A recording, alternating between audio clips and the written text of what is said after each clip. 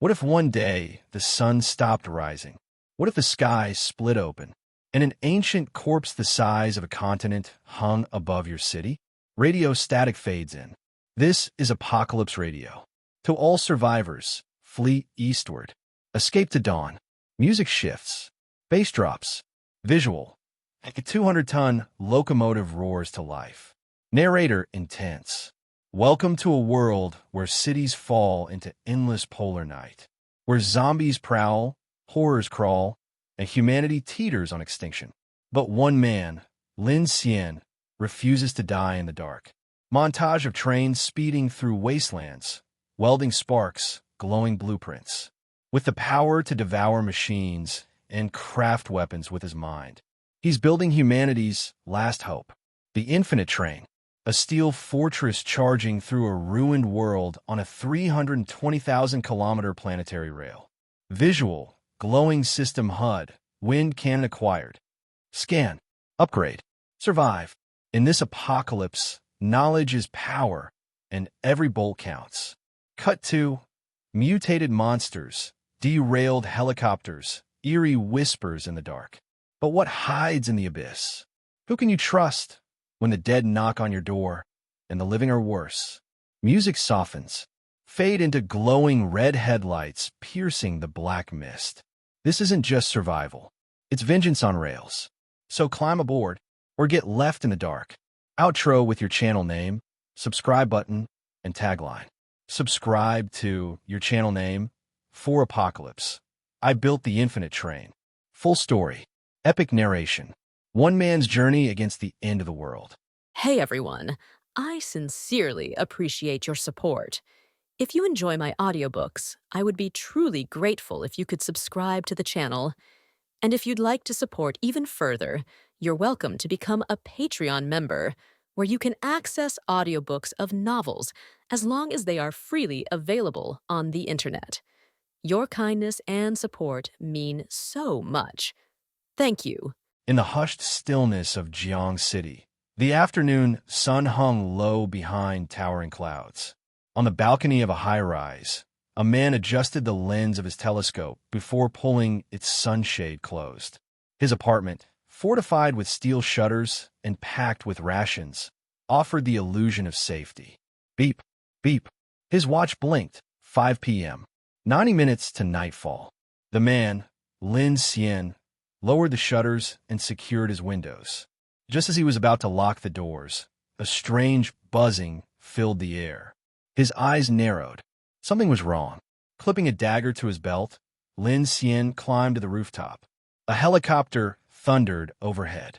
He grabbed a pipe, tied a tattered orange cloth to its end, and waved it desperately. Inside the aircraft, a girl wearing headphones noticed the signal. She traced her finger along the window and murmured, "Someone's down there." The man in the passenger seat, Mr. One, didn't bother to look. "Ignore it. Let the rats fend for themselves." The girl didn't respond, but her eyes, cold and angry, watched the waving figure disappear below. Seconds later, chaos erupted in the cockpit. Stall warning. We've lost lift. Unknown vortex. Maybe a spatial anomaly. Then came the shadow. Something massive moved within the clouds above. A dark shape blotted out the sky. An enormous humanoid corpse, face down, lifeless, spanning over 10 kilometers in length. The pilot stared upward, petrified. The aircraft shook violently as it was pulled toward the clouds. Moments later, the chopper was gone, swallowed by the sky. On the rooftop, Lin Xian lowered his makeshift flag and muttered, "What a waste of a good aircraft." Then the horizon flickered. A strange light danced across the sky. **T. He hissed and bolted back into the apartment, locking down every entrance. 6:45 p.m. Darkness swallowed the city. Outside, ghostly howls echoed through alleyways. From beneath floorboards and behind walls came soft, deliberate footsteps and slow, raspy breathing. But inside, jazz played softly on a record player. In the kitchen, Lin Xian calmly prepared dinner. A can of beans, some beef stew, and a rare sprig of cilantro harvested from his rooftop garden. He cooked with quiet focus, chopping every leaf with care. Because in a world this broken, the smallest comforts still mattered. While eating, he wrote in his survival journal, "Sunrise now lasts until noon. Next polar night in less than 5 days." When the meal was done, he unpacked his latest scavenged goods.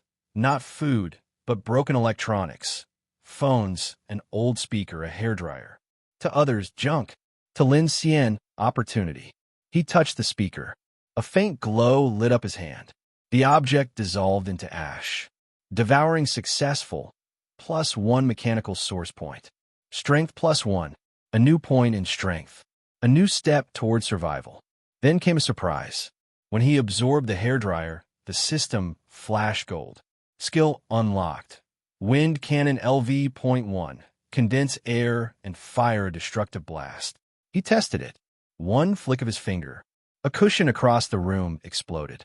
Lin Xian smiled for the first time in days. Power, real power, was finally in his hands. And it was only the beginning. The next day, light returned to the world, but not at sunrise. It was 1 p.m. when the horizon finally brightened. No gradual glow, no warming dawn. Just the cold truth. Daylight had been delayed yet again. Jang City, once bustling with life, was now ruled by silence. Based on Lin Xian's estimates, the city would fall into permanent darkness in just 5 more days.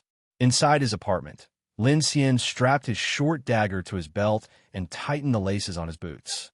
With practiced ease, he leapt from his balcony to the neighboring building and descended through a winding route of collapsed stairwells and hidden gaps. At the bottom, he reached a civil defense tunnel, one of the few remaining gateways to the underworld beneath the city. Beneath University Town Station, the abandoned subway, tunnels smelled of rust and moisture. But to Lin Xian, it was a place of purpose.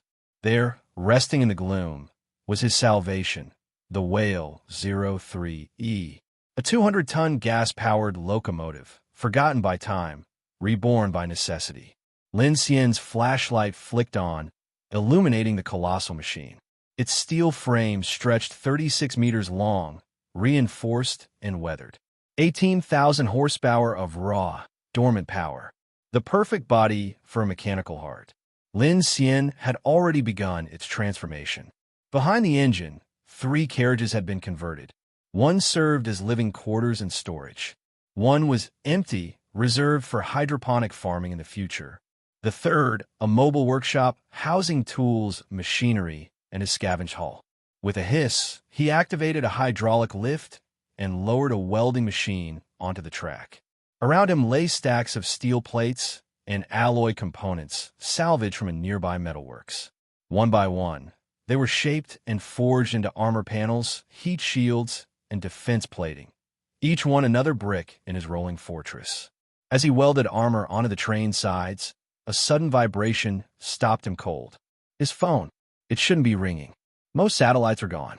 Communications had all but died. He answered cautiously. "Lin Xian, are you still in Jiang City?" The voice on the other end trembled. It was a voice from his past, Chun Siwan. Once his university lecturer, admired and untouchable. Now desperate. "I want to join the Infinite Train Project." She had rejected his idea months ago, when hope still clung to delusion. But the first polar night had crushed that illusion. Lin Xian had seen what happened to women without powers or protection. They were treated as commodities, not people. "I thought you'd escaped," he said quietly. "I couldn't. I didn't think it would be this bad," she admitted, her voice thin and shaking. He asked plainly, "Do you have supplies? Or any abilities?" "No," she hesitated, ashamed. "If you want me to—" "Stop," Lin Xian interrupted flat. "I'm not looking for that. If you want to survive with me, bring value. Skills, not your body." There was silence. Then a spark. "My father was a planetary rail engineer. I know the global network, every maintenance hub, every bypass route. I can navigate blind if I have to. I speak multiple languages. I can cook. I don't eat much. I'll do anything. Just take me with you." The silence stretched again. Then came his reply. "Your location. I'll come get you." She barely managed to blurt out her address. Building 3, Unit 901, Yushui Gardens, before her phone went dark. Dead battery. She stood frozen, panic gripping her chest. Had he heard her? Did it go through? Her shaking hands gripped her face. He heard me. He had to. Meanwhile, Lin Xian stood quietly, staring at his dark screen. The apocalypse had broken many, reduced them to shadows of who they once were. But in her desperation, she had given him something invaluable, a reason to care again. The orbital rail stretched across continents, through every known abyss. He had maps, but she had knowledge. Lived knowledge. He put the phone aside and returned to the welding torch. Time was short. He had to finish what he started. By 6 p.m., darkness approached again. He sealed the new armor onto the train, sweat soaking through his shirt. But his mind was already ahead, beyond fuel tanks and welding rods. A generator, heating system, water purifier, maybe even a proper bed, he mused aloud. A few thousand movies wouldn't hurt either. Hell, maybe even a game console. His voice grew lighter. Hopeful even. In this frozen nightmare of a world, he was building more than a machine. He was building a... Back at his apartment, Lin Xian took out a bottle of disinfectant mixed with bleach from behind the door. He carefully sprayed the solution around the entrance and the hallway outside. Only after completing this ritual did he step inside, lock the anti-theft door, and secure the iron chain. The first thing he did was pull out his phone and open the map to locate Chun Sichuan's position. The first rule of the apocalypse: be cautious of the night. The second rule of the apocalypse: never act recklessly. Lin Xian never fought an unprepared battle. Jiang City had completely fallen. Those who remained were either survivors huddled in shelters, marauding raiders prowling the streets, or hordes of zombies. Nighttime, however, was even more terrifying. To this day, no one truly understood how many bizarre horrors roamed the darkness. From the accounts of survivors on various radio frequencies, the things encountered in the night were indescribable, unexplainable, and deadly. Few who came across them lived to tell the tale. 7.2 kilometers. Not exactly close, Lin Xian murmured as he studied the map. Before the apocalypse, such a distance would take no more than a 15-minute cab ride. But now, with the transportation system collapsed and bridges damaged, even using his motorcycle would take at least half an hour. And he had no idea what the situation over there was like. In the apocalypse, risking your life to save someone was only worth it for family, or maybe your mother. Lin Xian's gaze flickered as he sighed inwardly. Miss Chun, I hope you're worth the risk. At 6:45 p.m., the darkness began to descend. Lin Xian pulled down the iron shutters on his windows and started preparing dinner. He hadn't gone scavenging for supplies today. By now, the supermarkets and convenience stores in Jang City had been ransacked countless times by fleeing survivors. Even finding a single packet of ketchup was a near-impossible task. Fortunately, Lin Xian's scavenging extended beyond food and water. He hunted for mechanical items that most survivors wouldn't even glance at. 2:42 a.m. A faint sound jolted Lin Xian awake from his shallow sleep. He sat up instantly, his eyes locking on the door in the dim darkness. The sound seemed to come from the hallway outside. He grabbed his short dagger for defense and quietly moved to the door. The door had been reinforced with steel plates several times and was much sturdier than a standard anti-theft door. Still, against those things, Lin Xian wasn't entirely confident. Living in a high-rise, his only escape route was the staircase in the hallway. Lin Xian pressed his eye to the peephole, scanning the corridor. The hallway was pitch black, with only the faint green glow of the emergency lights faintly outlining the walls and floor. After observing for a while and seeing nothing, Lin Xian turned to go back to bed. But just as he took 2 steps away, a strange knocking sound came from the iron door behind him. Knock, knock. The 2 slow, deliberate knocks sent a chill racing up Lin Xian's spine. Someone was really there? Or had those things discovered his hiding spot? His expression turned grim as he stepped back to the door. After a moment of hesitation, he tightened his grip on the short dagger, held his breath, and cautiously peered through the peephole again. Hiss! What he saw made Lin Xian suck in a sharp breath. Under the eerie green glow of the emergency lights, a figure stood in the hallway, a frail old man wearing a black funeral robe. The man's face was pale and gaunt, his sunken features resembling that of a corpse. His eyes, decayed and lifeless, were a ghastly gray-black hue, exuding a suffocating aura of death. Most horrifying of all, the corpse-like old man's dead eyes seemed to be staring directly at Lin Xian through the peephole. Lin Xian instinctively staggered back 2 steps, his face pale with shock. Isn't that Grandpa Li from downstairs? But Grandpa Li had died long ago. Lin Xian's expression grew solemn as he stepped back further. There was no need to think twice. Whatever stood outside his door was no longer human. A zombie? But zombies didn't knock on doors. Lin Xian's face darkened. If this was one of the bizarre entities from the night, then he was in deep trouble. Grandpa Li, Lin Xian muttered under his breath. Couldn't you just enjoy your peace in the coffin? What are you doing back here to suffer? Time dragged on, and Lin Xian's sleep was entirely gone. He leaned against the wall by the door, gripping his dagger tightly. The knocking didn't come again. But then, something even more unnerving happened. From the other side of the wall he was leaning on, faint scratching sounds began to emerge. The sound of nails scraping against the wall. It wasn't loud, but was enough to make Lin Xian's scalp tingle. It felt as if something was just on the other side of the wall, clawing incessantly. *T. Lin Xian muttered under his breath as he jumped back, staring at the wall in front of him. Is this thing trying to dig its way in? He felt a wave of confusion and unease. Whatever was outside seemed to sense his presence. It was now separated from him by nothing more than the thin layer of the wall. At this moment, Lin Xian's best option was to hold his breath, remain perfectly still, and avoid making any noise. As long as the door to his apartment remained unbreached, he was temporarily safe. Simultaneously, he mentally prepared his escape route. Most of his supplies had already been moved to the infinite train. In the apartment, he only had a few days' worth of food and water left, along with the generator and batteries. Time dragged on, second by second, as the eerie, scratching sounds from the other side of the wall tormented Lin Xian like a haunting melody, burrowing into his mind. Finally, after what felt like an eternity, the sound ceased. Lin Xian exhaled in relief and cautiously moved to check through the peephole again. However, the sight before him made every hair on his body stand on end.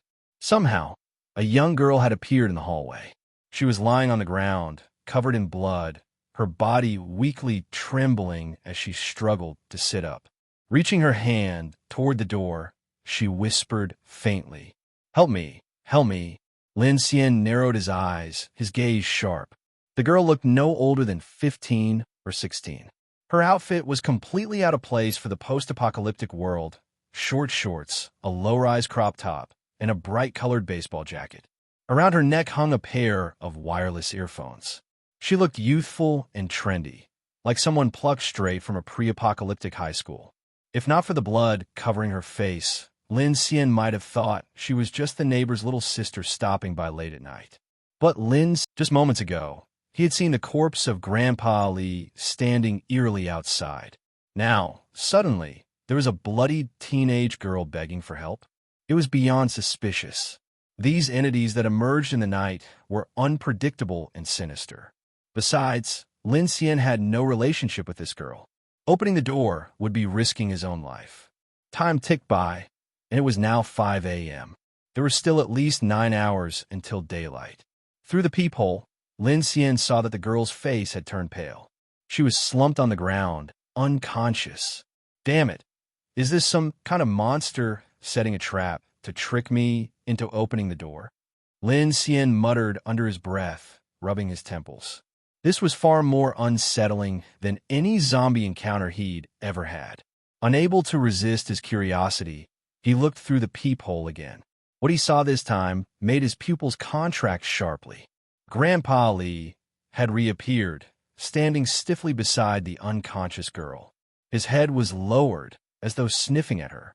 Moments later, Grandpa Li moved with a stiff, awkward shuffle, positioning himself directly in front of the girl. Then, slowly, he began to bend down toward her. Lin Xian's eyes widened in shock as he noticed something horrifying. Clinging to the back of Grandpa Li's corpse was a monstrous, centipede-like creature with long, slender legs and a shiny black body. The creature was enormous, covering almost the entirety of the old man's back. What the F*** is that?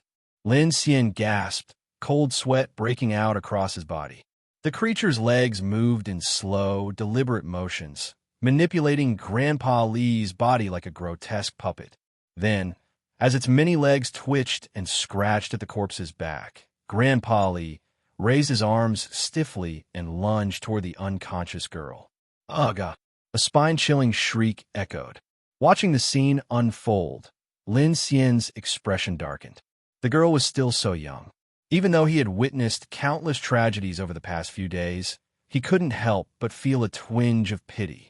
Just as Lin Xian thought the girl was about to be devoured by the zombie and the monstrous insect, an invisible shockwave suddenly erupted from her body. It roared outward with a deafening boom. Before Lin Xian could react, the door in front of him, along with himself, was blasted away by a powerful gust. Boom! In an instant, all the glass in the room shattered, and the furniture splintered into pieces. Lin Xian was thrown into a state of shock as he was flung by the shockwave and crashed hard against the iron grills of the living room window. His ears buzzed loudly, rendering him momentarily disoriented. Thankfully, his body had been enhanced. Otherwise, he would have passed out on the spot. The sudden upheaval shook the entire apartment building. Almost immediately, a cacophony of howls erupted, and swarms of zombies began flooding the hallway. Damn it! Struggling to his feet, Lin Xian cursed silently.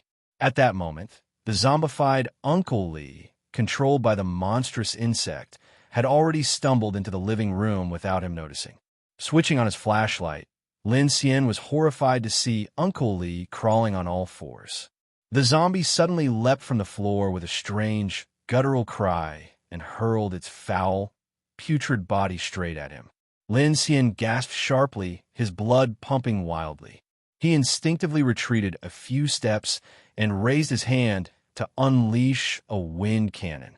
Whoosh! Fueled by panic and rage, Lin Xian poured every ounce of strength into the attack. A rapid wind spear shot out with explosive force. Art! In an instant, black blood splattered everywhere. The grotesque corpse took a direct hit to the face. Half of its head was blown apart as it rolled to the side, scattering chunks of rotten flesh on the ground. Shaken but not hesitating, Lin Xian grabbed his short blade and charged forward decisively. He plunged the blade straight through the black insect. Squelch! Screech! The black insect let out an eerie shriek, its numerous legs convulsing madly. Lin Xian gripped the short blade tightly, not daring to let his guard down. Unexpectedly, the black insect twisted its body and severed itself from the blade. It then quickly scurried into the shadows. Are you kidding me? This thing is that smart. Lin Xian cursed under his breath. The commotion had drawn a horde of zombies charging toward his once safe haven. With no time to lose, he grabbed his backpack, stuffed it with whatever supplies he could, and looked toward the corridor. The girl was lying motionless on the ground. Even after causing such a massive disturbance, she was still unconscious? Lin Xian's mind raced. It wasn't hard to guess. This girl was likely an ability user. But why had she sought him out? Unable to figure it out, he gritted his teeth, deciding to save her first and deal with the questions later. Scooping the girl into his arms, Lin Xian bolted down the emergency stairs. With his shelter destroyed, he had no choice but to charge into the underground tunnels. Behind him, countless zombies swarmed the stairwell, relentlessly pursuing him as he ran. Splat! Splat!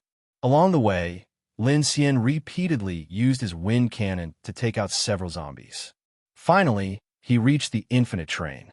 Placing his hand on the train's body, the mechanical heart activated, opening the cockpit door. Lin Xian quickly shoved the girl inside before climbing in himself. Bang! The heavy cabin door shut, and the corridor lights flickered on. Leaning against the steel wall, Lin Xian let out a long sigh of relief. Ugh! Ugh! The The zombie horde surged forward, surrounding the train in mere minutes. Countless claws scratched against the train, producing ear-piercing screeches. What the zombies didn't understand was that the massive steel behemoth in front of them weighed several hundred tons. Even its thinnest armor plate was at least 40 millimeters thick. Regular bullets couldn't even leave a dent, let alone the rotting claws of zombies. Wiping sweat from his brow, Lin Xian moved to the first carriage and pulled up one of the blackout shades. The train's interior lights illuminated the grotesque, rotting faces of the zombies outside. Snap! He pulled the shade back down. Fortunately, he had managed to complete the train's armor installation earlier that day. Just to be sure, he performed a quick inspection before turning off all the lights inside the train. Afterward, he headed to the cockpit and retrieved a black remote control. On the other side of the tunnel, he had set up a large remote-controlled speaker as a decoy, just in case he was ever besieged by a zombie horde while trying to start the train. Beep! A booming sound echoed from afar, immediately drawing the zombies away in a frenzied rush. Within moments, the sound of scratching against the train's exterior gradually faded into silence. Inside the train, Lin Xian let out a breath of relief. Turning on his phone flashlight, he began to his surprise, the girl didn't have a single external injury. The blood on her body didn't even seem to be hers. This girl, there was definitely something strange about her. Lin Xian gazed at the sleeping little girl, feeling a sense of helplessness. Her sudden appearance had completely disrupted his plans. The most critical issue was his gut feeling. This girl definitely possessed some kind of special ability. Otherwise, there was no way she could have survived unscathed, running through the perilous night and ending up outside his door without so much as a scratch. Taking a girl like this with him was undoubtedly a potential liability, a ticking time bomb. After a moment of deliberation, Lin Xian grabbed some rope and securely tied the sleeping girl's hands and feet. Then, he carried her to the number 2 carriage, placed her on a blanket, and let her lie down. After finishing everything, he returned to the number 1 carriage to figure out his next steps. Furrowing his brow, Lin Xian reopened the map and began searching again. If I start the train tomorrow and head along line 3 to find Teacher Chun, wouldn't that be a shorter route? The idea was bold. If it worked, he could reduce much of the danger along the way and simultaneously test the locomotive's capabilities. Sure enough, after checking the map, Lin Xian realized that the residential complex where Chun Siwan lived was less than 300 meters from the near subway station. Now, he smirked and said, "What a prime location, Teacher Chun. You really nailed it with this property." It was a sleepless night. For the first time, Lin Xian spent the night on the Infinite train. Although the steel fortress he had built with his own hands provided him with significant security, the night's upheavals still left him unsettled. This was his first encounter with the eerie of the night. Although it had been just a single monstrous insect, the thing was utterly disgusting. Not only that, but it was clearly much smarter than the zombies. On top of that, now there was a mysterious girl lying in his train carriage.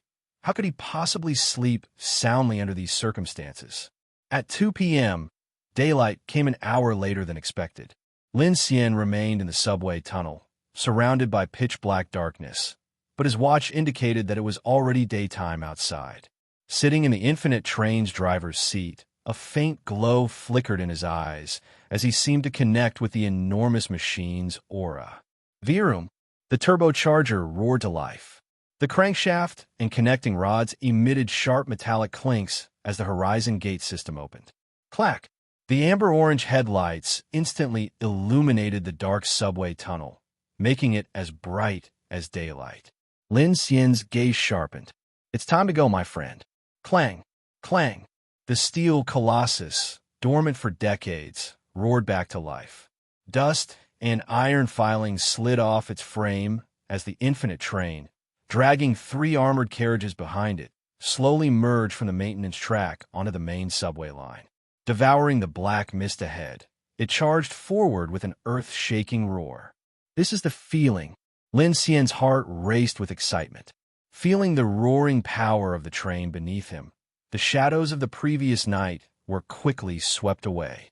At this moment, he felt as if he and the entire train had become one. A surge of invincibility coursed through him. Clang, clang, clang, clang, clang, clang. Outside the elevated tracks near University City Station, a few zombies in tattered uniforms wandered aimlessly. Suddenly, these creatures simultaneously noticed the rumbling noise from the tunnel. The tracks beneath their feet began to tremble. Ugh! GRKK, GRRRK.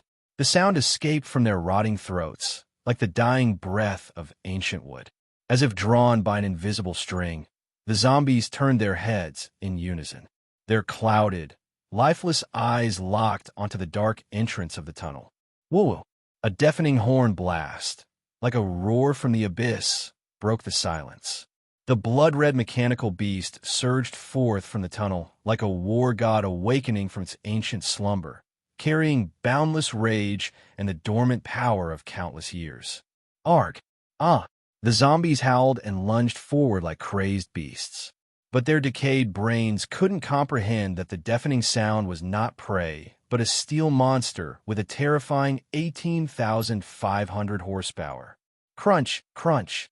The accelerating infinite train barreled through them like an unstoppable force, instantly creating a rain of blood and a tide of shredded flesh. Severed limbs flew everywhere. In the cockpit, Lin Xian's gaze flickered as the pent-up tension of the past 10 days was finally unleashed in full force. Yes, Lin Cien shouted in exhilaration.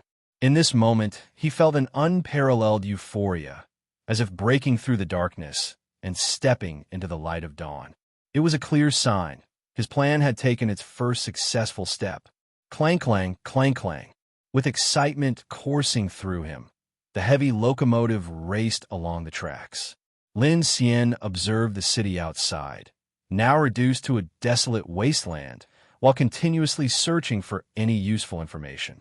The zombies wandering the streets posed relatively less of a threat to ordinary people, unless they triggered a massive zombie tide. Of course, zombies that were once animals, like dogs or wolves, were often far more troublesome than their human counterparts. Buzz, buzz. Lin Xian tried calling Siwan again, but her phone was still unreachable. When the call failed, he put away his phone and prepared to pick her up in person. Lin Xian wasn't someone who second-guessed himself. Once he made a plan, he wouldn't waver. Unless Siwan was already dead, he wouldn't change his course. The subway tracks were far more navigable than he had anticipated. Perhaps because they were usually enclosed, or maybe because no one had been foolish enough to drive cars onto the tracks. There were no significant obstacles along the way. The station nearest Yushui Gardens was Tu-Shi Station, which used to be a bustling subway, hub-packed with people. As the train entered the underground tunnel, Lin Xian gradually reduced its speed. After all, he would soon have to get off the train to search for Siwan. If he made too much noise and drew the attention of too many zombies, it would make his task far more difficult. Screech. Instead of pulling into the station, Lin Xian stopped the train some distance away. He first went to the number 2 carriage, where he saw that the girl was still asleep. This surprised him. How could anyone sleep for this long? Hey! Lin Xian lightly patted her cheek, but there was no response. So he reached out and pinched her face. Her tender skin was soft and elastic. Despite the bloodstains, her delicate features were impossible to hide. She was clearly a beauty in the making, likely a girl from some wealthy family. Forget it, let her sleep, Lin Xian muttered to himself. To be safe, he sealed off the passageways between the number 3 carriage and the number 1 carriage. Then, grabbing his short blade, he carefully surveyed the surroundings before disembarking. Following the path along the tracks, Lin Xian ran into the station. Yushui Gardens, Building 3, Unit 901. Siwan hadn't slept all night. The immense mental pressure had left her pale and drained. Her once beautiful face was devoid of any color. At the moment, she was curled up in the corner of her couch, her head buried against her knees. Scattered around her were books on planetary orbital rails. Her eyes were hollow, her dry lips moving incessantly as she murmured to herself. Jianyu line, code HX05681. Total length, 1,256 kilometers. Stops at primary stations: Jiangning Station, Yubei Station. Secondary stations: Yushan Station, Beiwang Station. Since her last call had gone through yesterday, Chun Siwan had placed all her hopes on the arrival of a speeding train. But as time passed, despair began to creep in, slowly eroding the last shreds of her sanity. Beiwang Station, maintenance section. Her muttering abruptly stopped, and a slight tremor flickered in her eyes. A memory surfaced of a student she had barely paid attention to back then. From a regular family, always wearing a warm smile, quiet by nature, not very social, and not particularly athletic. Everything about him had seemed ordinary. Then she recalled his talk about a railroad train project, his plan to operate a heavy locomotive and escape along the planetary orbital rail. Thinking about it now, wasn't that idea a bit too far-fetched? Does he even know how to drive a train? If he has that much fuel or energy, wouldn't it be easier to just drive a car? Chun Siwan muttered to herself.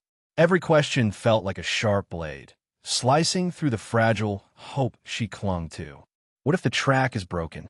Would her former student be able to fix it?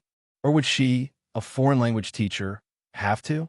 One question after another, too overwhelming to confront, bubbled up in her mind, gradually consuming her. The slim strand of hope she had seemed increasingly ridiculous.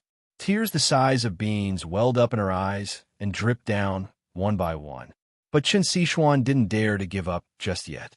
She bit her lip hard, refusing to let her tears overflow, and silently repeated to herself. He promised. He said he'd come. Beiwang Station, one main track, 2 arrival and departure tracks. Her muttering filled the empty living room once again. Knock, knock, knock.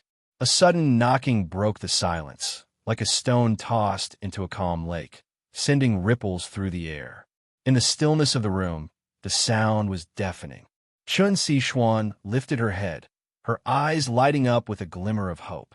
Was it him? Barefoot, she ran to the door from the couch. But instead of looking through the peephole, she stood nervously and asked in a trembling voice, Who is it?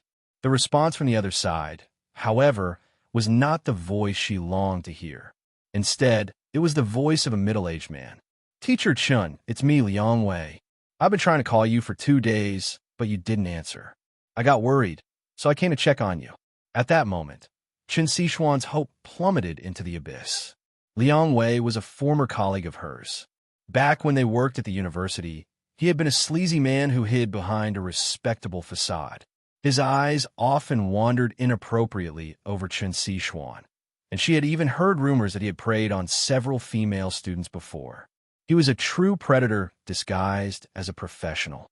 For reasons unknown, perhaps due to having connections, this man had managed to rise to the position of office director at the university. Chun Siwan had always despised him and kept her interactions with him to a minimum. Unfortunately, in the apocalypse, it turned out Liang Wei lived in the same residential complex and even in the same unit.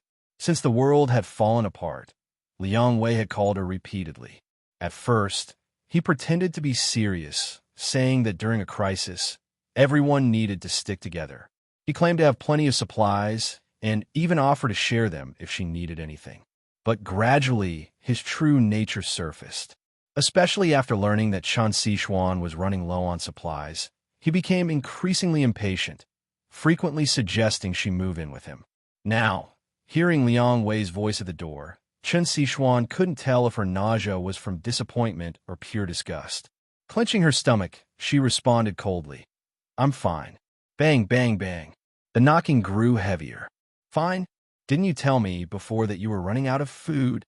When Chun Siwan still didn't open the door, Liang Wei pressed his face against the peephole to try and look inside.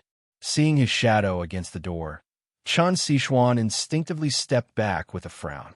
Liang Wei's eyes lit up the moment he spotted her silhouette. Teacher Chun, are you hungry? I still have plenty of bread, cookies, canned beef, and bottled water. If you want, I'll bring it down for you right now. Bread, cookies, canned beef, bottled water. The names of these foods sounded almost intoxicating as they reached Chun Siwan's ears, tempting her reason to crumble. She hadn't eaten for 2 days. But deep down she knew, whether Liang Wei really had those supplies or not, opening the door would mean turning herself into his personal plaything in this post-apocalyptic hell. Shame or survival? Which one was more important? After receiving no response for some time, Liang Wei's last ounce of patience snapped. His expression darkened, and he suddenly slapped the door hard with his hand. Bang! Chun Siwan, you F***ing*BTCH. Stop pretending to be so high and mighty. The world's already gone to hell, and most people are dead. At least if you stick with me, you'll survive a few more days. I'm not going to eat you or anything. What the hell are you afraid of? Open the damn door. Bang, bang, bang. The knocking escalated to kicking, and the loud thuds reverberated through the room. Chun Sichuan's face turned deathly pale. She spun around, grabbing a fruit knife from the shoe cabinet for self-defense. Holding it close to her chest, her eyes filled with panic and turmoil. Director Liang clearly overestimated his strength. There was no way his 50-something, depraved self could break through a heavy steel security door. Eventually, he calmed down and stopped kicking the door, realizing that too much noise might attract unwanted monsters, which would be like shooting himself in the foot. His eyes flickered with calculation, and he spoke to the person inside in a sinister tone. That's fine, Teacher Chun. I just happen to have some leftover canned meat. To show my sincerity, I'll leave it at your door. After all, it'll be dark soon. You can either open the door and eat it yourself, or let the monsters eat you instead. Who knows? Maybe after you die tonight, I'll find your body while it's still warm and... Before he could finish his vile threat, a muffled squelch echoed from outside the door. The foul-mouthed Liang Wei suddenly fell silent. Thud! A sound of something heavy collapsing followed. Chun Sichuan trembled in shock. Slowly, she crept toward the peephole, pressing her eye against it. The sight outside the door made her pupils contract violently. Outside, a familiar young man was pulling a blade from Liang Wei's head. Lin Xian, Director Liang, had been taken down in a single strike. Chun Sichuan gasped in disbelief. She hadn't fully processed what she was seeing when Lin Xian's voice came from outside. Teacher Chun, if you're still alive, I suggest we don't waste time. His voice sent a shiver down her spine. He came to take her away. A visible wave of emotion washed over Chun Sichuan's face. The sight of Liang Wei's lifeless body filled her with a sense of cathartic relief. Summoning a courage she didn't know she had, she opened the door without hesitation. Lin Cien, she stammered instinctively, glancing at the blood-covered short blade in his hand. She couldn't help but take 2 steps back, unsure if her feelings were closer to relief or fear. Her gaze fell on Liang Wei's corpse. His head was nearly split open to the eyebrows. He lay on the ground, his eyes wide open, red and white fluids oozing out in a gruesome mess. Ugh! Chun Sichuan couldn't hold it in anymore and bent over, retching. But with nothing in her stomach after 2 days without food, only stomach acid came up. Lin Xian looked at the frail and disheveled Chun Sichuan standing before him.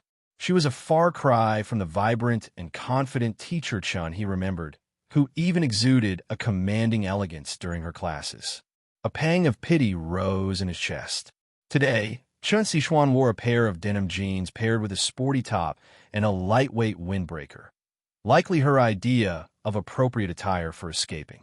Scum like him is no different from an animal. Don't burden yourself with guilt. Are your belongings packed? Lin Xian's gaze swept over the rows of high heels by the shoe cabinet before landing on her bare feet. Yes, I'm ready. Forcing herself to suppress the turmoil in her heart, Chun Sichuan quickly regained her composure. She didn't want to appear weak in front of Lin Xian. She bent down to put on her shoes, deliberately avoiding looking at Liang Wei's body.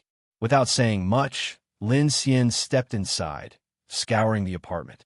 He grabbed a cardboard box and stuffed several small appliances from her kitchen, including a coffee maker and a juicer, into it before shoving it into her arms. Hold this. Huh? Why are you taking these? Chun Sichuan instinctively asked as she took the box. Her voice was a mix of nervousness and curiosity. She could understand why Lin Xian was grabbing random appliances. But Lin Cien, her rescuer, didn't answer, and she quickly swallowed her questions. She obediently held the box and followed him. Chun Sichuan's luggage consisted of just a small travel bag containing a few changes of clothes and barely anything else of significance, except for one box of condoms. Though she had never been with anyone, as an educated and independent woman, she had always believed in protecting herself. It was a habit she developed after adulthood. Now, in the apocalypse, in this harsh environment, pregnancy was equivalent to a death sentence. No matter what lay ahead, this was her last line of self-protection. Beyond that, she had no food or water left. Upstairs, in apartment 1203, Liang Wei's home. The door was locked, but Lin Xian placed his hand on it, fiddled for a moment, and the lock clicked open. Liang Wei had claimed to have plenty of food and water, and Lin Xian wasn't about to let such supplies go to waste while preparing for their journey. But as soon as the door opened, a revolting stench wafted out. Chun Sichuan peeked over Lin Xian's shoulder, and the sight inside nearly made her faint. Ugh! She gagged again, her stomach churning violently. Even Lin Xian's face turned pale. His brows furrowed deeply as he surveyed the scene. There wasn't a trace of food or water in the house. Instead, the apartment was splattered with blood and gore. In the kitchen lay half a mutilated corpse, likely that of a middle-aged woman, clearly butchered. Lin Xian's expression darkened further as a wave of nausea hit him. Liang Wei hadn't been hoarding food. He had been killing people. It wasn't hard to figure out. The unfortunate woman in the kitchen was likely the original owner of the apartment, Director Liang's wife. I owe animals an apology. Calling him a beast is a massive insult to beasts, Lin Xian muttered coldly. Let's go. Stay close to me, and try not to make any noise. Realizing there was nothing of value left to scavenge, he turned decisively and walked out. Okay. Chun Sichuan's face was pale as she nodded. She was completely in shock. There are a lot of dead out there. Don't scream. Okay. At all times, watch your step. Don't trip. Okay. After witnessing such horrors, Chun Sichuan now resembled a compliant student, listening intently to everything Lin Xian said. Her instincts told her that following Lin Xian was the right decision. Squelch. Inside the station, Lin Xian casually cleaved through a few zombies' heads as he led Chun Sichuan down the narrow maintenance path alongside the platform. Chun Sichuan followed closely behind, her face ashen, struggling to suppress the nausea bubbling in her stomach. She hadn't imagined the outside world had become such a living hell. It was as if the entire city had turned into a scene from the worst nightmares imaginable. The grotesque sight of Liang Wei's apartment would undoubtedly haunt her dreams forever. In the dark subway tunnel, the only sounds were their hurried footsteps and strained breathing. Before long, a faint light illuminated a massive shadow in the distance. As the dim track lights revealed the enormous train, Chun Sichuan's mouth parted slightly in astonishment. The sheer size of the train left her stunned. But as Lin Xian approached it, the heavy locomotive roared to life. Its headlights blazed forth, bathing her in their light. Stop gawking, get on, Lin Xian called. Okay. Lin Xian reached out, took the small appliances from her arms, and then firmly grabbed her hand, pulling her onto the train. They entered the driver's cabin, and Lin Xian shut the thick iron door behind them. Inside, the bright lighting and the enclosed steel walls instantly gave Chun Sichuan an overwhelming sense of security. Lin Xian, you really know how to drive a train? She asked hesitantly.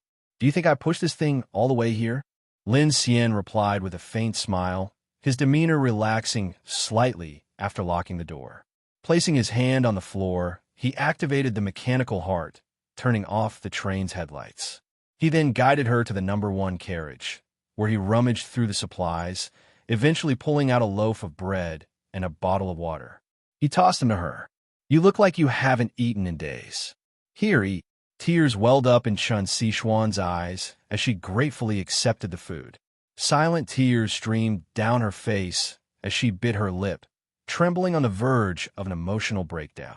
In a choked voice, she said, Thank you. She was truly starving.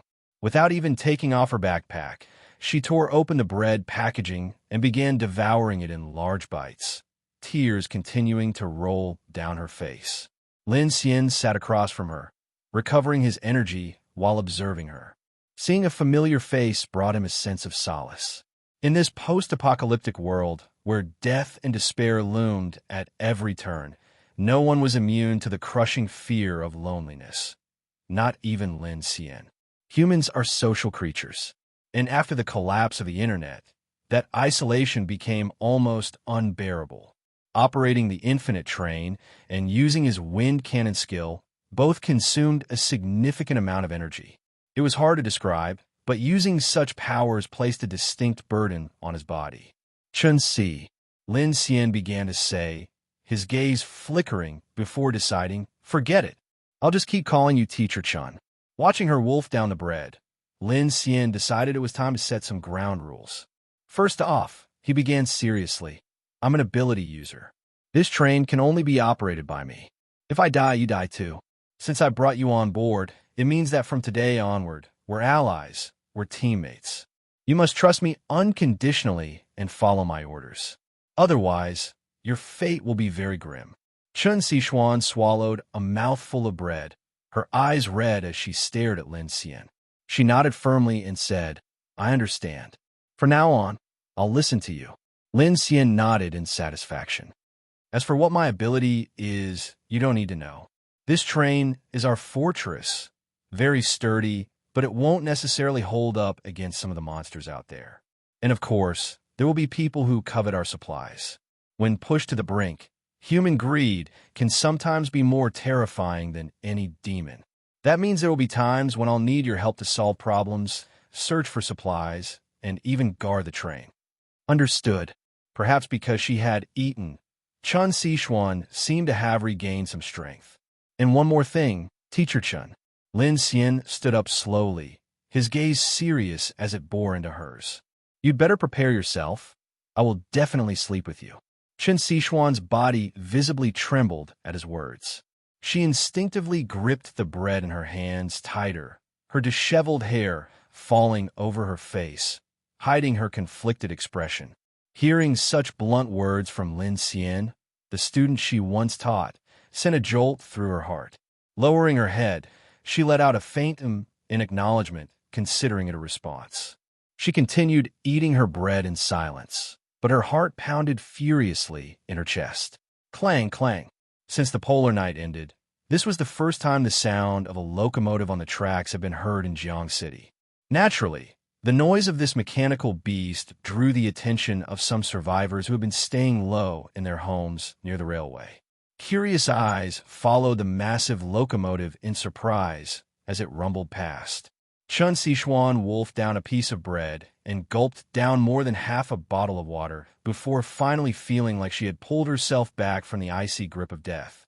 Sitting quietly for a moment, she let herself feel the slow and steady motion of the train. A sense of bittersweet relief washed over her. It felt like she'd narrowly escaped disaster. Snapping out of her daze, Chun Siwan began observing the steel carriage that gave her such a strong sense of security. The windows were welded shut with thick steel plates, leaving only small grated holes through which the outside scenery blurred by in retreat. The original seating in the passenger car had been completely removed, transformed into a living area. There was a mat and a tent on the floor, and most of the space was taken up by supplies. Beyond that, there was still the restroom from the old passenger car. Though cramped and somewhat chaotic, the setup gave off a sense of completeness and a strange, comforting safety. Turning to look at the second carriage, she noticed it was mostly empty, with waterproof bags holding unknown supplies. Then, her mouth suddenly fell open in shock. In the corner of the second carriage lay a girl, her hands and feet tied. Her eyes were closed, and it was unclear whether she was alive or dead. Startled, Chun Siwan quickly covered her mouth, unsure of what to make of the situation. Could this girl have been kidnapped by Lin Xian? But the thought didn't make sense. In this kind of apocalyptic environment, what value could there be in kidnapping a little girl? Unless, as her thoughts ran wild, she failed to notice that Lin Xian had already entered the carriage. Miss Chun, Chen Sichuan, lost in her thoughts, was startled by his voice. Turning around with a panicked look, she saw Lin Xian standing there, his expression calm. "Feeling better?" he asked. Who is she?" Chun Sichuan asked hesitantly, her heart uneasy as she pointed towards the second carriage. Lin Xian followed her gaze to the tied-up girl and replied, "I don't know who she is. She suddenly appeared outside my home and begged me to save her. She's been unconscious ever since. For safety reasons, I had no choice but to tie her up." Hearing this, Chen Sichuan let out a long sigh of relief and even gave herself a self-deprecating smile. She had willingly asked to join Lin Xian's train. No matter what her fate turned out to be, it had been her own choice. What was there to worry about? "So, are we leaving the city now?" she asked. "Not yet," Lin Xian replied. "There's still some essential supplies I need to gather. Plus, I want to test the train's performance. We have 4 days left until the polar night. It should be enough time." Chen Sichuan looked at him, her eyes filled with determination. "What do you need me to do?" Since she was now in this together with him, she felt she had to prove her value and not just be a pretty face. "There are a few things," Lin Xian said. He pulled out a travel log from the cockpit and handed it to her. "I'll handle driving. Your job will be to record the daily route, mileage, stops, and the train's condition. Since we still don't know the patterns and coverage of the dark tides, we'll also need to track the changing sunrise times during our escape. This is critical. If we head in the wrong direction, we might never escape the polar night." Chen Sichuan nodded solemnly. "Got it. I can handle this." And Lin Xian's gaze swept over the carriage. "For now, it's just the two of us. I need you to inventory and manage the supplies. Also, keep an eye on that girl." Chen Sichuan glanced back at the sleeping girl, surprised. "You don't need me to go with you when you're looking for supplies?" The unspoken question was clear. "Do you trust me enough to leave me alone on the train?" Lin Xian chuckled faintly. "Didn't I just say it's just the two of us? If we both leave the train, who's going to guard it?" He had picked up on the underlying question, but didn't explicitly address it. In reality, the train's fuel tank was completely empty. No one could drive it away, even the most experienced driver. Lin Xian also wasn't worried about being locked out. He was confident in his precautions, though he deliberately kept his cards close to his chest. In the apocalypse, even someone like Chen Sichuan, who had seemed so kind and gentle before, couldn't be trusted completely. Still, for now, he had to show some measure of trust, at least on the surface. Understood.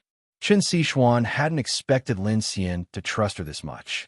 A strange warmth welled up in her heart, leaving her oddly touched. For a moment, she even felt a dynamic akin to the man handles the outside and the woman takes care of the inside. And when she remembered that he was her student, a faintly awkward feeling bubbled up within her. Clang, clang. The infinite train crept forward at an extremely slow speed on Jiang City's urban light rail. Lin Xian followed the map's planned route, aiming to proceed along Line 3 while staying alert to any developments on the road ahead. Devour successful, mechanical source points +1, mechanical devour skill proficiency +1, bonus reward. With defense +1. Current mechanical heart level, LV.1170. Note: upgrading the mechanical heart unlocks special skill rewards. When a mechanical heart reaches LV3, LV6, and LV9, a mysterious awakening will occur. Basic attributes: strength, LV1 22/50ths. Speed, LV0 28/30ths. Defense, LV0 16/30. Current basic skills: mechanical devour LV.1 266/300. Mechanical manufacturing LV.1 112/300. Mechanical scan passive. Mechanical repair passive. Mechanical operation passive. Special skills: wind cannon LV.13 out of 100. Inside the cockpit, Lin Xian began systematically devouring a few small home appliances he had brought from Chen Sichuan's home. With the journey ahead, He needed to remain constantly focused and seize every opportunity to enhance his strength. Devour successful, mechanical source points +1, mechanical devour skill proficiency +1.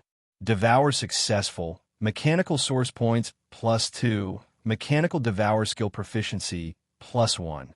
Current mechanical heart level, LV point 1180/500. Mechanical devour LV point 1268/300. It's still too slow. Lin Xian sighed as he watched the pink teddy bear blender in his hands crumble to ash. If he had enough time, devouring cars, or even trains, could probably grant him dozens or even hundreds of mechanical source points in one go. Moreover, based on his earlier experience with the hairdryer, he couldn't help but wonder if other special skills might emerge from devouring different items. The thought filled him with excitement. This ability was truly game-changing. His mechanical heart system didn't just allow him to control machinery and drive the train, it could also create machinery. It was essentially a creative mode.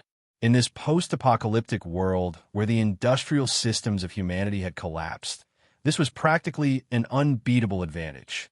The most critical aspect was that this ability could also enhance his attributes and grant him new skills.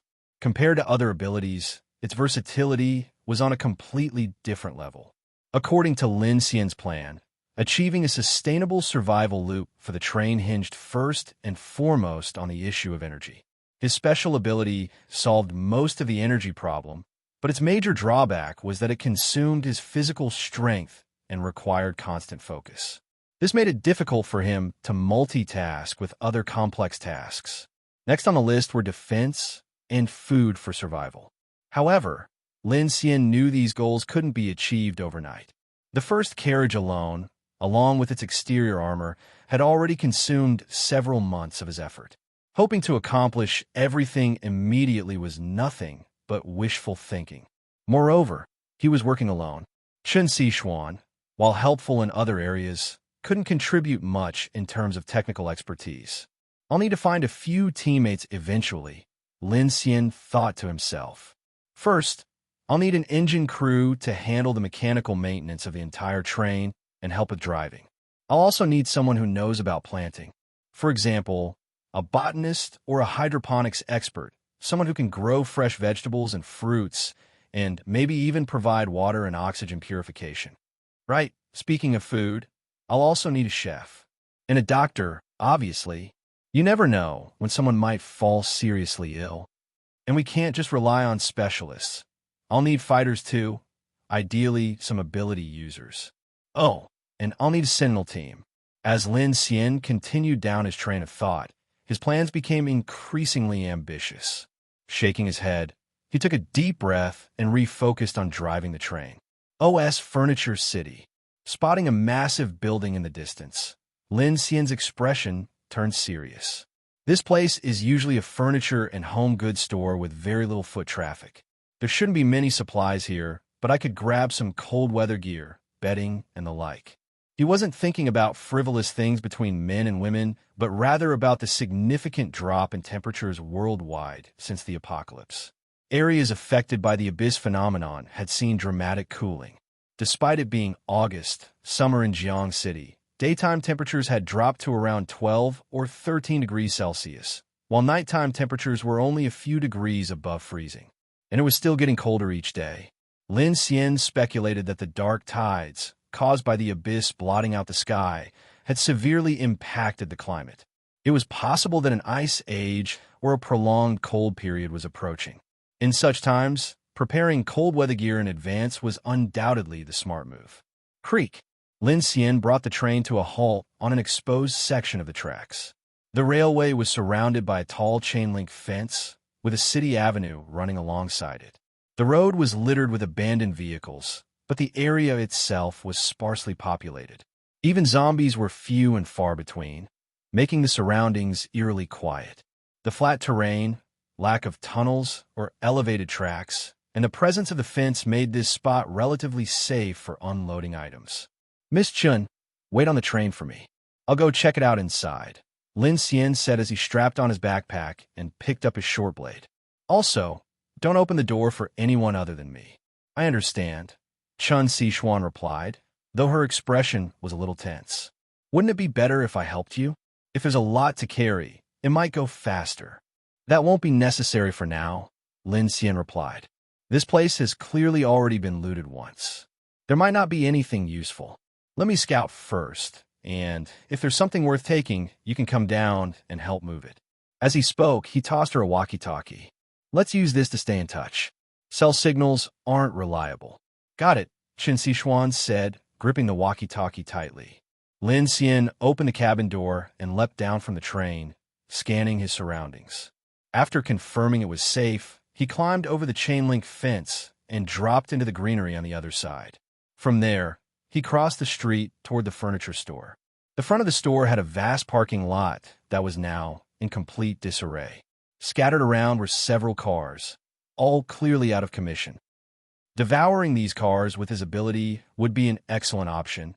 They were one of the most common mechanical items in the apocalypse. However, the problem lay in the time it took to devour them. Lin Xian guessed that leveling up his mechanical devour skill would improve its efficiency, so for now, he played it safe. Instead of devouring items in risky environments, he planned to bring them back to the train and process them in safety. At the store's main entrance, the ground was covered with dried, dark red blood. Shards of what looked like brand-new merchandise were scattered everywhere. The cold wind swept through the scene, giving it a bleak and desolate atmosphere. Cautiously, Lin Xian stepped inside. The space immediately opened up, feeling vast and empty. He'd visited this store before. It had been lavishly decorated with wide, quiet aisles and little foot traffic. Now, after the apocalypse, it was completely deserted. He didn't even see many corpses here. Lin Xian wandered through the branded furniture stores inside the mall. Other than the lights being off, most of the shops were still clean and orderly, with sofas, mattresses, and other furnishings neatly displayed. The second floor housed bathroom fixtures. The vast, empty building gave off an eerie vibe as he walked through it alone. This Simmons mattress is pretty good, firm yet soft. Latex mattresses, thick comforters. These types of supplies seemed to hold little value in the apocalypse, which was why the majority of the stores here hadn't been looted. It made sense. When survival is on the line, the first places people think to raid are supermarkets and convenience stores, not a furniture mall to grab pillows. Lin Xian browsed for a while before realizing a headache-inducing issue. These items were bulky. Taking them back wouldn't be easy. After scouting the area, he eventually reached the loading dock via the fourth exit. There he spotted a few forklifts and a flatbed truck. His eyes lit up instantly. However, just as he approached, a rotting zombie suddenly burst out of the nearby freight elevator and lunged at him. Urgh! The stench of decay hit him full force, and Lin Xian reflexively took a quick step back. Once he got a clear look, he immediately raised his hand and aimed. Boom! A blast of air shot out like a cannon, instantly creating a gaping hole in the zombie's skull. Thud! The zombie collapsed to the ground, twitched a couple of times, and went still. The zombie was still wearing an orange-yellow worker's uniform. It had likely been a dock worker seeking refuge in the building before things went south. Wind cannon LV.14/100. Every time Lin Xian used this ability, his skill proficiency increased by 1 point. However, he noticed the move consumed a significant amount of his energy. He needed to use it sparingly. With this in mind, he drew the short blade from his back. Against ordinary zombies, he didn't feel much pressure as an ability user. As long as he didn't trigger a zombie horde or provoke some other monstrosities, things would be manageable. Lin Xian climbed into the flatbed truck's cab. The door was already open, and the fuel cap had been removed, clearly indicating someone had beaten him to it. As expected, when he activated his mechanical heart, he quickly discovered that the reserve battery was completely dead, making it impossible to start the engine. It wasn't surprising that others had siphoned the fuel and abandoned the truck. This kind of small flatbed, with its simplistic design and low horsepower, wasn't a desirable vehicle for most survivors. But for Lin Xian, this was a treasure delivered right to his doorstep. He got out of the truck and went over to one of the forklifts. Activating his ability, he started the machine without any trouble. Then, with a bold and confident air, he drove the forklift straight through the rear entrance of the furniture mall. His plan was simple: make his living space in the first carriage as comfortable as possible. In the apocalypse, having a cozy living environment could significantly improve morale. With his unique ability, Lin Xian had no intention of living like a sewer rat, barely scraping by in dark and filthy shelters. OS Furniture City was located on Jiang City's outer ring road, an area typically sparsely populated. With no survivors randomly seeking refuge in the furniture mall, Lin Xian had free rein to go about his business without interruption. He checked the time. 4:30 p.m. There were still over 2 hours until sunset. Without hesitation, Lin Xian started his haul by selecting a high-quality, understated sectional leather sofa.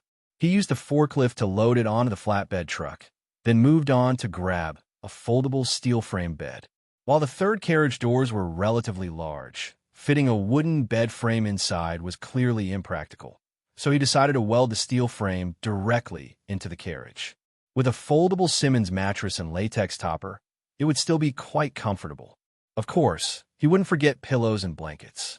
The more Lin Xian scavenged, the happier he became. Then he spotted a 60-inch flat-screen TV hanging on the wall of one of the branded stores, and his eyes lit up. An entertainment area could be nice.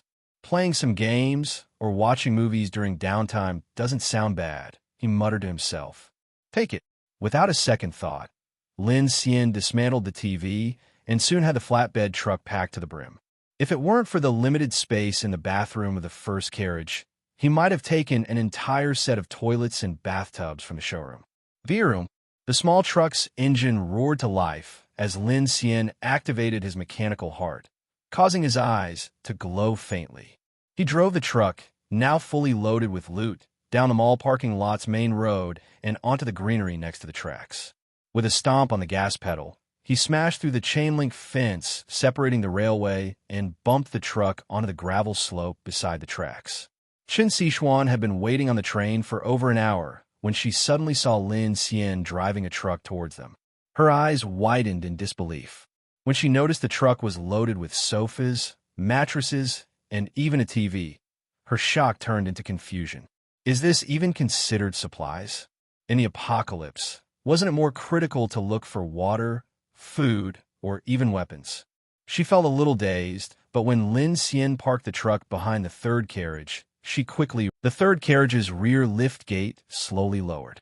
Lin Xian, carrying a short blade on his back, climbed aboard and moved the motorcycle and crane aside.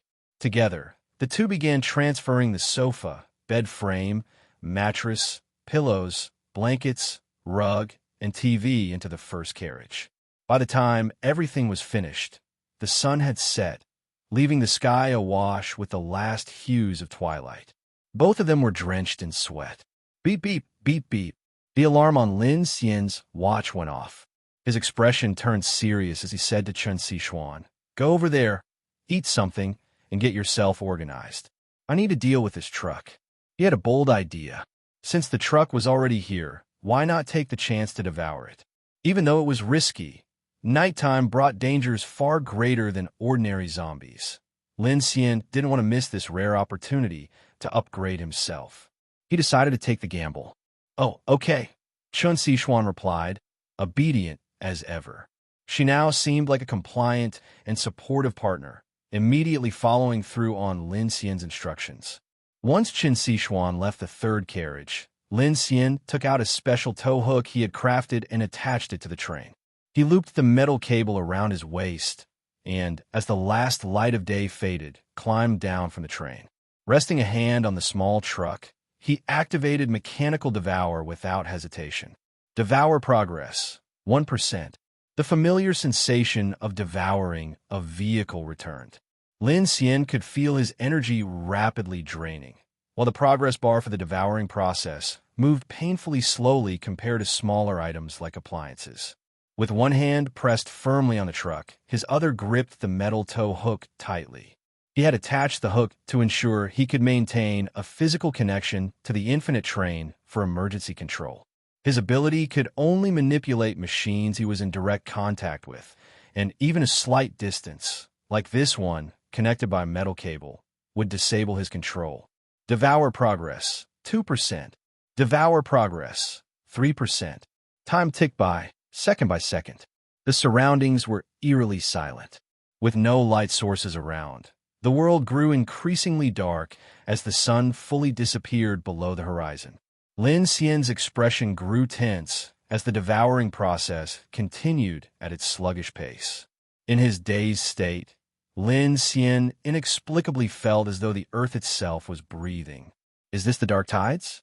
6:45 p.m. The sky suddenly plunged into darkness. It wasn't a gradual shift. It was as if someone had flipped a switch, leaving an eerie, unnatural blackness. For more than 2 months now, survivors had grown somewhat accustomed to this abrupt transition. All they could do was pray for the night to pass quickly. Only at dawn would they dare to leave their shelters to scavenge for life-sustaining supplies. But deep down, everyone knew the grim reality. After the polar night, food and water would eventually run out. Would dawn still come then? No one could say for certain. Hiding in a shelter was akin to waiting for a slow death, but migrating or fleeing was a high-stakes gamble. Reinforced concrete and steel doors couldn't always fend off the horrors lurking in the night. And in the wilderness or inside a car, survival odds were even slimmer. No choice was truly safe. This was why ability users had become the leaders of survival teams. With powers beyond human capability, they offered a security greater than any steel and cement could provide. Before the network completely collapsed during the polar night, Lin Xian had seen many ability users showing off their strange powers online. They quickly became viral sensations, garnering admiration and envy.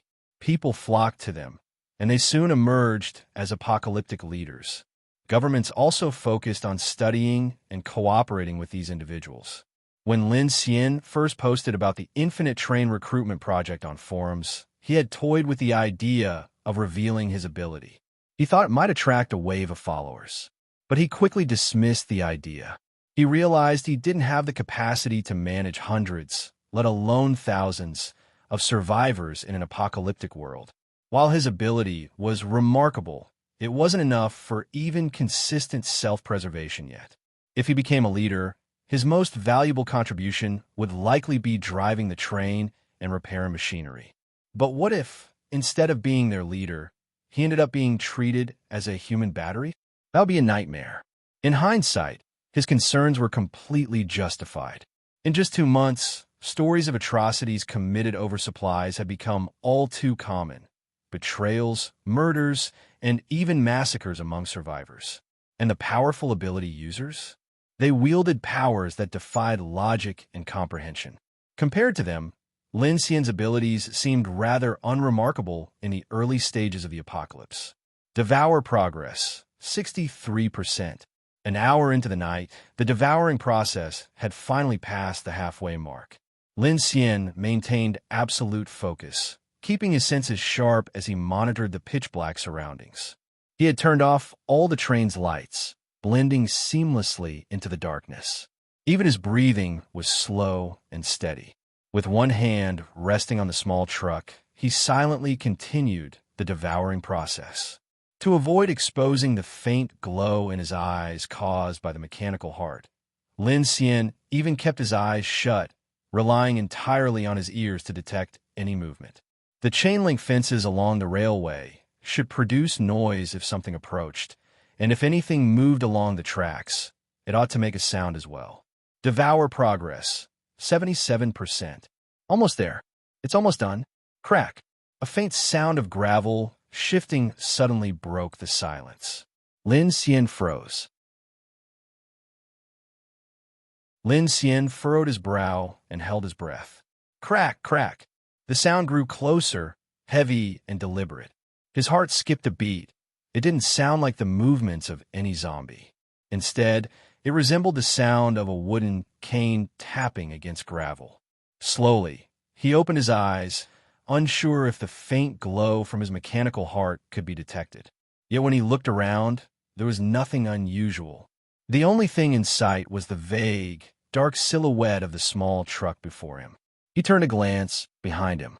The infinite train stood silently on the tracks, with no sound coming from inside the carriages. Even Chun Siwan, likely due to the arrival of nightfall, had remained quiet. Perhaps she'd fallen asleep. Everything was unnervingly silent. Despite the stillness, Lin Xian's heart was gripped with unease.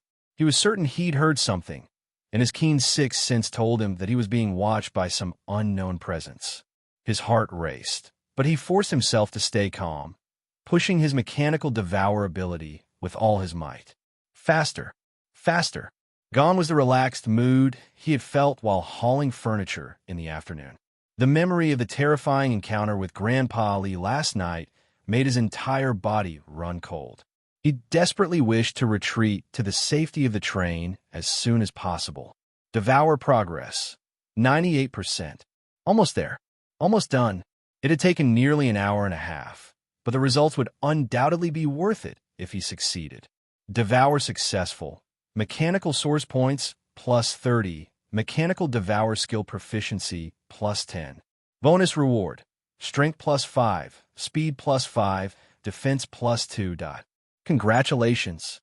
Your speed attribute has been upgraded to LV.13/50. As a faint glow flashed across his vision, Lin Xian finally breathed a sigh of relief. His mechanical source points had skyrocketed, and with the upgrade in speed, his vision began to sharpen. Whoosh!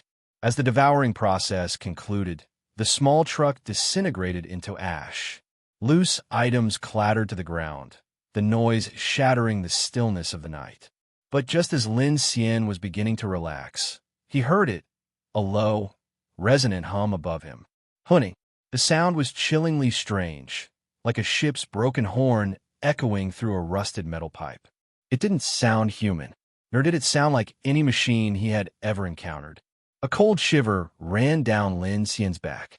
He snapped his head upwards, and what he saw nearly made his soul leave his body. Standing beside him was a humanoid creature, nearly 3 meters tall, with pale, ashen skin. Its lanky frame seemed grotesquely elongated, with arms that dangled past its knees. Atop its misshapen head sat a gaping crimson maw, grotesquely large and filled with sharp, glistening teeth. Its 2 round, glowing red eyes burned like embers as they stared down at Lin Xian with an unsettling intensity.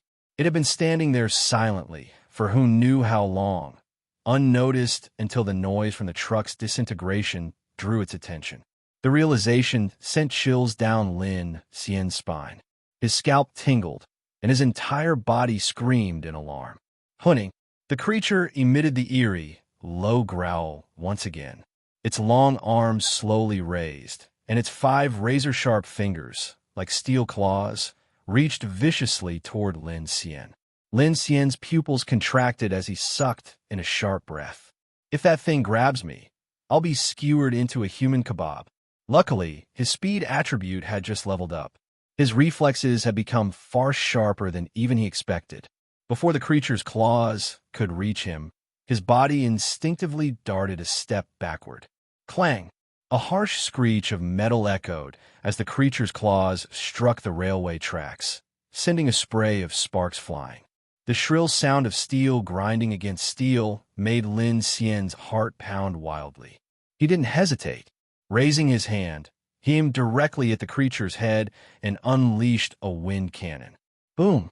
A muffled blast resounded, and the creature staggered back several steps as its grotesquely high-set head snapped to the side, as though struck by a heavy blow. However, Lin Xian's heart sank. The wind cannon hadn't pierced through its thick hide. Realizing how dire the situation was, Lin Xian didn't dare waste another second. He sprinted toward the infinite train and climbed aboard in one fluid motion. Activating his mechanical heart, he simultaneously raised the rear liftgate and started the train. Lights flickered on. The commotion startled Chun Siwan, who appeared from the first carriage and shouted toward him, "Lin, what's going on? Quick, Go to the cockpit and help me watch the road. Got it. Sensing the urgency in his voice, Siwan immediately turned and bolted toward the cockpit without hesitation. The hydraulic liftgate began to rise slowly. For the first time, Lin Xian felt like it was moving at an unbearably sluggish pace. His fear was soon confirmed. Before the gate could fully close, a massive, pale hand suddenly reached in and grabbed hold of the liftgate. Its sinister black claws gouged deep into the steel, leaving several jagged grooves. What incredible strength! Lin Xian's eyes widened as the interior lights of the carriage illuminated the creature outside. The grotesque head bore only 2 blood-red holes for eyes, like bottomless abysses, and most of its face was dominated by a massive, gaping mouth filled with rows upon rows of razor-sharp teeth. The sight of those jagged fangs made Lin Xian's scalp tingle. This thing was definitely not a zombie. His immediate thought was clear. This creature wasn't some mutated human or infected corpse. It wasn't even from this world. D***N*U. In his panic, Lin Xian shoved his fear aside, gritted his teeth, and sprang into action. He grabbed his short blade, leapt forward, and slashed down with all his might at the massive, pale hand gripping the liftgate. Clang! The strike did not meet flesh, but something as hard as steel. The force of the impact jolted his hand so hard that his palm went numb. Seeing a chip form on the edge of his blade, Lin Xian sucked in a cold breath. What the hell? It's that tough. Hunning, the pale giant let out its eerie, resonant growl once more. Though its movements seemed sluggish, its monstrous strength was undeniable. One hand remained clamped onto the liftgate, and as the infinite train dragged it along the tracks, it toppled over, but it didn't let go. Sparks flew as its massive body was hauled forward. Seemingly enraged, the creature raised its other hand and reached for the entire carriage, as if intending to tear it apart. Z. The screech of metal against metal rang out as the sheer force of the creature's grip caused the wheels of the third carriage to grind against the tracks, spraying sparks in every direction. Lin Xian's heart pounded wildly. The giant's strength was overwhelming, and its body impervious to blades or bullets. If it managed to derail the train, this night would surely spell his end. Acting decisively, Lin Xian raised his hand, channeled all his energy, and unleashed another wind cannon, this time aiming directly at the creature's blood-red left eye. Boom! With the added benefit of the train's lights, his attack landed with pinpoint accuracy. A spray of dark red blood gushed from the giant's left eye, staining its pale face crimson. The thick blood slowly dripped into its gaping maw, and the creature let out an ear-piercing screech of pain. Gerga! The deafening howl was so sharp and shrill that Lin Xian felt every hair on his body stand on end, and his eardrums throbbed in pain. But his attack achieved its goal. The creature's massive hand released its grip on the liftgate. Finally, the hydraulic liftgate, smoking under the strain, managed to seal shut. Clang! Clang! The train's speed began to pick up, the rhythmic sound of wheels clattering against the tracks filling the air.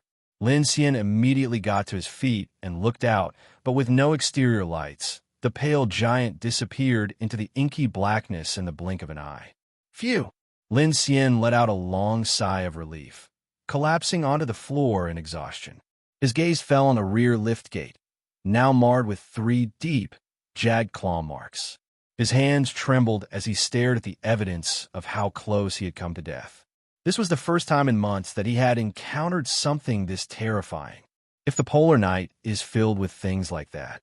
D*** in it, he muttered to himself, his voice trembling. At that moment, he truly understood the horror of the night. Escape. There was no other choice.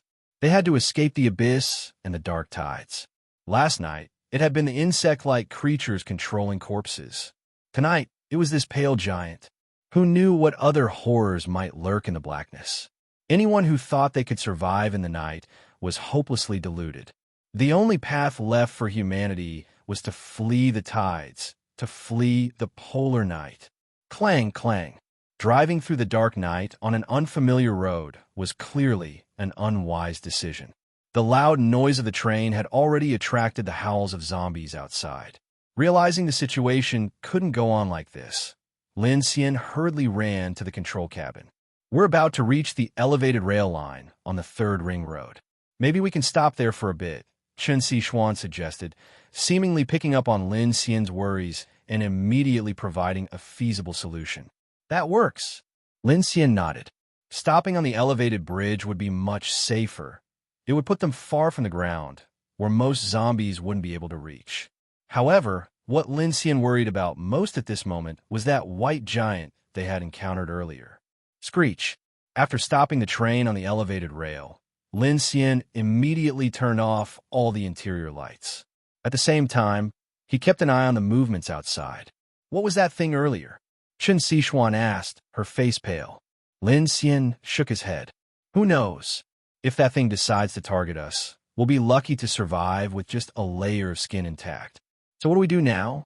Wait until daylight to leave the city. Chun Siwan pressed.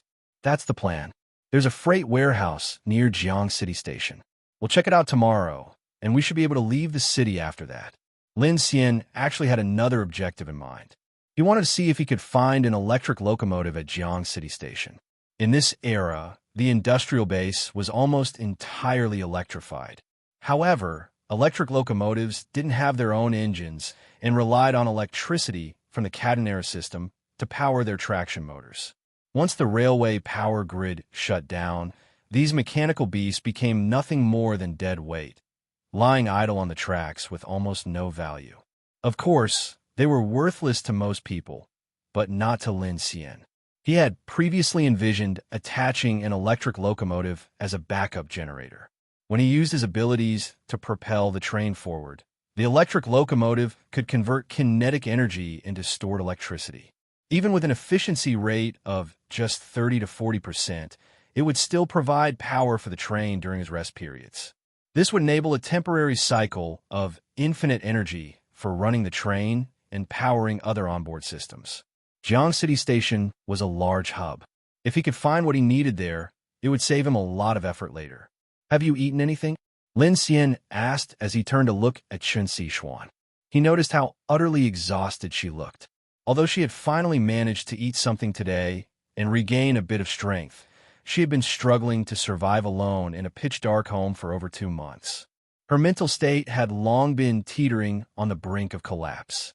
Having witnessed the tragic death of Director Liang earlier and then facing a terrifying monster attack, she was now visibly shaken, her mind almost detached. Chun Siwan hesitated. Her voice was soft and timid as she replied, I just sorted through the water and food supplies. From a rough calculation, if we eat just 1 meal a day, we can only last about a month. As she said this, her tone carried a trace of guilt. She had already calculated herself and Lin Xian into this 1 meal a day scenario without consulting him. Lin Xian hadn't explicitly told her she was allowed to eat at the same rate as him. Lin Xian's gaze flickered as he glanced toward the first carriage. By now, Chun Siwan had tidied everything up. The beds and sofas were all neatly arranged, with pillows and blankets set properly. Aside from the flat-screen TV, which she didn't know how to set up, and the steel-framed bed, which hadn't been welded yet, the first carriage had been transformed from a vagabond's messy den into a cozy, one-bedroom space. After months of living under the fear of the apocalypse, the sight of it made both of them yearn to lie down and sleep. Lin Xian walked over to the storage rack and grabbed a can of fruit, handing it to Chun Siwan. Here, eat this. Huh? Chun Siwan exclaimed in surprise, her voice betraying both astonishment and hesitation as she stared at the can in his hand. Her eyes carried a mixture of longing and unease. The sweet, enticing fruit can immediately trigger her appetite, but Lin Xian's words, "Get some sleep," left her momentarily dazed, her mind wandering. Thank you," she murmured, obediently taking the can. She sat down on the sofa, opened it, and took a sip. The sweetness was overwhelming, and it seemed to awaken every cell in her body, filling her with an inexplicable sense of relief and joy. At that moment, Siwan felt lightheaded, her consciousness growing fuzzy. She ate the fruit in big bites, and a faint thought began to surface in her mind. So sweet, so delicious. I just want to sleep. Sigh. What does it matter if I'm a student and he's a teacher? In this kind of world, he's just a man, and I'm just a woman. Besides, he's an able user. He saved my life. Even my life is his. What else is there to think about? If he wants something, then so be it. This thought echoed in her mind like the whispers of a demon, making her shiver. Her body tensed, and she subconsciously tightened her legs. It was a terrifying yet oddly liberating sensation, as though abandoning her old principles brought her an exhilarating sense of freedom. Very quickly, Siwan finished the entire can of fruit. She stood up but paused halfway, seemingly remembering something.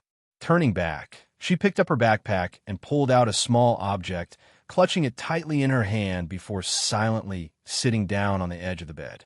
At the same time, Lin Xian was in the third carriage, using his ability to repair the damaged hydraulic liftgate. When he returned to the first carriage and saw Siwan sitting on the bed with her head lowered, his brows furrowed. "What are you doing sitting there?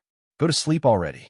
We're taking turns keeping watch tonight, so get some rest now and get up later." Hearing this, Siwan looked up in surprise, her expression flashing with a mix of emotions. She hastily replied, Oh, okay." Her face flushed with both embarrassment and frustration. Quickly, she got up, walked to the sofa, took off her shoes, and lay down. The small object she had been holding was discreetly stuffed back into her bag. Lin Xian grabbed a bottle of water, his sharp gaze not missing Siwan's flustered demeanor. Still, he wasn't the kind of person to let his thoughts be ruled by desire. They didn't even know if they'd managed to shake off that white giant. At a time like this, when survival was hanging by a thread, only an idiot would waste their energy dwelling on anything less than critical. Lin Xian then headed to the second carriage. The mysterious young girl was still fast asleep, which struck him as odd. By now, she'd been sleeping for nearly 20 hours, since last night until now. Was she really asleep? Or just pretending? Frowning, Lin Xian bent down in front of her, reaching out to pinch her soft, chubby cheeks.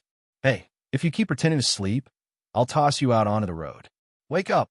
I'm going to pull your pants off." "Oh, pink ones, huh?" Despite his antics, the girl remained peacefully asleep, her expression serene. Her long lashes trembled slightly, leaving Lin Xian feeling a little defeated. If it weren't for the mysterious and unknown ability she seemed to possess, Lin Xian wouldn't have even considered saving her. At best, she could turn out to be a harmless burden, but who knew whether she'd become a help or a threat once she woke up. As the night deepened, the temperature plummeted. Lin Xian let out a helpless sigh and carried the girl to the first carriage. By then, Siwan had already fallen into an exhausted, deep sleep. He laid the girl down on the sofa beside Siwan and covered both women with brand-new thick blankets.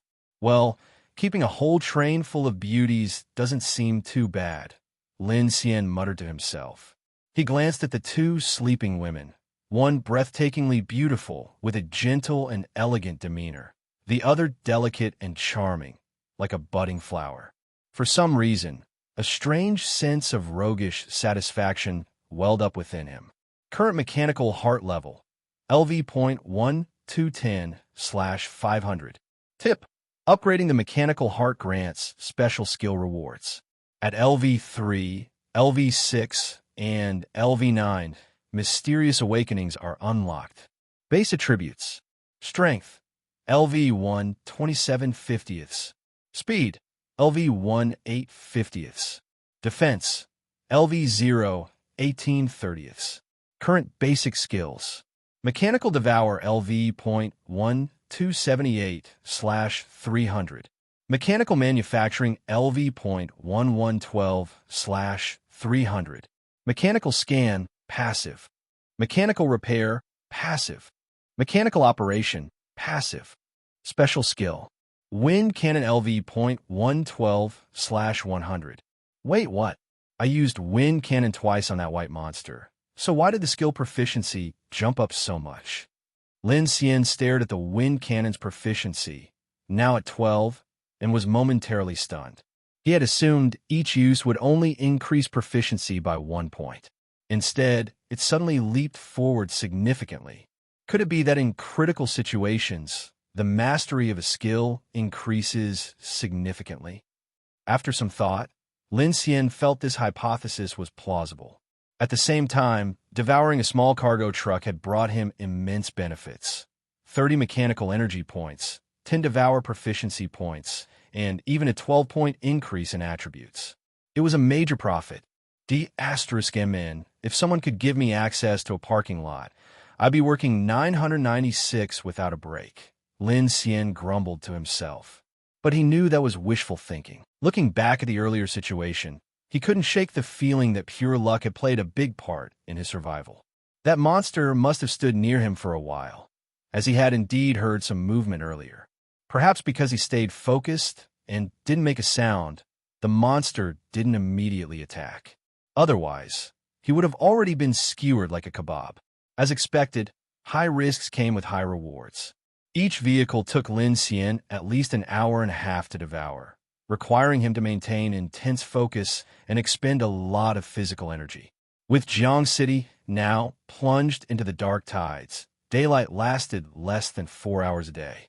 There simply wasn't enough time or opportunity to devour at his leisure. And once night fell, who knew what kind of horrors might emerge? Could I tow a freight carriage and slowly devour it at night? He wondered. But he quickly dismissed the thought. Wait, nah, it's not feasible. An empty freight car is just a metal frame. It won't provide much benefit, unless it's a locomotive or something. But a locomotive weighs hundreds of tons. Devouring that would take forever, and I'm not even sure I'd have the stamina for it. Over the past few months, Lin Xian had brainstormed many ideas, only to find that reality was far more complex than he had imagined. At 3 p.m., the sky suddenly brightened, and Jiang City was greeted with a fleeting dawn. The city lay in eerie silence. Lin Xian stood by the inner city line, gazing northwest. That direction remained shrouded in gray and black, as if enveloped by a massive storm.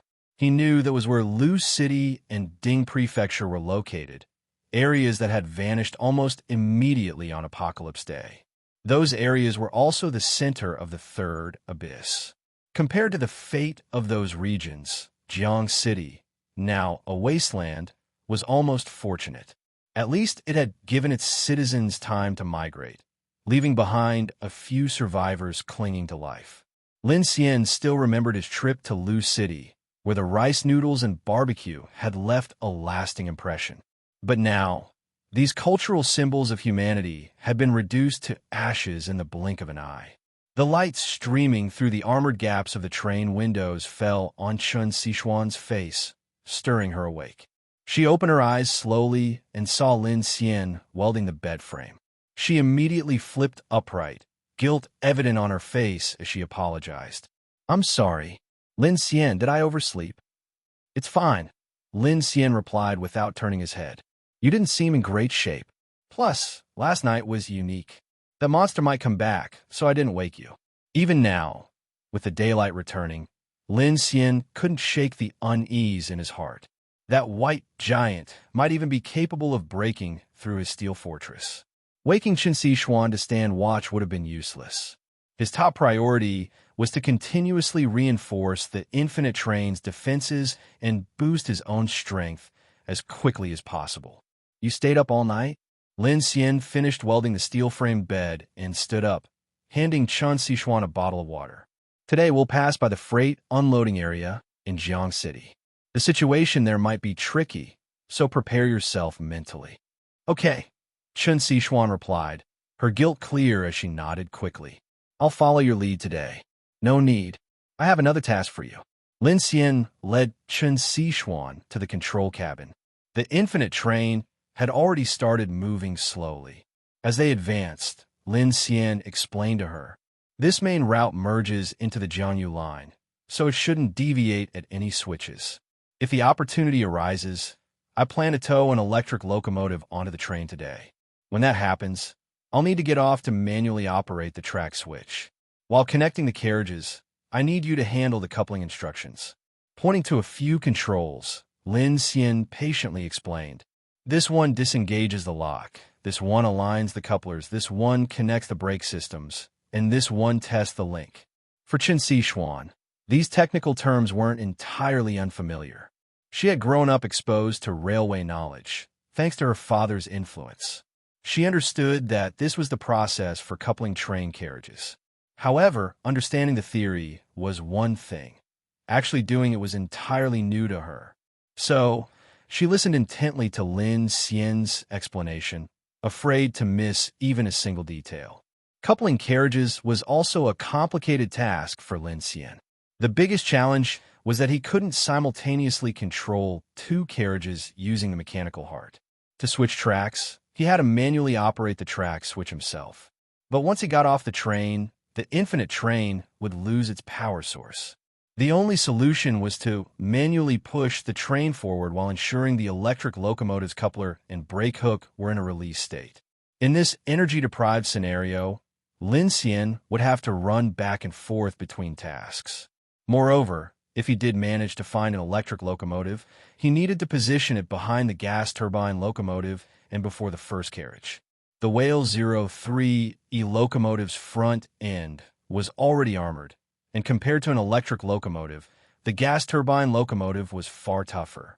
That meant the electric locomotive had to take the second position. All in all, the operation was incredibly complicated. If Lin Xian were working alone, it would take him an entire day. But with Chun Sichuan's help, he could save at least half a day. Clang, clang. The train slowly exited the city center, heading toward Jang city station. As they left the urban area, their view opened up, and several main roads leading out of the city unfolded before Lin Xian and Chun Sichuan. But in an instant, both of their expressions changed. The roads were completely jammed with tens of thousands of cars, forming an unbroken chain that rendered the routes impassable. Pools of blood, severed limbs, burning car frames, and scattered luggage and clothing littered the scene. Everything screamed of the hellish nightmare that had not a single living soul was in sight after the darkness had passed. The hills and plains were overrun with zombies wandering aimlessly. Those who could run already ran. The ones left behind aren't getting out, Lin Xian muttered. The roads out of the city were completely blocked. Unless you were driving a tank or knew some hidden back road, the only way to escape the city was on foot. But with the polar night creeping closer and daytime reduced to just over 3 hours, how far could anyone get on foot? And even if they managed to get out of the city, what then? When night fell, what chance did they have? The monsters in the darkness were creatures even Lin Xian, an ability user, couldn't contend with, let alone ordinary humans. Looking at the horrific scenes on the main roads, Chun Sichuan's eyes trembled slightly. She then glanced at the clear railway tracks ahead. At this moment, she felt immensely fortunate to have met Lin Xian, and even more fortunate to be aboard this train. The slow-moving train caught the attention of some survivors hiding in nearby houses along the tracks. Several pairs of furtive eyes peeked out, and whispers began to spread. A train? That's impossible. Where did it come from? Stop! Stop! Someone shouted loudly from inside a building. Take me with you. I have supplies. Keep your voice down, or you'll bring the zombies here. Quick, shut the window. Clang. Someone even threw a stone at the train, screaming hysterically. Stop. Let me on the train. Will they try to rob us? Chun Sichuan asked nervously as the sound of the stone hitting the train echoed around them. They're not here to offer help, that's for sure, Lin Xian replied indifferently. In the apocalypse, fighting over supplies, even to the death, wasn't uncommon. Survival rule number 3, better you than me. Lin, Chun Sichuan began softly. Her voice was soothing, with a pleasant cadence that Lin Xian found hard to ignore. Every time she spoke, he felt more certain about his choice to save her. Having a woman like her on this journey of life and death made everything feel just a little more bearable. Her presence often reminded him of their time at school, of how she used to wear her black-framed glasses, frowning seriously while explaining vocabulary to him. Hearing her voice, Lin Xian looked up and his pupils contracted slightly. It was snowing. Outside the train, snowflakes drifted down, landing on the windows and melting into tiny droplets of water. Is it winter already? Chun Siwan stared blankly at the snowflakes outside, muttering to herself. By the calendar, winter was still several months away. However, Jang City had been growing colder by the day, and now, with snow gently falling, Lin Xian felt a chill in his heart. His concerns weren't baseless after all. Aside from the darkness, zombies, and eerie occurrences, yet another disaster was quietly descending as the climate began to shift. Natural disasters. If extreme cold and snowstorms arrived, the problems wouldn't just be about enduring the cold. Humans would need more food to maintain their body temperature. The train would need significantly more energy to keep running. In the case of severe low temperatures, they might even need to install a heating system on board the train. Lin Xian cursed under his breath. He had been planning to find a refrigerator to store food, but judging by the current situation, it didn't seem like that would be necessary anymore. Because the train was still moving within the city limits, Lin Xian deliberately slowed its speed. The city was in chaos, and he wanted to avoid blocked tracks and reduce noise that might attract unnecessary trouble. Merging from the light rail line onto the Jiangyu main line, the surroundings began to open up. Occasionally, stray zombies or animals wandering the tracks were simply crushed under the train's wheels. Soon, the number of track switches increased, leading to a wide-open area filled with various freight trains parked on the branch lines. There were several container trains among them, but without exception, all the cargo doors were wide open. The supplies inside had long been looted by survivors, leaving behind only empty cardboard boxes and plastic bags scattered across the ground. What remained were mixed freight trains with different carriages, including boxcars, flatbeds, and tankers, but even those hadn't been spared. Some carriages had even toppled over onto the tracks. The branch line connected to a distant loading platform and hoisting workshop. Clearly, this was Jiang City's rail freight loading center. These facilities were typically located just before passenger stations within a city. Lin Xian stopped the infinite train at the entrance to the double-track railway leading into the freight station. He studied the layout, then opened the train door and stepped out toward the track switch next to the branch line. Placing his hand on it, he activated the motor. Screech.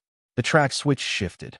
Lin Xian returned to the train and drove it onto the branch line, stopping at a platform marked Loading Platform Number 4.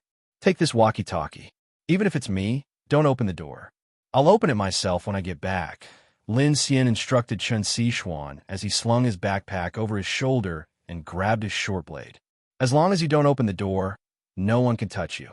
Chun Siwan nodded, understanding that Lin Xian's ability to control the train meant he could handle things on his own. She obediently committed his instructions to memory. Be careful out there, she responded with genuine concern. The airlock door of the control cabin hissed open. Apart from the control cabin door and the hydraulic lift gate in the third carriage, all other doors on the infinite train's living carriages had been welded shut and reinforced with steel plates. As long as they didn't encounter a strange creature like last night's white giant, neither ordinary people nor zombies posed any real threat to their safety inside. Stepping out of the train, Lin Xian closed the door behind him. A bone-chilling wind greeted him immediately, cutting through his clothes and stinging his face. He glanced at the blazing sun overhead and cursed the bizarre weather. With his upgraded speed attribute, Lin Xian's movements were much more agile. Blade in hand, he crossed several tracks, glancing toward the front and rear of each train he passed, searching for a suitable locomotive. His plan was to use the daylight to secure an electric locomotive. If he couldn't find one here, he'd look for supplies instead and then continue to Jiang City Station a few kilometers ahead. One by one, Lin Xian scanned the trains until he reached the front of a container train. There, he spotted a silver Huanqing 7F electric locomotive. His eyes lit up. The Huanqing 7F electric locomotive stretched 60 meters long, with a sleek silver body accented by blue stripes. Its aerodynamic design gave it a futuristic appearance, earning it the nickname Huanqing Hercules. with a power output of 58,800 kilowatts. It was the standard freight locomotive for Huanqing Railways. This behemoth required connection to the railway power grid to operate. In the post-apocalypse, it had become a useless hulk sitting idle on the tracks collecting dust. Without fuel or water, and with its interior cramped and impractical, no one had bothered trying to make use of it. The Huanqing 7F was twice as long as the Whale 03E heavy gas turbine locomotive and was a true electric monster. Its precision engineering included not only traction motors, but also advanced kinetic energy recovery and storage systems, making it the perfect temporary battery for the infinite train. "You're the one," Lin Xian muttered, placing his hand on the locomotive. His mechanical heart began scanning the machine, revealing that it was in excellent condition, practically brand new. This was a jackpot. Thanks to his unique ability, what other survivors saw as useless junk was a priceless treasure to him. Just as Lin Xian prepared to activate the locomotive and disconnect it from its carriages, a faint, intermittent sound came from behind him. He immediately turned cautiously toward the source. The sound came from one of the warehouses on the platform. Crouching low, Lin Xian slipped through the gap between two freight cars, following the noise. It led him to a warehouse marked with the number 14. Thud, thud, thud, thud, thud, thud. A series of rhythmic knocks echoed out. It was consistent, unlike the mindless noises made by zombies. Climbing onto the platform, Lin Xian approached the warehouse cautiously, the sound growing louder with each step. He could faintly hear someone shouting, "Help!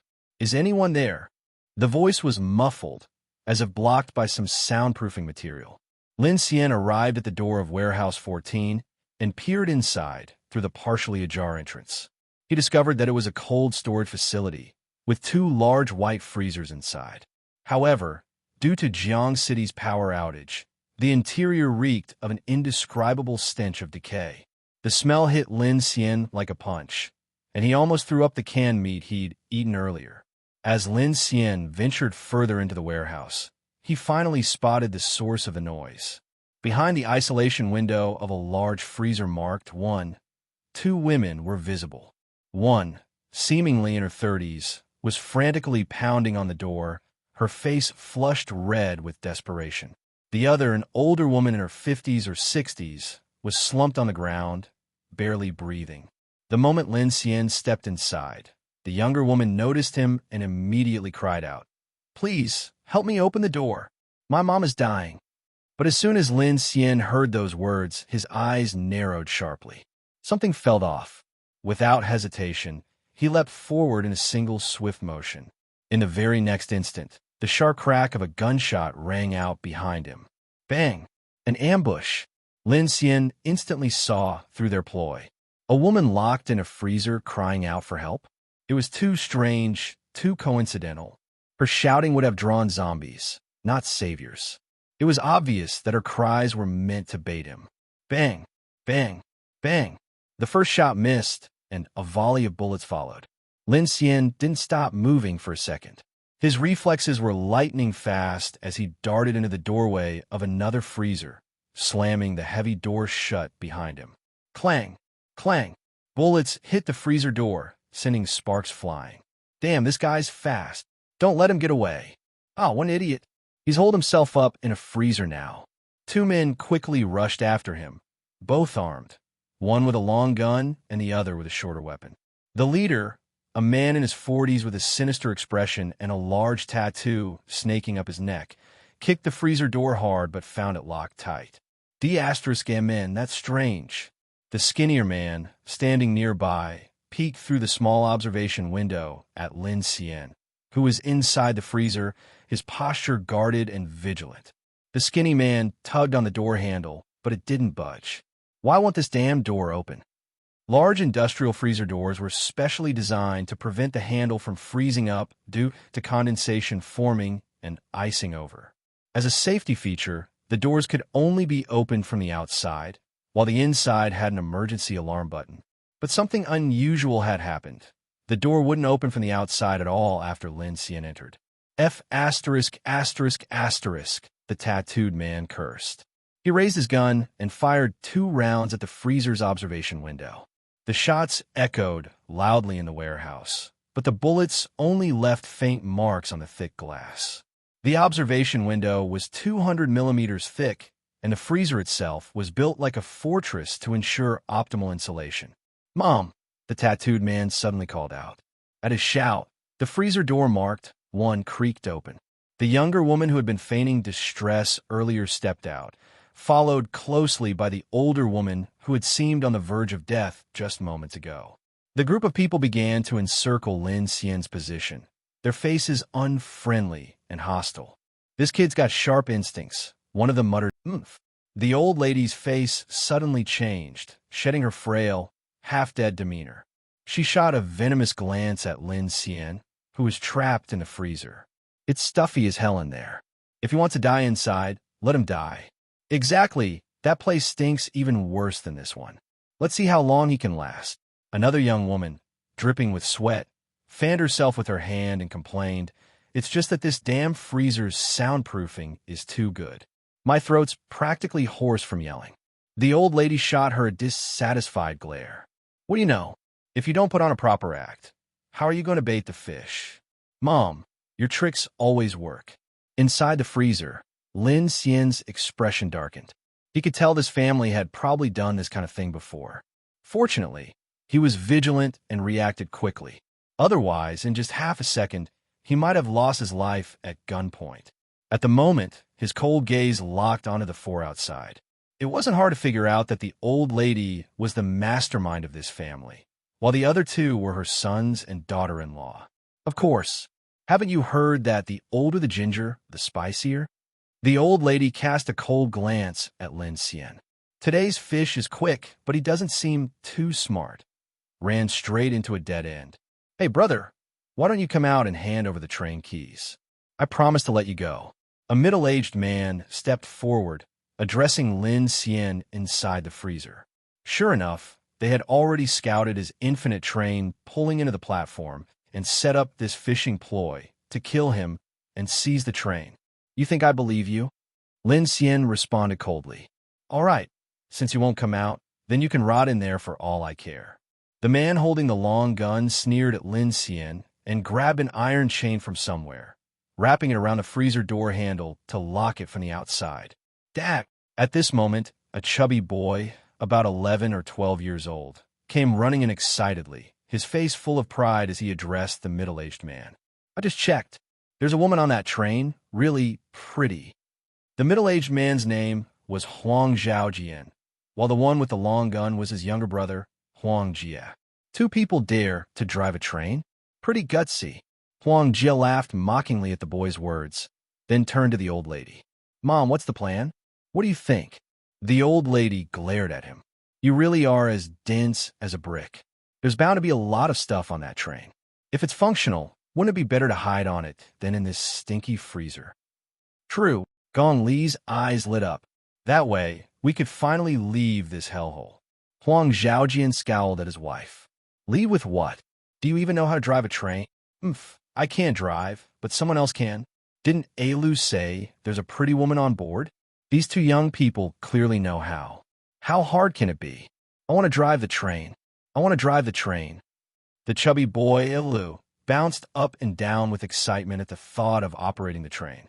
"Yeah, driving a train can't be that hard." "Bro, don't kill the pretty lady. Leave her for me, haha." Huang Jie perked up, grinning. "Shut up." Just as the group was getting carried away, the old lady glanced at Lin Xian in the freezer and signaled to the others with her eyes. "Huang Jie, you stay here and keep watch," she ordered. Then, pulling the rest along, she moved away, seemingly to discuss their next steps in private. "Old hag, keep dreaming." But just as the old lady was about to leave, Lin Xian suddenly spoke up from inside the freezer. He had already guessed her intentions, so he deliberately made his move in front of everyone. Slowly, he pulled a walkie-talkie from behind his back. "Miss Chun, there's a bit of trouble on my side. Whatever you do, don't open the train doors," he said firmly. "Huh? Are you okay?" "I'm fine." "All right. I won't open the doors, no matter what." Chen Sichuan's tense voice came through the walkie-talkie. F*******. Huang Zhaojian exploded with rage upon realizing Lin Xian had a walkie-talkie. He stomped furiously at the freezer door. The old lady, seeing her plan exposed, bit her lip in frustration. Still, she quickly approached the freezer and sneered at Lin Xian. A dog locked in a cage. What? Do you plan to drag this out with us? The air in there can't be too pleasant, can it? She wasn't wrong. The freezer reeked of a putrid stench that made Lin Xian feel dizzy. He had used his ability to lock the freezer's mechanical door from inside, buying himself some safety for now, but he was still trapped. F*** your uncle. Huang Zhaojian smacked the freezer window, yelling viciously. Kid, you think you can run? Let's see how long you last. If you piss me off, I'll drag that woman out and F*** her in front of you. The old lady's face turned even more venomous. If you know what's good for you, you'll cooperate. You and the woman drive the train, and we'll all escape together. I guarantee you'll live. How about it? In her eyes, Lin Xian was nothing more than a bird trapped in a cage. Though they couldn't get to him at the moment, she knew the freezer had poor ventilation and was unbearably foul-smelling. Staying inside for long was impossible. With no other exit, she figured Lin Xian was simply putting up a futile resistance. The mother and son duo played their roles like clockwork, one threatening, the other coaxing, which almost made Lin Xian laugh. While he had his wind cannon skill, taking on two armed men head-on was reckless. Lin Xian wasn't a battle-hardened soldier or a fearless ranger. He was just a college student. His combat experience wasn't exactly stellar. If not for his quick reflexes earlier, he'd already be dead at the hands of the Huang brothers. Now trapped in the freezer, and with Chun Siwan unable to assist him, Lin Xian's thoughts churned. Suddenly, a bold idea formed in his mind. He ignored the people outside and rummaged through his backpack, pulling out a flashlight to survey his surroundings. Outside, the old lady, fearing the train might escape, signaled her sons to check it out. Click! Lin Xian switched on the flashlight, illuminating the massive freezer. Shelves stood neatly arranged, but the goods had long been looted. Melted blood from frozen meats pooled on the ground, filling the air with a nauseating stench. Sweeping the light deeper into the room, Lin Xian noticed a row of large freezer cabinets on the other side. His eyes lit up as he approached them one by one. Though the cabinets were empty, they had another purpose. They could be devoured. Since he couldn't leave for the time being, and the freezer served as a natural fortress, Lin Xian decided he could safely start devouring the large appliances around him. With this in mind, he picked up the walkie-talkie again. Miss Chun, plans have changed. I'm temporarily trapped here. Stay in the train tonight. Don't open the door, don't turn on the lights, and don't make a sound. Wait for my signal. On the train, Chun Sichuan's face grew visibly panicked upon hearing Lin Xian's words. Through the gap in the armored window, she could see two armed men crossing the tracks and heading in her direction. Her expression tensed as she whispered, Lin Xian, someone's coming. I know. Don't be afraid. As long as you don't open the door, they can't do anything to you. Biting her lower lip, Chun Sichuan nodded. Okay. Just as she finished speaking, there came a loud bang, bang, bang on the front cab door. Open up. Open the damn door, or I'll shoot. The guy is in our hands.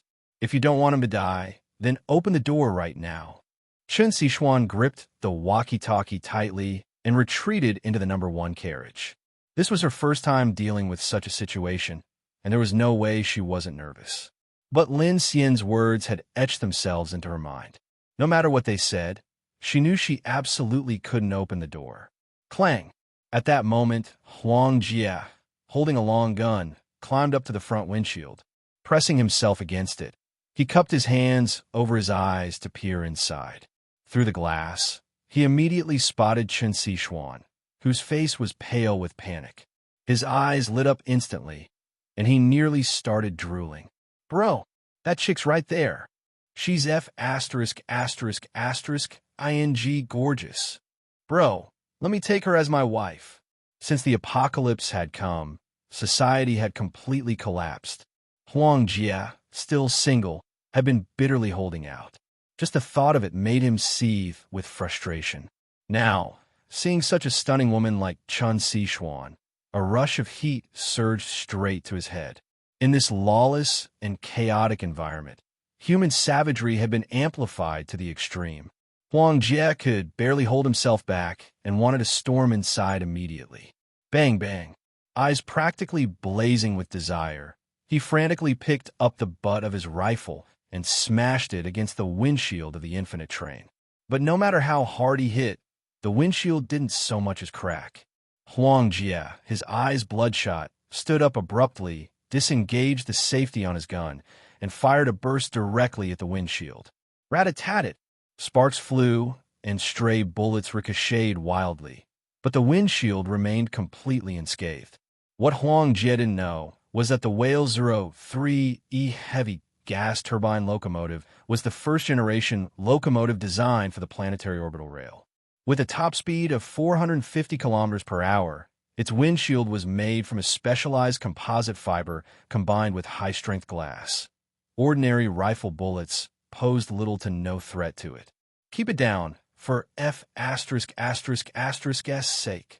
The deafening gunshots echoed throughout the freight platform, enraging his older brother, Huang Xiaojian, who barked at him. "Are you trying to get us killed? If you attract those monsters, we're all dead." "But bro, there's a chick in there." Huang Jie, now desperate, kept swallowing hard as he stared into the train, unable to take his eyes off Chun Siwan, who had ducked out of sight. His face was full of frustration. Huang Xiaojian climbed up as well, stealing a glance through the window. The sight of Chun Siwan made his pupils contract, and a flicker of greed flashed through his eyes. Still, he quickly masked it and forced a stern expression. "Don't rush it.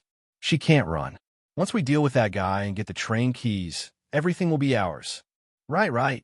Huang Jie nodded repeatedly, his heated gaze once again falling on the carriage interior. When he couldn't spot Chun Siwan, he spitefully spat at the window. "Little beauty, just you wait." As he was about to leave, he suddenly stopped, an obscene grin spreading across his face. He unzipped his pants and shamelessly relieved himself on the train window, indulging in a twisted sense of satisfaction before finally walking off with his gun. Inside the freezer, Lynn Cien listened to Chun Sichuan's updates about the situation outside, his eyes flashing with cold determination. "Ignore them. Just rest in the number 1 carriage. If you're hungry, eat something," he instructed calmly. "Lin Xian." Chun Sichuan's voice trembled. "You're not going to be in trouble, are you?" "I won't," Lin Xian replied evenly. Putting away the walkie-talkie, Lin Xian focused on the freezer's interior. After completing the blueprint scan of the commercial freezer, he placed his hand on it and began mechanical devouring without wasting another second. Devouring progress, 1%. As soon as the progress bar appeared, Lin Xian realized that devouring this large freezer was just as challenging as the small freight vehicle he'd consumed earlier. And there wasn't just one of these freezers in the room. Plenty of time today. I might as well devour them all. To Lin Xian, this was a rare opportunity. Although escaping the dark tides of Jiang City was his top priority, being stuck here meant he could use the time to strengthen his abilities. "Where's that guy?" Outside the freezer, Huang Xiaojian returned with Huang Jie to find Gong Li and the boy keeping watch. The old lady scowled impatiently. "He's hiding inside. Leave him for now. What's the situation with the train?" Huang Jie's excitement was palpable. "Mom, my brother and I checked. There's definitely just one woman on board. I'd bet the carriages are loaded with supplies. We've struck gold." The old lady nodded. "You two find some tools. While there's still daylight, see if you can pry open the freezer door. I'd rather avoid complications. Who knows how many days of total darkness are coming again. I'm not sure my old bones can survive another long." Huang Xiaojian was equally anxious. Running into such a golden opportunity, he wanted to take advantage of it as quickly as possible. After a brief discussion, the group set off to find steel pipes and crowbars to force open the freezer door. By now, it was 5 p.m., less than 2 hours before nightfall. If they didn't open the door before dark, they'd have to wait until tomorrow. Meanwhile, in the dark corner of the freezer, Lin Xian endured the overwhelming stench as he continued devouring the large freezer. Devouring progress, 80%. Devouring progress, 95%. After nearly an hour, the massive freezer was finally almost devoured. At the same time, the sound of prying and banging echoed from the freezer door. However, Lin Xian wasn't particularly worried. He had scanned the door earlier when he locked it. The 150 thick low-temperature freezer door was composed of stainless steel and aluminum on the outside, with a heavy insulation core of polyurethane and fiberglass.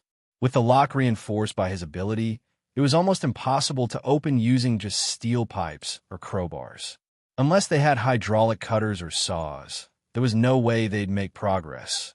Hence the cacophony of banging that had been going on for over an hour. Ignoring the noise, Lin Xian calmly continued devouring the freezer. Elsewhere, Chun Siwan paced anxiously back and forth inside the train, her nerves frayed. However, she quickly realized that panicking wouldn't help. After checking on a young girl's condition, she began organizing the supplies across the 3 carriages while tidying up the train. Devouring complete. Mechanical energy plus 25. Mechanical devouring skill proficiency plus 8. Bonus reward. Strength plus 3. Defense plus 1. Deep within the freezer, Lin Xian's eyes lit up as he read the notification on the light screen before him. A big hall. Scanning the room, he saw 3 more identical large freezers. If he devoured them all, his rewards would multiply significantly. Mechanical devouring LV.1 to 86/300. His devouring skill was also close to leveling up. Once upgraded, his devouring efficiency would improve even further. Energized by this thought, Lin Xian wasted no time, moving to the second freezer and beginning the devouring process. Outside, Huang Zhaojian and Huang Jie were exhausted. The 2 brothers, faces flushed and covered in sweat, had tossed aside a pile of bent steel pipes and crowbars. F*******. This damn door won't budge. The old lady stood nearby, her expression shifting as she looked at the darkening sky. Mom, over the past few nights, those monsters couldn't get in here. If even they couldn't open it, it's no surprise we can't either, Gongli fretted. Yeah, this door's too damn sturdy. F******. Huang Jie cursed bitterly. Huang Jie angrily tossed the steel pipe to the ground. Though he cursed incessantly, every night he secretly prayed that the door would remain as sturdy as possible, a clear case of mental contradiction. All right, stop it, the old lady commanded, her tone laced with finality. She knew that continuing was futile, especially with the commotion they'd caused now drawing numerous footsteps toward the warehouse. It's almost dark. Let's hide for now. Besides, we've locked him in with that iron chain. He won't be running anywhere. From the looks of it, without that man, the train probably can't be moved. As long as they can't escape, they'll eventually outlast themselves, she reasoned. Mom's right. All right, let's do that. Are we not getting on the train today? The chubby boy asked, disappointment written all over his face. Not today. We'll stay put one more night. Over the past few days, the family had been hiding inside the same freezer where they'd staged their baiting trap. However, the lock on that freezer door was broken, so they used steel pipes to brace it from the inside, making it just secure enough for nighttime safety. Beep, beep, beep, beep. The alarm on Lin Xian's watch went off, causing his eyes to narrow. He knew nightfall was imminent. On the train, Chun Siwan had drawn all the blackout curtains and was anxiously waiting for Lin Xian's response. Her gaze drifted toward the unconscious girl lying in the carriage. Unable to suppress her worry, she walked over to check the girl's breathing. After confirming she was still alive, Chun Siwan's expression turned puzzled. The girl had been asleep for 2 full days. At 6:45 p.m., darkness descended, enveloping the entire freight platform. Low zombie groans and eerie, shuffling footsteps echoed in the night. The faint rustling noises amplified in Chun Siwan's ears, making her heart pound. She curled up on the sofa, clutching the walkie-talkie tightly, and wrapped herself in a blanket like it was her only shield against the chaos outside. Meanwhile, the Huang family had retreated to the other freezer. They braced the door with steel pipes and crowbars and huddled in a corner deep within the freezer. As they ate, they whispered among themselves, strategizing their next move. By 7:32 p.m., Lin Xian had finished devouring the second large freezer. Devouring complete. Mechanical energy plus 25. Mechanical devouring skill proficiency plus 8. Bonus reward. Strength plus 2, speed plus 1, defense plus 1. At 9:14 p.m., he completed devouring the third freezer. Devouring complete. Mechanical energy plus 25. Mechanical devouring skill proficiency plus 8. Bonus reward. Strength plus 1. Although this freezer hadn't yielded as many attribute rewards, Lin Xian's excitement grew. His mechanical devouring skill had finally leveled up. Current mechanical heart level, LV.1285/500. Tip: upgrading the mechanical heart unlocks special skill rewards. At LV.3, LV.6, and LV.9, mysterious awakenings are available. Base attributes: Strength, LV.133/50. Speed, LV.19/50. Defense, LV.020/30. Current basic skills: Mechanical devouring, LV.22/500. Mechanical manufacturing, LV.112/300. Mechanical scanning, passive. Mechanical repair, passive. Mechanical operation, passive. Special skills: Wind cannon, LV.112/100. Staring at the glowing screen, Lin Xian could feel the mechanical heart inside his body roaring furiously. A shiver ran through him, and his whole body trembled with excitement. Without hesitation, he turned his focus to the final freezer. Devouring progress, 2%. The progress bar began moving faster than ever, visibly accelerating before his eyes. As I thought, the improvement in devouring efficiency was a godsend. Not only did it save him precious time in critical moments, but it also greatly reduced the risks of devouring. Lin Xian glanced at his watch, started the timer, and focused intently on the task at hand. Devouring progress, 10%, 20%, 50%, 80%, 99%. So fast. Checking the timer on his watch, Lin Xian saw that, unlike the earlier freezers, which each took about 1 hour and 40 minutes, the last one had taken only 55 minutes, less than an hour. His efficiency had nearly doubled. Just as Lin Xian was about to calm his excitement, a flash of golden light appeared in front of him. Devouring complete. Mechanical energy plus 25. Mechanical devouring proficiency plus 6. Bonus reward. You have obtained the Ice Shield skill. Ice Shield? From a freezer? Lin Xian froze for a moment. It seemed that the skills he gained were related to the type of machinery or appliance he devoured. Looking at the glowing panel, he saw Ice Shield LV.10/100. Curious, he decided to test it out. He concentrated and raised his hand with a thought. Crack, crack, crack. In an instant, a small, semicircular blue ice shield rose from the ground, enveloping him. It was just tall enough to cover his shoulders. Holy sh***.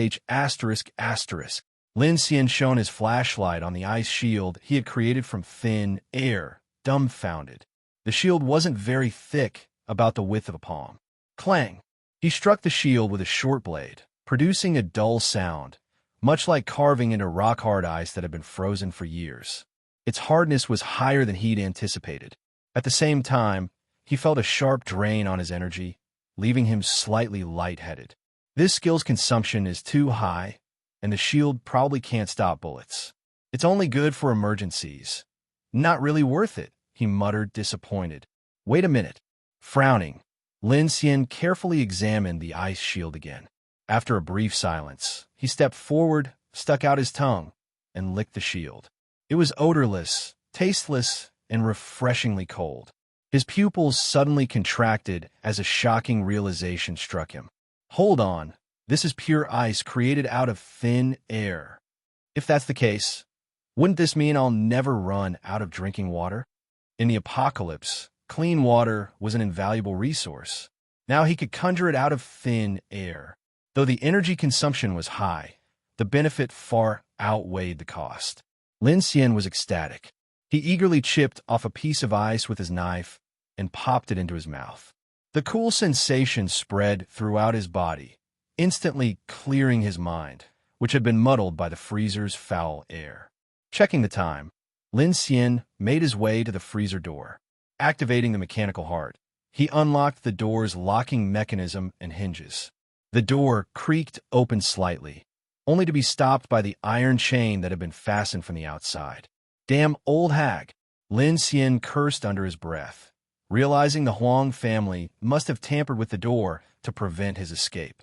But escaping wasn't his goal. Click! Turning on his flashlight, Lin Xian used the crack in the door to confirm the location of the other freezer where the Huang family was hiding. He switched off the flashlight and extended his finger through the gap, focusing his energy. Puff! A silent wind cannon shot out. The projectile struck the stainless steel door of the Huang family's freezer with a deafening boom. Boom! The sudden explosion echoed like thunder throughout the warehouse, shattering the quiet of the night. Inside the freezer, the Huang family jumped in fright. Who's there? Caught off guard, the brothers grabbed their pistols. But outside, all they could see was pitch-black darkness. Is it a monster? The chubby boy cowered behind Gong Li, his face pale with fear. Don't be scared, don't be scared. Chill. Don't make a sound, the old lady whispered anxiously, her face filled with panic. Zhao Jian, Ajiet, don't shoot. If we attract something, we're done for. The brothers nodded, nervously swallowing hard. For added caution, the old lady turned off the electronic light they had been using for dinner. The freezer was plunged into complete darkness. Uneasiness began to creep into everyone's hearts. On the other side of the freezer door, Lin Xian stood with cold resolve. So, you like trapping people like turtles in a jar? Fine, let me teach you what the jar is, and who the turtle is today. Puff!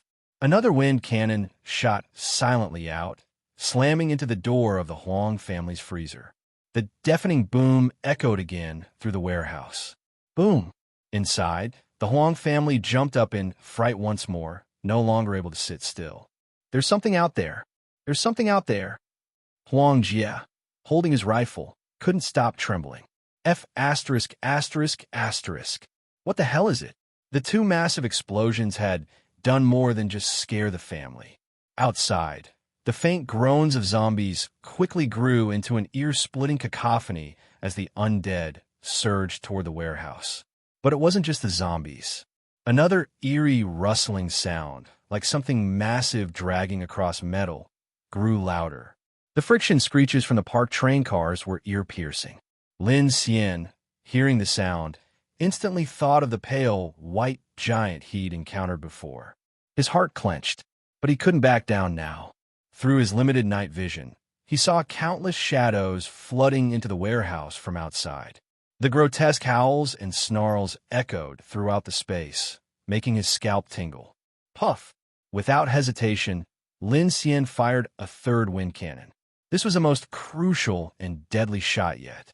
He needed to ensure the Horde's target was entirely redirected. If not, his own position would be compromised. Inside the freezer, the Huang family clearly heard the zombies swarming in. All 5 of them huddled in a corner, faces pale with terror. Huang Zhaojian and Huang Jia clutched their guns tightly, their eyes darting into the darkness. Don't panic. Don't panic. Huang Zhaojian tried to calm everyone, though his own voice trembled. The door's solid as hell. Even crowbars couldn't pry it open. Those things can't get in. Boom. The third explosion struck the door like a thunderclap, shaking the metal structure like a drum. It was as if they were sitting inside a steel barrel, with a deafening reverberation rattling their very souls. Ah! The chubby boy let out a terrified wail, only to have the old lady clamp her hand over his mouth. Shut up. What do we do? What do we do? It's fine. They can't get in. Damn it. We should have taken that train during the day. We could have run. What's the point of saying that now? Outside, the zombies had been completely riled up by the noise. They clawed and slammed into the freezer door in a frenzy. The steel pipes and crowbars bracing the door creaked and groaned under the relentless assault. Everyone inside was trembling uncontrollably, paralyzed with fear. Then, another sound emerged, more terrifying than anything before. It was the sound of chewing, like a massive beast tearing through flesh and steel alike. Crunch, crunch, crunch.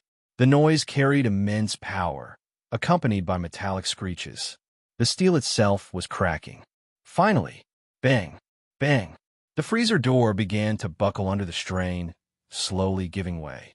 Inside, the Huang family could hear the metal being torn apart. Their terror boiled over, and even the women and children began screaming and crying. MOM, we're doomed. What do we do? Sobs and wails filled the room.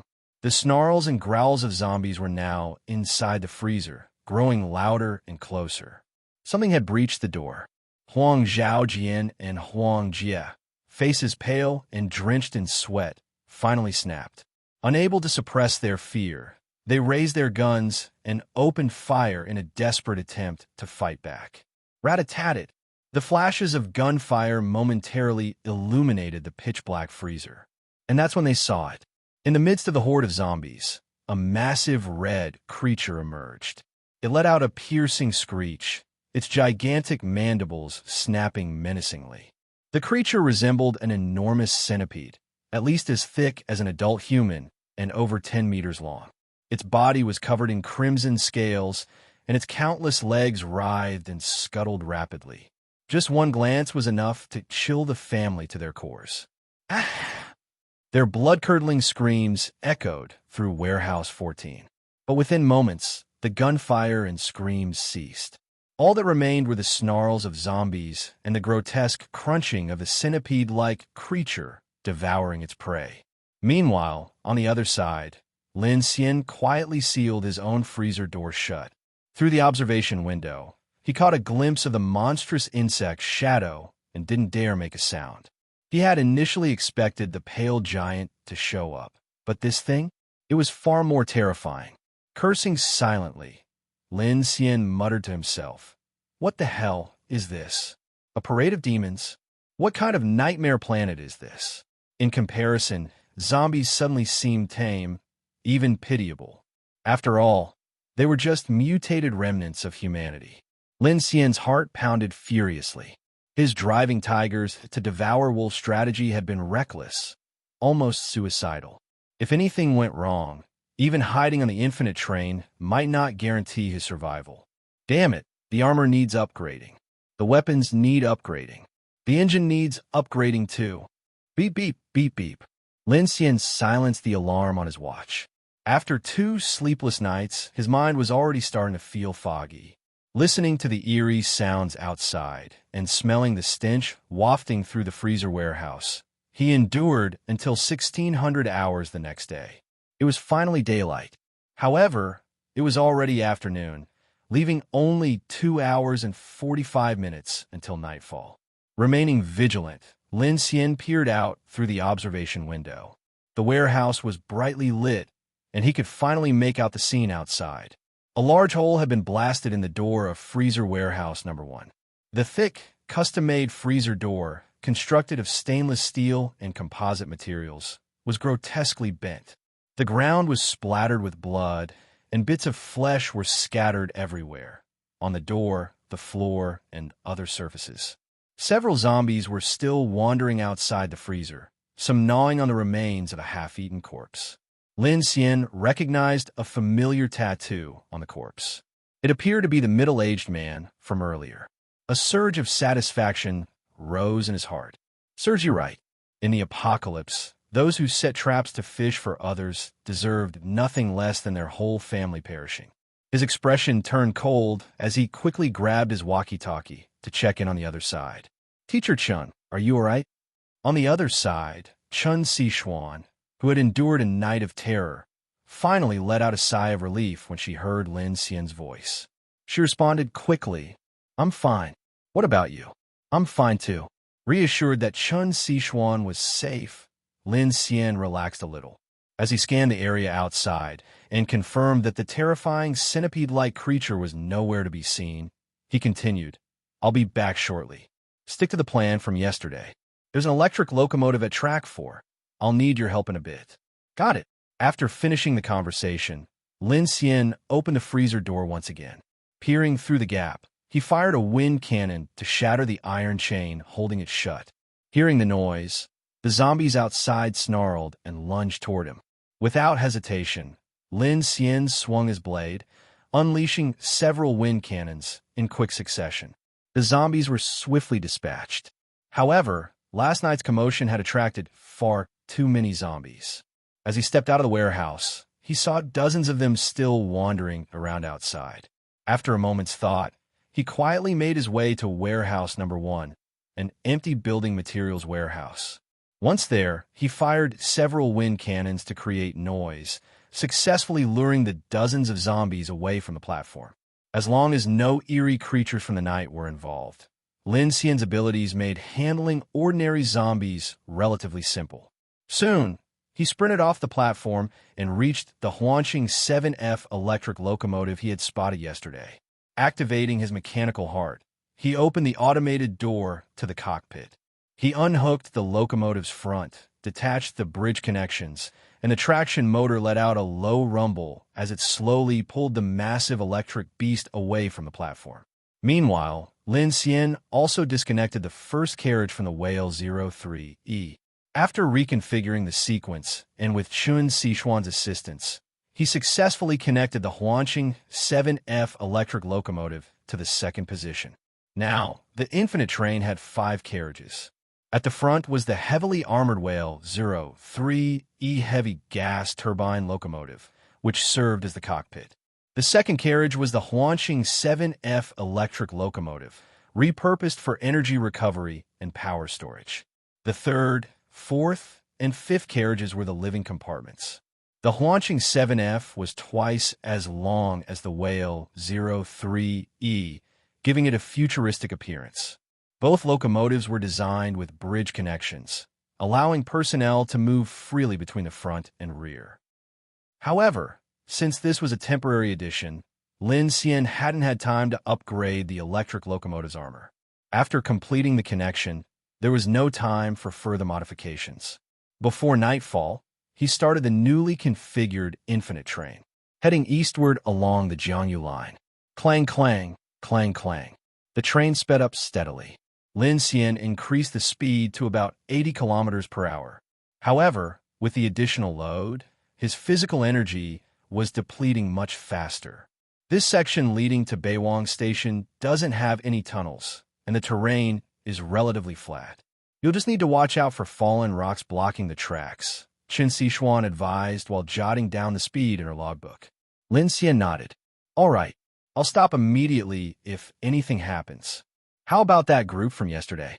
They're dead." Lin Xian glanced at Qin Sichuan and added, "That whole family was scum, setting traps to rob and kill people. They were all eaten by zombies last night." Qin Sichuan's expression changed slightly.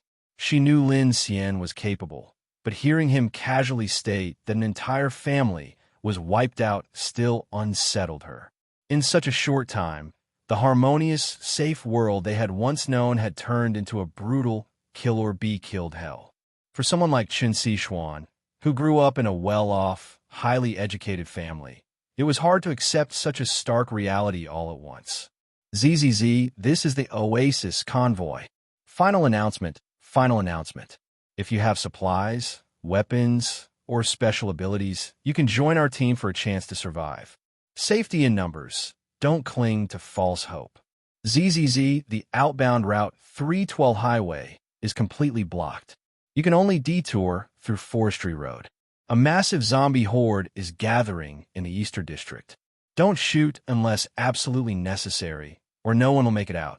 ZZZ, Jiang City Bunker, welcomes all ability users and beautiful women. We are based in a military-grade nuclear bunker in Jiang City, with over 300 people and clear division of labor. We can withstand the polar night. ZZZ, this is the last day. Once again, I'm in apartment 1304 of Mingwang Complex. plenty of supplies, and the safest survival space in the apocalypse. Only accepting women aged 16 to 30. 2 spots left. ZZZ patrol camp at Yubei City reports. Yinqing and Fengcheng have fully succumbed to the polar night. Along the Lin Xian mountain range, from the eastern direction, Jiang City to Luolin City, and then Hechi and Minjiang regions, a large-scale emergence of eerie creatures has been detected. Radiation levels are unknown. Over the radio, news came that the nearby Yinqing and Fengcheng had completely fallen. Survivor reports suggested that traveling 200 to 300 kilometers east could grant an additional hour of daylight. This also gave a rough estimate of the dark tide engulfing the third abyss. 200 or 300 kilometers might not seem far, but in an apocalyptic world with paralyzed transportation and zombies everywhere, entering the night meant endless fear of death. Escaping that far wasn't easy.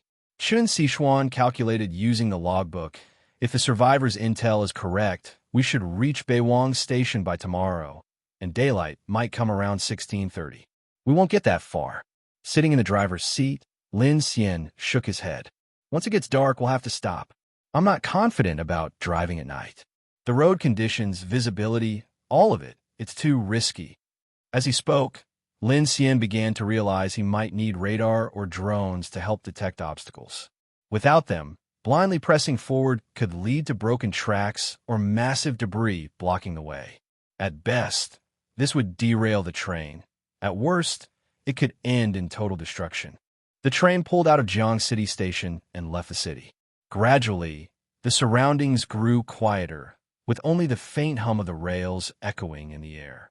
Lin Xian looked up at the massive cloud formation looming over Jiang City. The ominous cluster hung motionless in the sky, evoking a deep sense of dread every time he saw it. Many people had seen it, and there was no doubt that some kind of atmospheric creature resided within, something far more terrifying than zombies or eerie entities. No one knew what it was. For humans, the only choices were to cower in fortresses or flee in panic. Who would dare investigate the true form of such an apocalyptic being? Outside the city, the scenery gradually transformed into mountains and farmlands. The blood-soaked, desolate, and smoke-filled landscapes faded away, offering a fleeting illusion of having escaped the apocalypse. Lin Xian had assumed it would be rare to see any people along the way. Unexpectedly, a dirt road running parallel to the railway began to reveal scattered vehicles, mostly off-road jeeps. A few sedans, caked in mud and loaded to the brim with belongings, roared down the road as their drivers floored the gas pedal. When one of the jeeps noticed the train passing by, its window rolled down. A middle-aged man stuck his head out and shouted, "Holy sh*T, a train. D*MN, that's amazing." Another jeep, covered in makeshift paint designs, opened its roof hatch.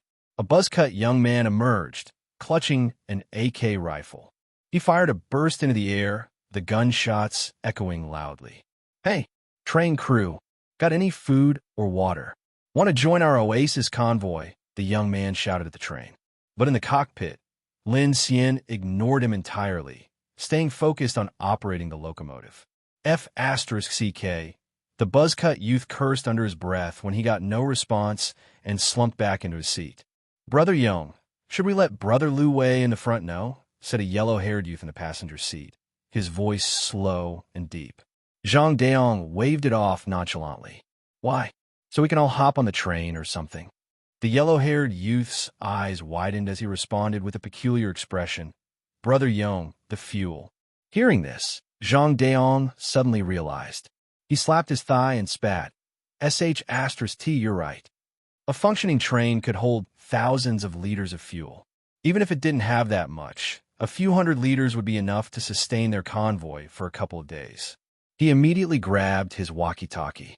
Brother Wei, there's a big one heading along the Jiangyu line. It's a train. I think it's carrying a lot of fuel." "A train," a raspy voice responded over the walkie-talkie, sounding intrigued. "Yeah, I figure it'll reach Yushan Station in about 10 minutes. What do you think?"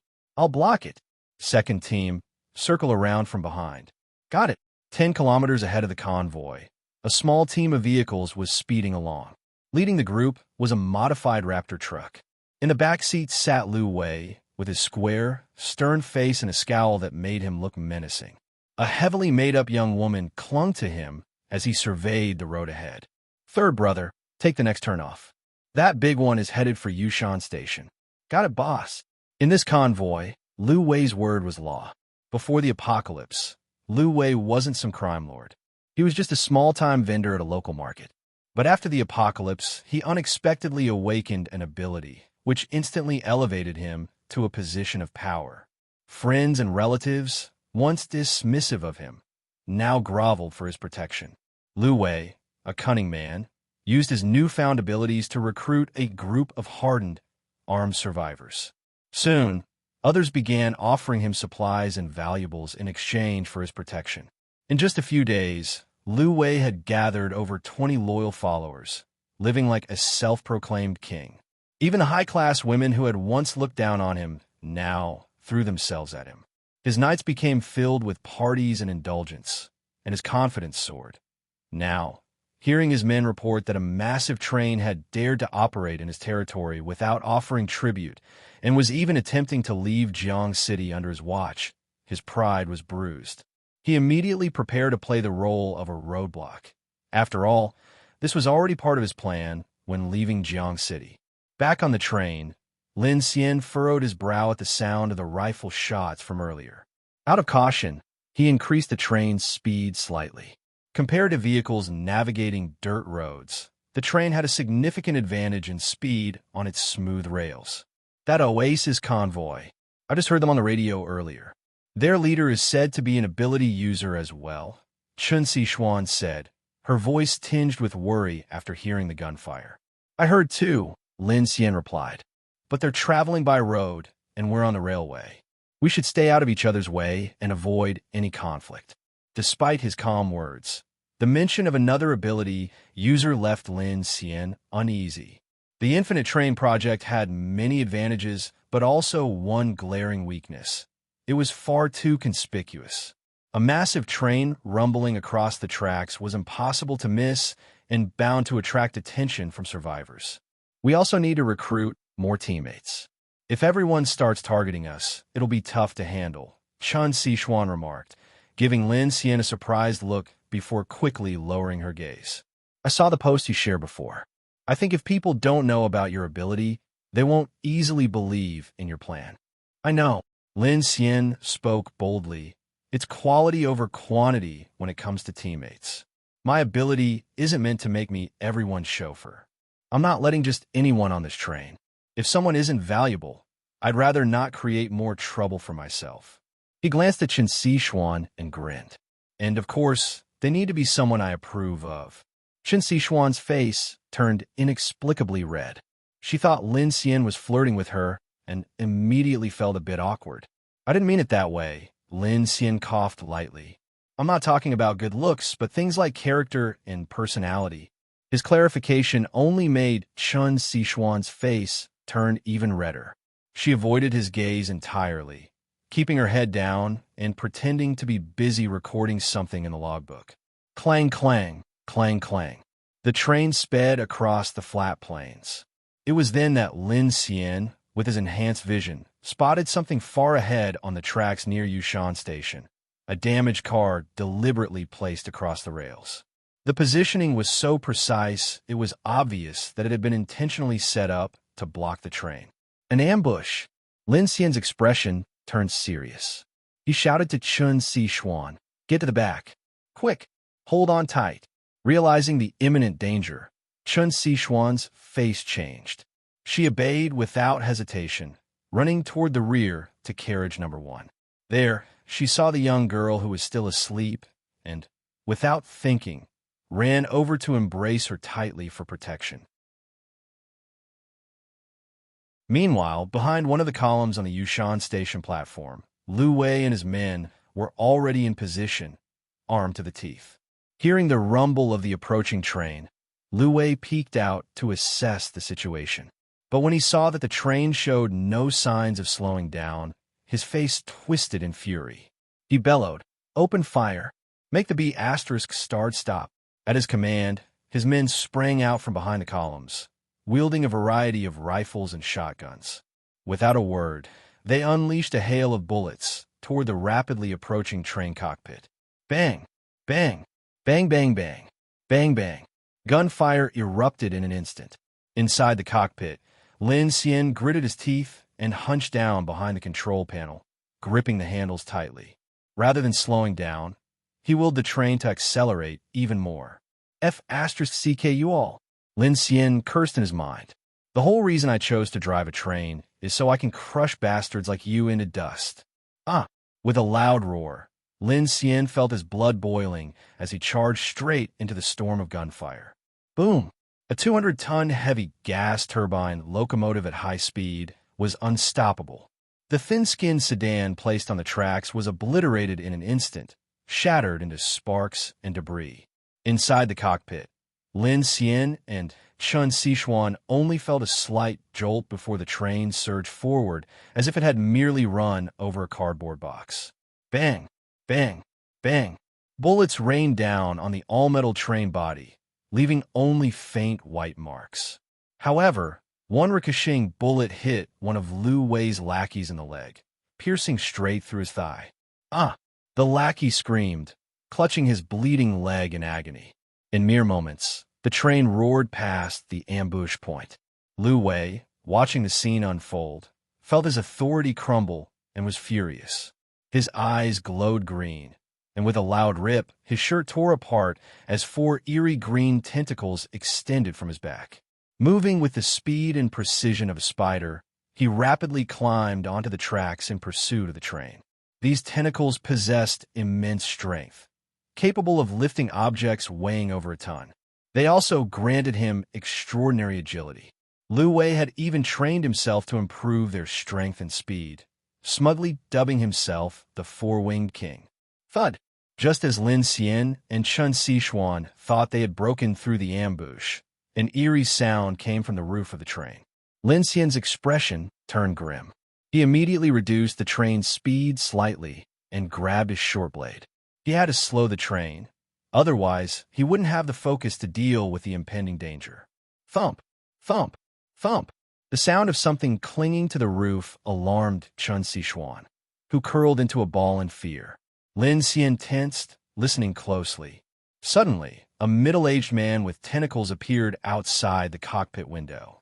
Well, you've got guts, kid, daring to charge through my blockade. Seeing that the driver was just a young man, Luo Yi cursed loudly.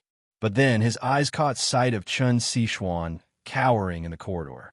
His expression instantly changed to one of delight. Well, what do we have here? A pretty little lady. Chun face went pale at the sight of Luo Yi's tentacles. His monstrous appearance, with glowing green eyes and squirming appendages, made him look no different from a creature out of a horror movie. An ability user? Lin Xian's heart skipped a beat. He hadn't expected that the ambush would involve an ability user. This was his first encounter with one, and it was nothing like he had imagined. After all, who would have thought an ability could make someone grow tentacles? Was this an ability or nuclear radiation? Thud! Without a word, Luo Yi smashed one of his tentacles against the windshield. The high-strength glass, 10 to 15 millimeters thick and capable of withstanding rifle fire, cracked in a spiderweb pattern under the impact. Lin Xian was shocked. The windshield, which could shrug off bullets with barely a scratch, was damaged with a single blow. Just how terrifying was this guy's strength? Luo Yi, however, was equally surprised. He knew the strength of his tentacles and hadn't expected the glass to hold up. Clearly, the train's defensive capabilities were not to be underestimated. D***M. Lin Xian's expression turned cold as he slammed on the brakes, bringing the train to a screeching halt. Caught off guard, Luo Yi, who hadn't expected the sudden stop, was thrown backward by the inertia and tumbled off the train. Lock the door. Lin Xian rushed past Chun, grabbed his short blade, and opened the cockpit's rear door. What are you doing? Chun exclaimed in shock as she watched him stop the train. Taking him out, Lin Xian replied, leaping out and slamming the iron door shut behind him. He knew that an ability user like Luo Yi who could keep up with a moving train and break through its defenses, couldn't be ignored. Hiding inside the train would only delay the inevitable. If the windshield was shattered, he would need hours to repair it. Time he didn't have. Once night fell and his location was exposed, he'd be an easy target for the eerie creatures like the centipede monster from last night. Luo Yi, covered in dirt, rose furiously. When he saw the young man leap from the train, wielding a steel blade, he couldn't help but laugh. What's this? A hero coming to save the damsel in distress. He sneered, his tentacles spreading out behind him, making him appear enormous. With an arrogant tone, he declared, "Sorry, kid, but today I'm taking your life, your train, and I'll take good care of your woman too." Lin Xian's eyes narrowed. Without a word, he raised his hand and unleashed a charged wind cannon aimed directly at Luo Yi's face. Whoosh! The sharp blast of air shot forward. Luo Yi had just begun to react when he felt as though his forehead had been struck by a sledgehammer, sending him flying backward. sh*T. Another ability user. Luo Yi's heart raced in panic. He realized that Lin Xian, like himself, was an ability user. Having only recently awakened his abilities, Luo Yi lacked combat experience. Caught off guard, he had been hit hard, and cold sweat dripped down his back. Still, his enhanced body and reflexes allowed him to recover quickly. While airborne, one of his tentacles lashed out like lightning, wrapping around Lin Xian's ankle. The train tracks ran along a steep ravine.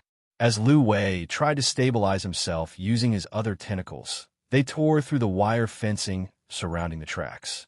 Both he and Lin Cien tumbled down the slope, crashing into the depths below.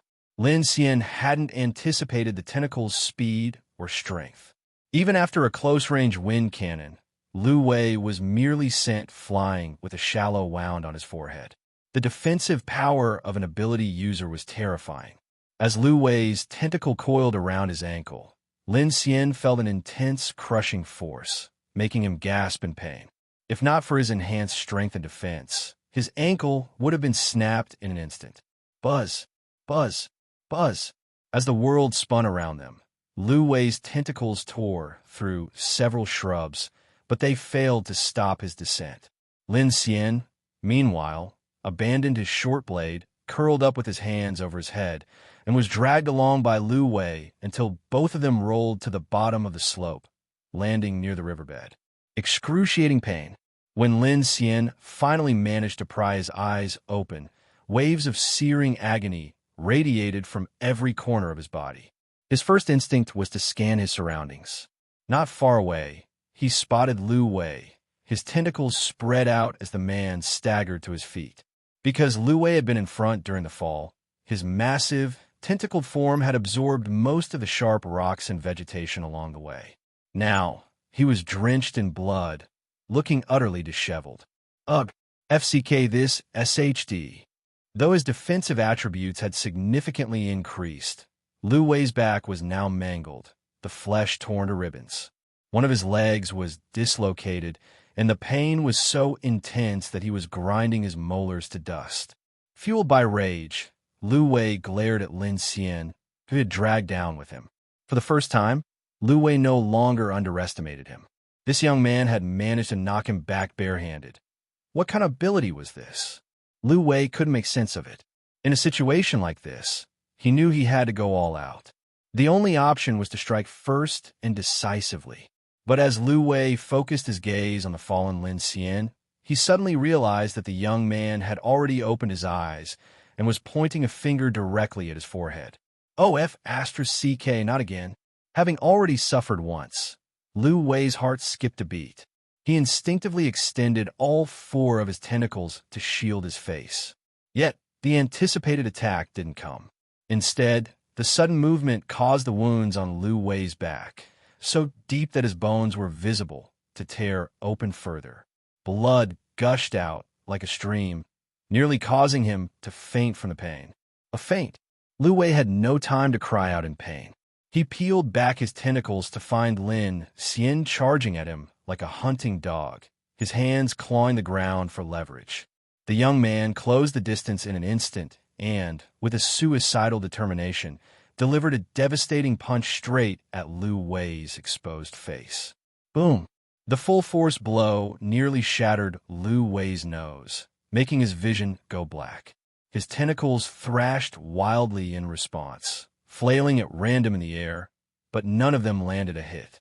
He had never expected this seemingly young and inexperienced guy to be so ferocious, using a feint to create an opening and then striking with such precision and brutality. This was far beyond the reaction speed and combat instincts of someone like Luo Yi, who had spent most of his life running a vegetable stall in a marketplace. After suffering 2 crushing blows in quick succession, Luo Yi's confidence began to crumble. Fear crept into his heart. His convoy had only been on the road for a single day. Lin Xian's heart pounded wildly as he stared at Luo Yi, who was sprawled on the ground. The blood, the pain, it all seemed to ignite a frenzy deep within him. I can't die. I don't want to die. The primal instinct for survival surged within him, numbing the searing pain that racked his body. With Luo Yi momentarily knocked down, Lin Xian didn't waste even half a second.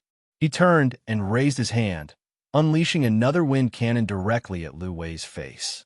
Whoosh! A bloody hole burst open on Luo Yi's face. Ah! Luo Yi howled in agony, his 4 tentacles whipping into action. They swept up the smooth pebbles from the riverbank and hurled them at Lin Xian with such force that the stones whistled through the air. Lin Xian didn't dare underestimate the attack and immediately sidestepped to evade. I'll crush you to death. Luo Yi roared, his desperation driving him to madness. He furiously grabbed more rocks with his tentacles, launching them at Lin Xian with relentless force. Through the chaos, Luo Yi began to analyze the situation. The young man before him seemed to rely heavily on agility. Aside from that ranged attack, which acted like some kind of hidden weapon, the youth didn't appear to have any other threatening abilities.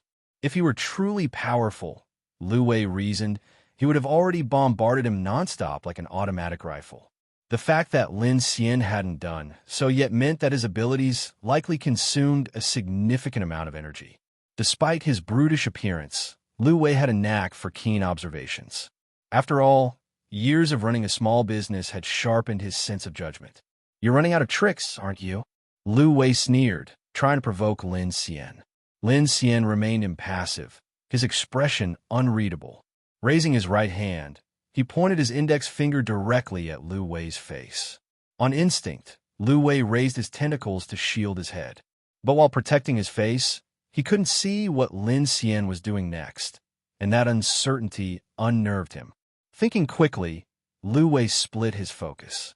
While 2 of his tentacles guarded his head, the other 2 scooped up more rocks and flung them at Lin Xian. Lin Xian, seeing Luo Yi's divided attention, narrowed his eyes. He tilted his head slightly to dodge a flying rock, then subtly shifted his aim downward. His finger was now pointed at Luo Yi's crotch. Whoosh! The wind cannon tore through. Luo Yi's entire body shuddered violently as an explosive wave of pain overwhelmed him. He opened his mouth wide to scream, his face twisted in horror. He had spent the entire fight guarding against an attack to his head. He never imagined Lin Xian would aim for his little Luo Yi. Yeah! As Luo Yi screamed, his focus shattered. In that fleeting moment of agony, Lin Xian darted forward like a ghost, closing the gap with terrifying speed. Sensing the approaching threat, Luo Yi's primal survival instincts kicked in. His 4 tentacles lashed out in unison, aiming to obliterate Lin Xian. Die, you bastard! Boom! Luo Yi's tentacles smashed down with all their might, only to collide with a suddenly conjured ice wall. The impact shattered the wall into shards, sending icy fragments flying in all directions. Before Luo Yi could register what had happened, Lin Xian had already slipped through the gap.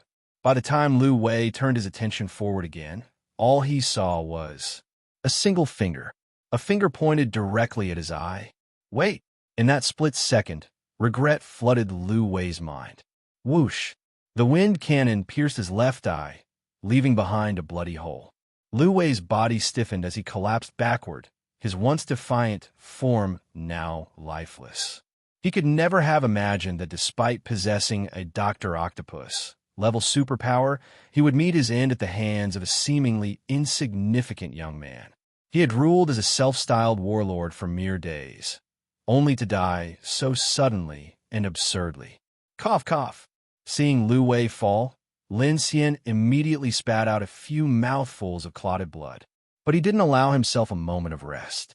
He grabbed a large pebble from the ground, staggered over to Luo Yi's corpse, and raised the stone high.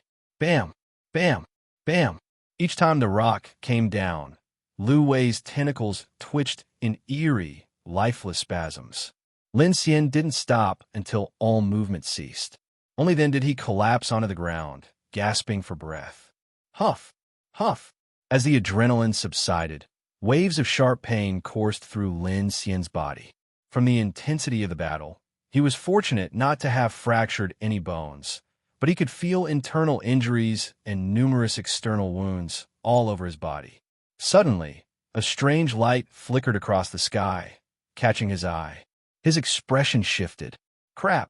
Meanwhile, back on the train, Chun Siwan was pressed deep into the corridor, her nerves stretched taut as she stared at the cockpit door that was being pounded on repeatedly. Open the door. Open it now. Bang, bang, bang. A yellow-haired thug climbed onto the windshield, slamming the butt of his handgun against the glass with all his might. However, aside from the initial cracks caused by Luo Yi earlier, the windshield remained unscathed. Get the hell out of the way. Another man climbed up, kicking the yellow-haired thug aside. With a cigarette in his mouth, he aimed an assault rifle at the windshield and unleashed a volley of bullets. Rat-a-tat-tat. Sparks flew, and stray rounds ricocheted off the glass. D*MN, this thing is tough. Is this bulletproof glass? Watch it, Defay. Bullets don't have eyes. The door won't budge either, unless we get a cutting tool. Cutting tool? Where the F***CK am I supposed to find one right now? Forget it. Let's just leave for now. It's almost nightfall. At the mention of nightfall, the group of thugs all froze for a moment. The guy's dead anyway, thanks to Brother Wei. The chick's as good as can meat. We'll come back for her tomorrow with better tools. Don't worry. I stacked some rocks on the tracks. That train isn't going anywhere. Oh, Defay, about the Zhao family's car that Brother Wei used to block the road. There's no space left in the convoy. What should we do? Let them squeeze in somewhere. Squeeze in? Screw that. Tell them to F***CK off. They didn't bring much to the table anyway, dragging their whole damn family around. All right, we'll just leave them then. Cursing and grumbling, the group finally left. Inside the train, Chun Siwan watched the clock in the carriage, its hands ticking away second by second. Her heart felt like it was lodged in her throat. Is he dead? Night is falling. What do I do? Her face was tense, her body frozen as she clung tightly to the lever by the door, forcing herself to remain rational. 10 minutes later, frantic knocking suddenly echoed from outside. Startled, Chun Siwan thought it might be Lin Xian and was about to respond when a woman's urgent voice cried out from the other side. Is anyone there? Please, is anyone inside? I'm begging you, let my family in. Miss, a bespectacled man climbed up to the window near the cockpit. When he spotted Chun Siwan, he immediately pleaded, Please, can you open the door and let us in to hide? It's almost nightfall. I'm begging you. The woman outside wailed desperately.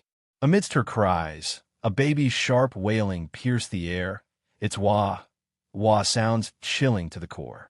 Miss, please, we won't eat anything. We won't take anything. We just need a place to hide. Our car is destroyed. We have nowhere else to go. Sob, sob. Please, I'm begging you, show some kindness. Here, here. The woman's voice turned hysterical. If you don't trust us, can you at least save my baby? He's so little. He won't eat much. Please. Please, I'm begging you. The woman's cries, the man's pleas, the baby's screams. All these voices bombarded Chun Siwan. Curled up in a corner, she clamped her hands over her ears, tears streaming silently down her face. Inside, she was screaming, Stop it. Please stop shouting. The clock in the cockpit continued to tick. Gradually, the cries faded. The desperate knocking ceased. Night had fallen. As the light dimmed in an instant, Chun Siwan scrambled on her knees into the cockpit. Using Lin Xian's phone flashlight, she quickly checked the train's travel mileage. Then, she returned to the corner, pulled out her notebook, and, trembling, carefully recorded. Day 1, departed from Jiang City, travel time, 50 minutes, distance, 54 kilometers, daylight hours, 16 to 18:45. Chun Sichuan's eyes kept trembling, her entire being on the verge of collapse. She seemed possessed, forcing herself not to think about what was happening outside. She tried not to think about Lin Xian, not about that family of 3, not about the darkness outside, and especially not about her impending death. Suddenly, the cockpit door automatically opened, and the corridor lights turned on. Startled, Chun Sichuan fell back onto the floor. The door opened, and Lin Xian, covered in blood and wielding a short blade, leapt inside. Chun Sichuan was overjoyed. She immediately got up to close and locked the door tightly. Then, to prevent the light in the hallway from leaking into the darkness outside, she shut the small door leading into the cockpit as well. Lin, are you okay? Chun Sichuan knelt in the carriage, staring in shock at Lin Xian, who was now covered in wounds. I'm not dead. Lin Xian grabbed a bottle of water from behind, twisted it open, and downed half of it in big gulps before finally exhaling deeply. Seeing him in such a bloodied state, Chun Sichuan quickly pulled out a towel to wipe him down. But Lin Xian grabbed her wrist. Oh, what's wrong? Chun Sichuan looked up in surprise, meeting Lin Xian's piercing gaze. His eyes were cold as ice, and he questioned her in a sharp tone. Why didn't you open the door earlier? In truth, Lin Xian had been climbing up for a while. Although injured, he knew that He and his group would definitely leave before nightfall. So, he had hidden on the slope for a bit, looking for his short blade in the process. Chun Sichuan raised her eyes to look at him. Seeing his serious expression, she bit her lip, lowered her gaze, and, after a moment of silence, replied softly, If I had opened the door, wouldn't you have thrown me out as well? Yes. Lin Xian's voice was cold as ice. Chun Sichuan's expression darkened. Hearing Lin Xian's blunt response, she seemed deflated, leaning weakly against the wall. Her eyes filled with pain as she shut them tightly, and silent tears streamed down her face. Lin Xian let out a small sigh. Watching Chun Sichuan cry, he finally spoke. You hesitated out of kindness. I understand that. As humans, when we ignore the suffering of others, anyone with a shred of conscience is bound to feel pain. Hearing his words, Chun Sichuan's emotions completely crumbled. She threw herself into Lin Xian's arms, her slender shoulders shaking. Her sobs turned into uncontrollable wails, full of heartbreak and regret. She cried without any restraint, like a child admitting to a terrible mistake. I really didn't know what to do. Lin Xian gently held her trembling body and said in a low voice, There's a saying in Buddhism, before saving others, save yourself. Before saving yourself, save your heart. If the heavens won't help, help yourself. If you can't even protect yourself, there's no way you can protect anyone else. If you had opened the door, not only would those 3 people— I know. Chun Sichuan wept, her tear-streaked face full of self-blame and guilt. But I heard the baby crying. That baby, it sounded like it was only a few months old. A maternal instinct naturally surged within her. At that moment, Chun Sichuan felt like she had turned into a monster, a heartless demon. Lin Xian remained expressionless as he watched Chun Sichuan's near breakdown. With a faint sigh, he said, If I told you it was all fake, what would you think? Chun Sichuan, still buried in his arms and sobbing, froze upon hearing his words. Slowly, she looked up with teary, clouded eyes and asked, What did you say? Lin Xian's gaze sharpened slightly as he explained, We're right near Yushan Station. Even without the train, the safest option would have been to hide in the station. But as soon as that group left, that family of 3 came knocking on the door. It was too deliberate.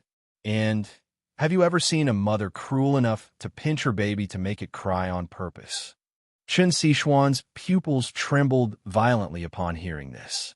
Tears glistened in her eyes, and her face was filled with disbelief. "You're saying they were lying?" Lin Xian gave a helpless smile. "Ms. Chun, you've heard the story of the boy who cried wolf, haven't you? If I'm not mistaken, that family of 3 was deliberately sent by the group to trick us into opening the door. In the apocalypse, everyone feared for their lives. Exploiting others' sympathy had indeed proven to be an effective strategy. And as it happened, Lin Xian had just experienced a similar situation the day before."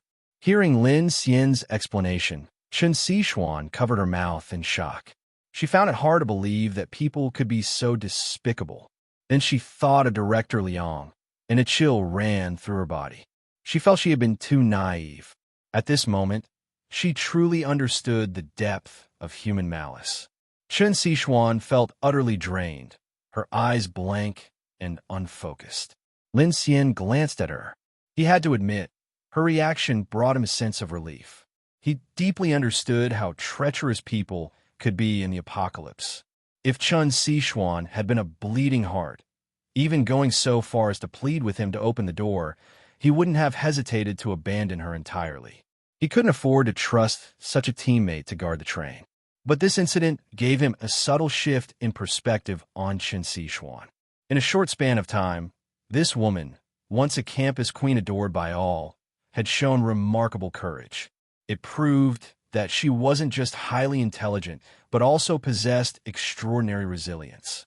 To be honest, Lin Xian couldn't help but feel a faint sense of admiration for her. Am I just too stupid? Chun Siwan broke the silence after a long pause. Lin Xian adjusted his posture and replied with a faint smile, "Very stupid and very naive." Hearing his evaluation, Chun Siwan's expression turned self-deprecating, and she let out a silent laugh. Lin Xian, having just survived a brutal battle, was in considerable pain. He glanced toward the corner where their supplies were stored and asked, "Aren't you hungry? Why haven't you eaten anything?" Chun Siwan's eyes widened at his words, and she replied seriously, "You didn't give me permission to eat." Lin Xian's gaze turned peculiar as he looked at her. His expression was a mix of amusement and disbelief. "Miss Chun, you're adorable." "What do you mean by that?" Chun Siwan asked, her face puzzled. "I mean, Miss Chun, right now, I feel like sleeping with you." "Huh?" Chun Siwan was completely caught off guard by Lin Xian's blunt statement. Before she could react, Lin Xian pulled her into his arms. She panicked instantly, squirming like a frightened rabbit, and stammered, "Wait, Lin, aren't you injured? Does it have to be now? Hold on, you're covered in blood." "Lin Xian, I've never done this before." Wait, I have it in my bag." The night was as dark as ink, and snowflakes swirled gently outside. However, not far away, on a sofa, a young girl lay sleeping. Her eyes remained closed, but her delicate brows gradually furrowed. Beep, beep. Inside carriage number 1, Lin Xian lay on a comfortable memory foam mattress, savoring the soft warmth of the person in his arms. After 2 consecutive sleepless nights, he finally managed to get some decent rest. He glanced at the time. 1400 hours. Fortunately, the night had been peaceful and uneventful. It was still dark outside. Lin Xian had preset his watch to observe the exact time daylight would return. The night was far too long, and they had slept far too much. The woman lying on him, Chun Siwan, had already woken up. She remained silent, but when Lin Xian stirred, she blushed furiously and quickly got dressed, pulling up her pants. In a small voice, she said to him, "They seem to have blocked the tracks with rocks." Lin Xian pulled her into his arms, lowered his head, and placed a light kiss on her fragrant lips. He replied, "I know. I dealt with it before I got on the train." Chun Siwan, feeling shy, slipped out of his embrace. She picked up the travel logbook and started speaking to herself. Counting the distance from Yushan Station, we covered 54 kilometers yesterday. Based on the survivors' shared information, daylight should return by 1700 hours today. After their intimate night, she couldn't help but avoid looking directly at Lin Xian as she spoke. "We'll see," Lin Xian said, glancing at his watch. "This distance may not be enough to notice a significant change." Since it was still pitch dark outside, The two kept their voices low as they took out some food and water for a quick meal. Lin Xian leaned against the corridor, pressing a hand to the floor as he probed the outside situation. He also took a moment to check his injuries, and as expected, his recovery was astonishingly fast. As an ability user, his body was qualitatively different from an ordinary person's. Furthermore, after yesterday's life-or-death battle with Luo Yi, Lin Xian's wind cannon skill had improved significantly. Wind cannon LV.1, 25/100. Ice shield LV.1, 6/100. Yesterday's fight had pushed Lin Xian to his absolute limits. For the first time, he realized just how ruthless and decisive he could be, maintaining a chilling calm in critical moments. He even found himself impressed with his own composure. Time ticked by. Lin Xian stared at his watch as the minutes passed.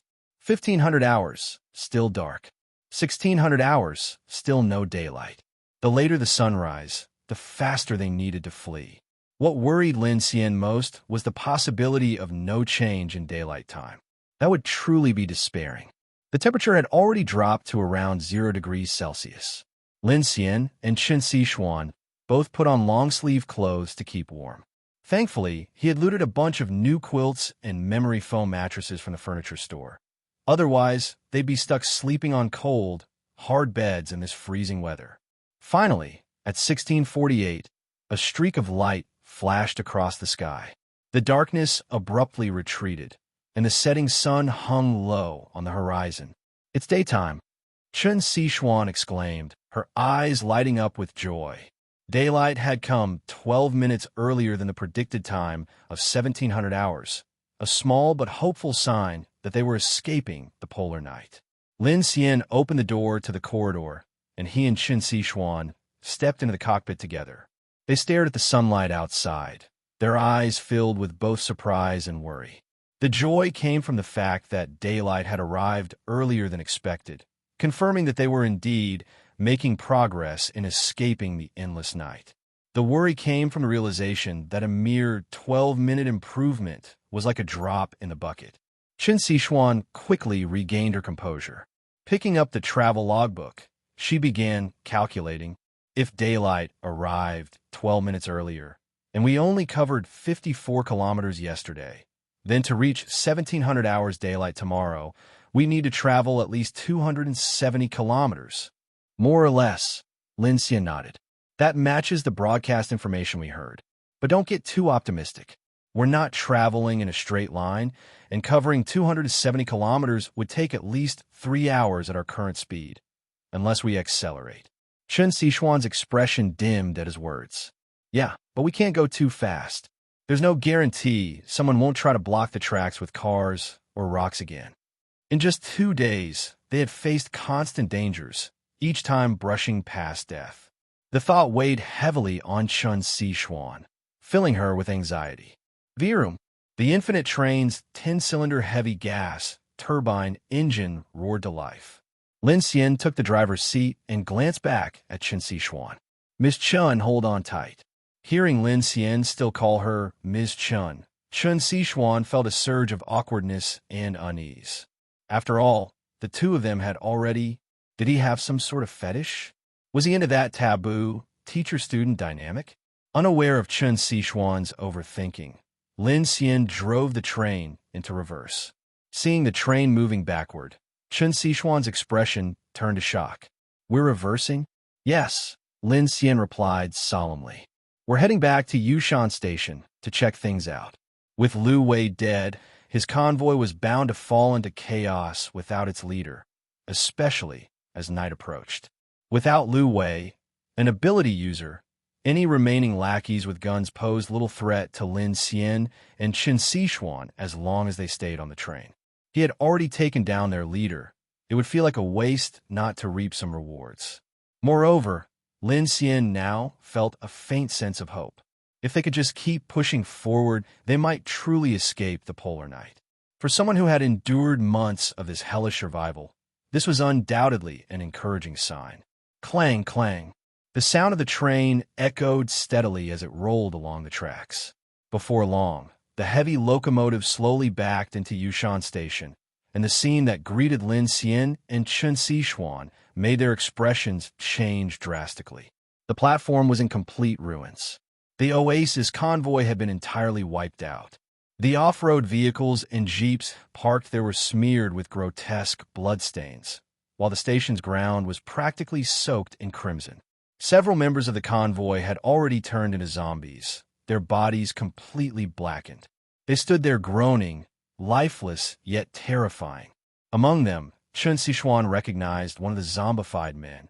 It was the bespectacled, seemingly cultured middle-aged man who had pretended to be the father of the fake family of 3 the previous day.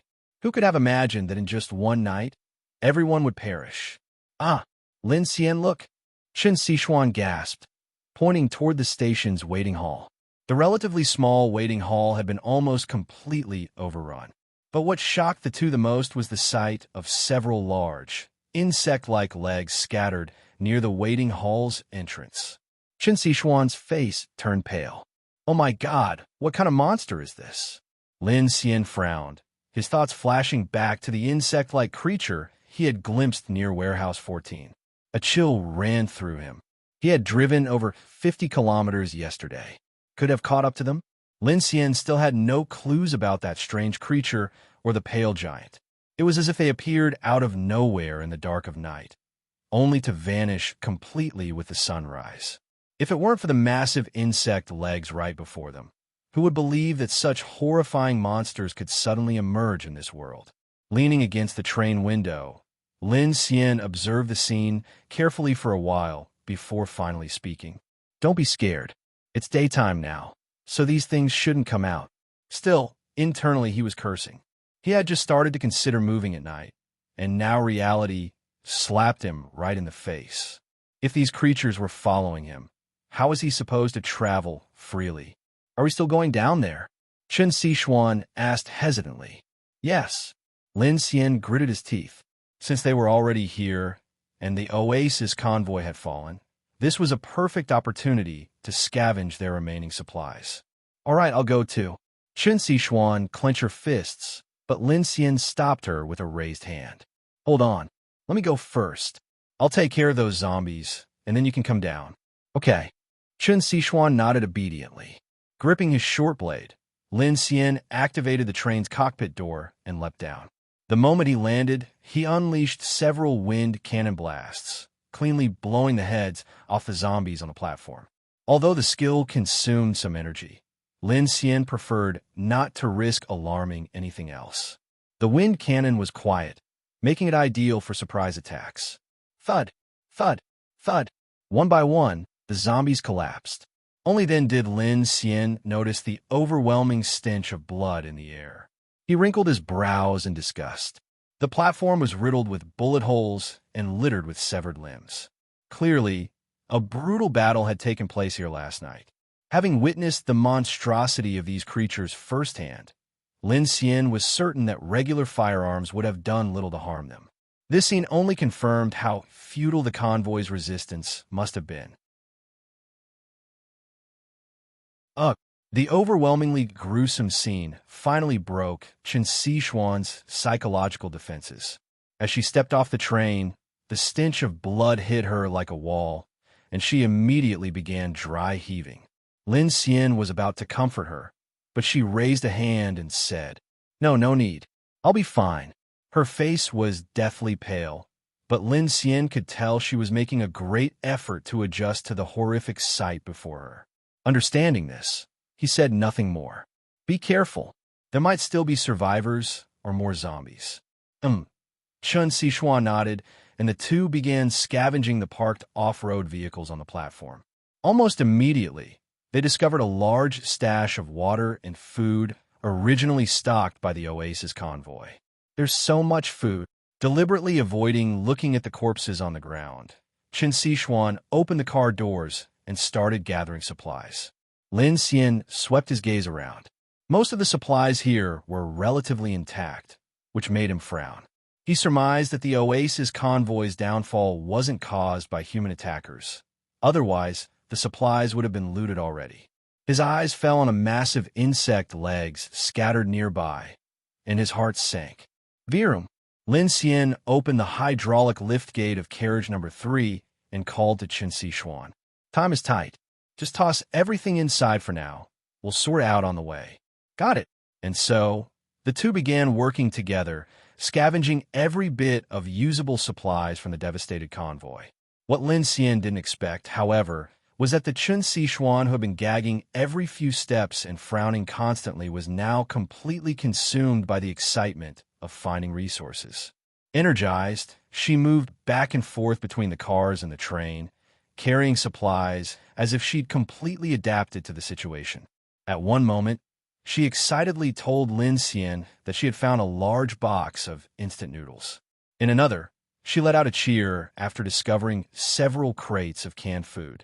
Then, from one of the cars, she somehow managed to unearth a basket full of bottles and containers, skincare and shampoo products, and immediately started jumping with joy.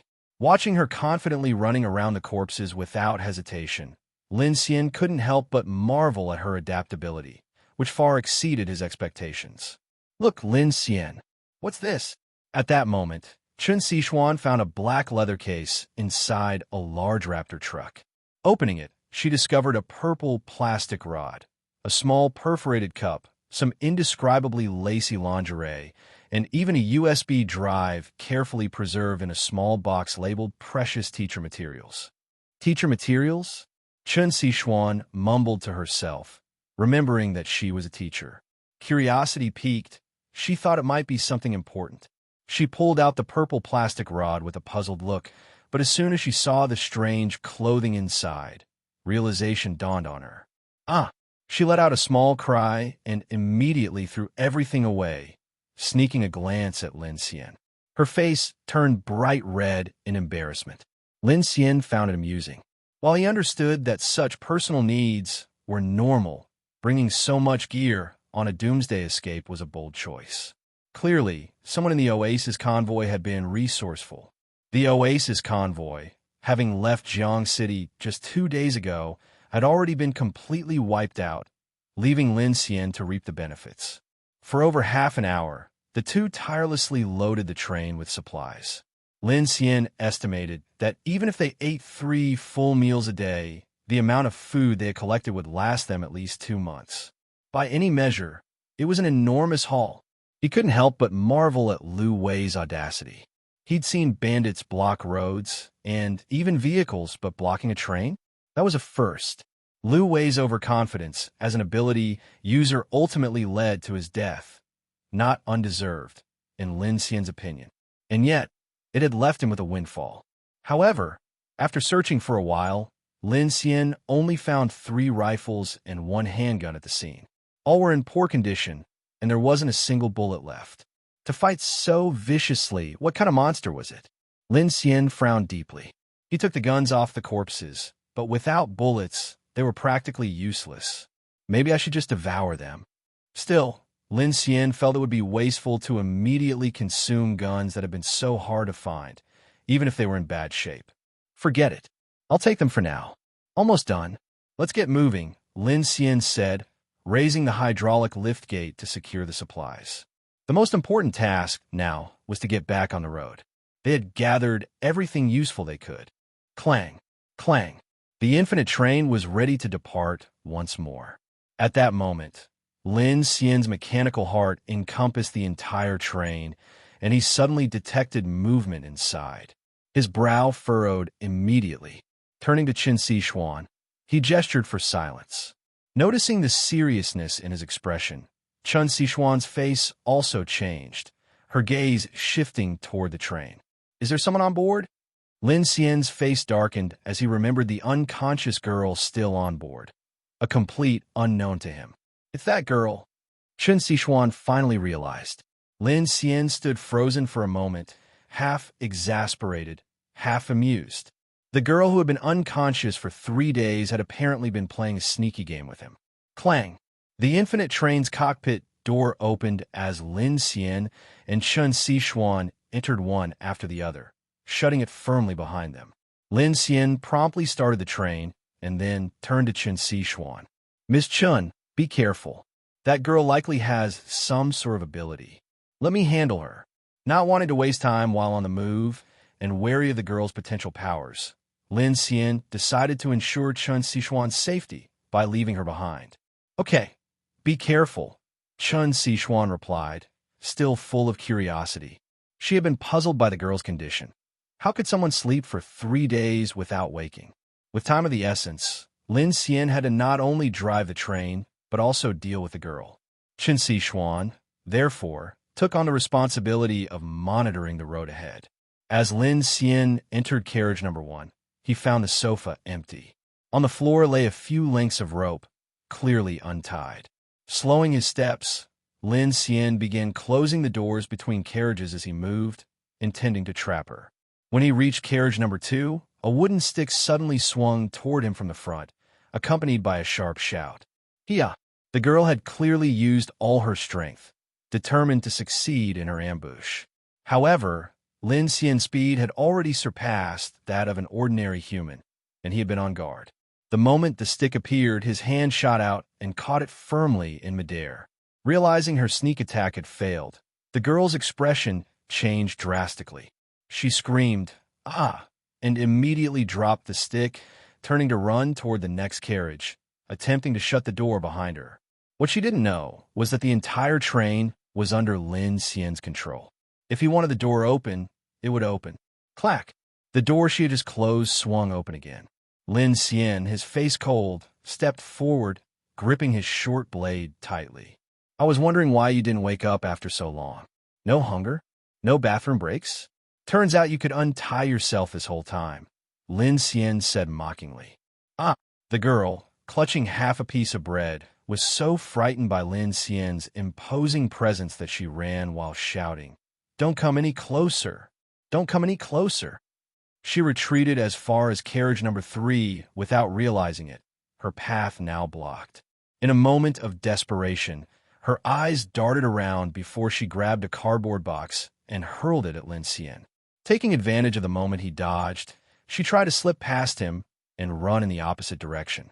Lin Xian remained cautious. He suspected the girl possessed a powerful ability, so he secretly prepared his wind cannon and was ready to deploy his ice shield for defense at any moment. To his surprise, the girl merely threw a cardboard box at him. Bewildered, Lin Xian hesitated. Just as the girl attempted to dart past him, Lin Xian raised a hand, caught her wrist, and yanked her back. A quick trip of his foot sent her tumbling to the ground, where she cried out in pain. Ow! I'm sorry. Big brother, please don't kill me. Lin Xian frowned. He had subdued her far too easily, encountering none of the resistance he'd expected.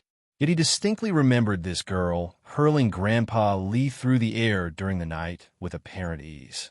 His suspicions deepened as he noticed a faint trace of cunning flash in her tear-filled eyes. Instantly, his guard shot up.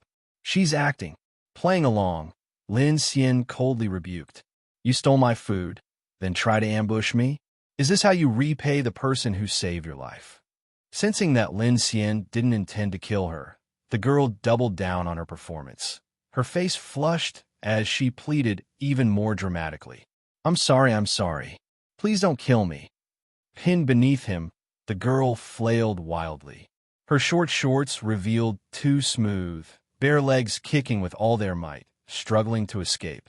Lin Xian firmly pinned the girl to the ground, preventing her from escaping easily. Since you're awake, why are you pretending to sleep? What exactly is your purpose? The girl struggled fiercely, stubbornly replying, I. Lin Xian's expression turned cold as he brought the blade across her line of sight. Do you think I'll go easy on you just because you're a woman? Seeing the steel blade glinting with a chilling light, the girl's eyes widened in shock. She immediately pleaded, I was wrong. Please don't kill me.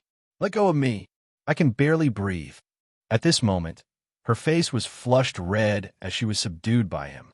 Lin Xian frowned. He couldn't help but think, wasn't this girl the one who blasted through my door earlier? How does she suddenly have no strength to resist now?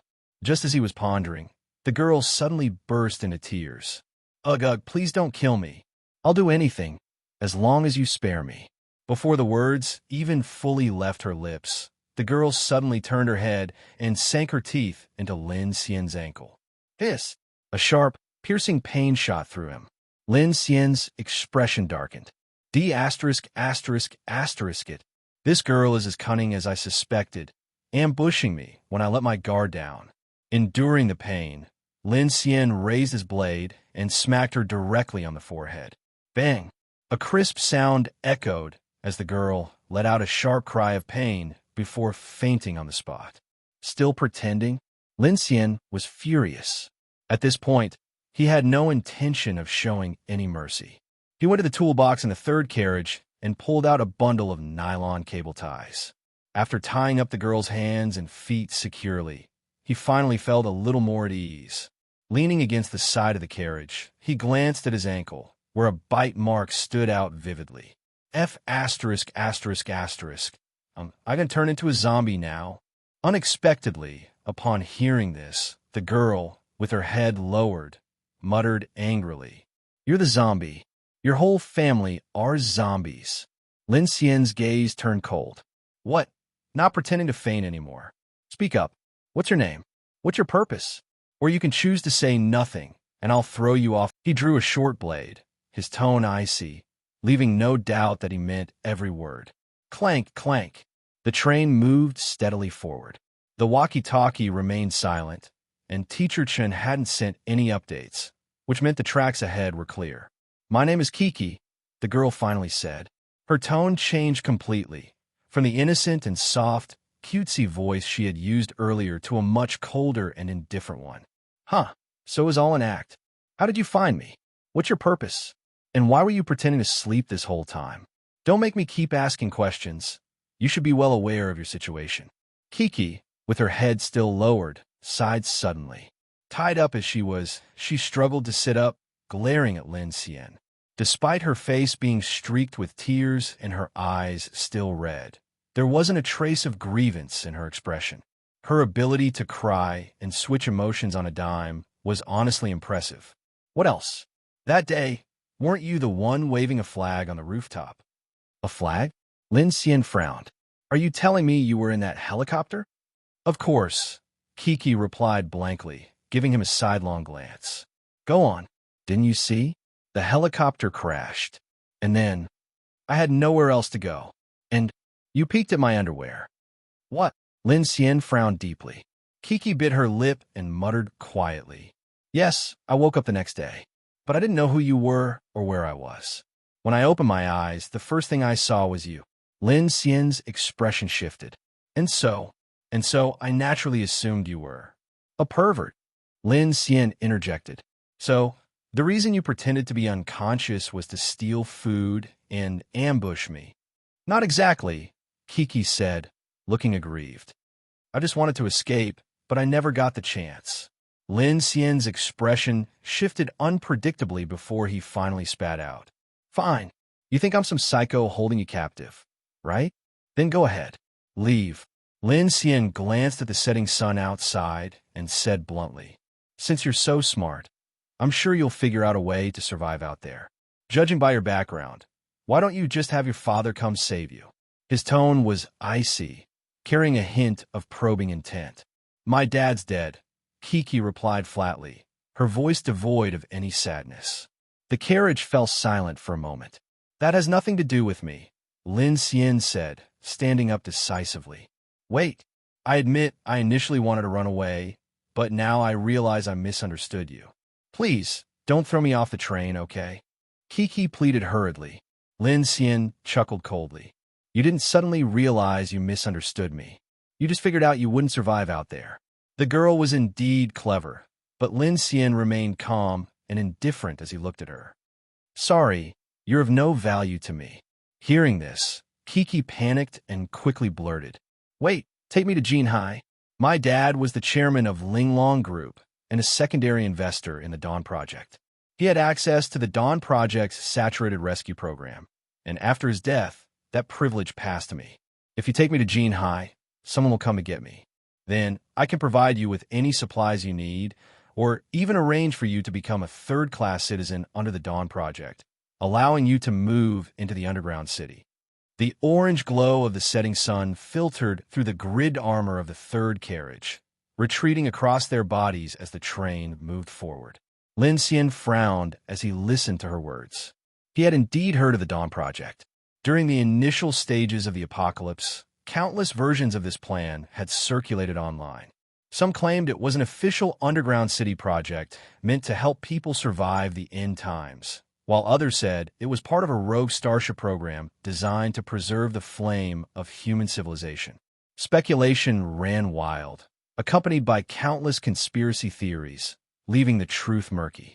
Not interested, Lin Xian said flatly, his response completely contrary to Kiki's expectations. His tone remained as calm as water, and he directly rejected her offer. You don't believe me? Even if I did, I'm still not interested, Lin Xian replied firmly, his eyes cold as they bore into her. Not only am I uninterested, I find this conversation boring. You might as well jump off yourself so I don't have to do it for you. Whether Kiki's words were true or not, Lin Xian genuinely didn't care. Compared to the so-called third-class citizenship in some underground city, he had far more faith in his own ability. As long as he made good use of his powers, his chances of survival were high, at least higher than being buried underground, where he might lose all sense of autonomy. Kiki's eyes flickered with panic under Lin Xian's indifferent gaze, though she quickly concealed her emotions and sneered at him. Why aren't you interested in the Dawn Project? Are you planning to rely on this train instead? Let me be blunt. Your plan is ridiculously naive. Have you even thought this through? The outside world is already collapsing. Without maintenance engineers, the planetary rail network won't hold. 1/5 of the 320,000-kilometer track system is over oceans. What will you do if the tracks break? What if the train is damaged? What if supplies run out? What about storms, tsunamis, or earthquakes? Not even 100 kilometers in, and you've already run into 2 groups trying to rob you. Do you think you'll always have such good luck? Besides, there are only 2 of you. That woman with you probably can't even handle a single zombie. What are you going to do when you run into a zombie horde? Do you have heating equipment? A radar system? After stopping, don't you need a sentry system for safety? A defense system? Transporting supplies might be easy, but what about transportation machinery? And another thing, humans are fragile. With the global plague running rampant, what will you do if someone gets infected or sick? You'll need doctors and antibiotics, right?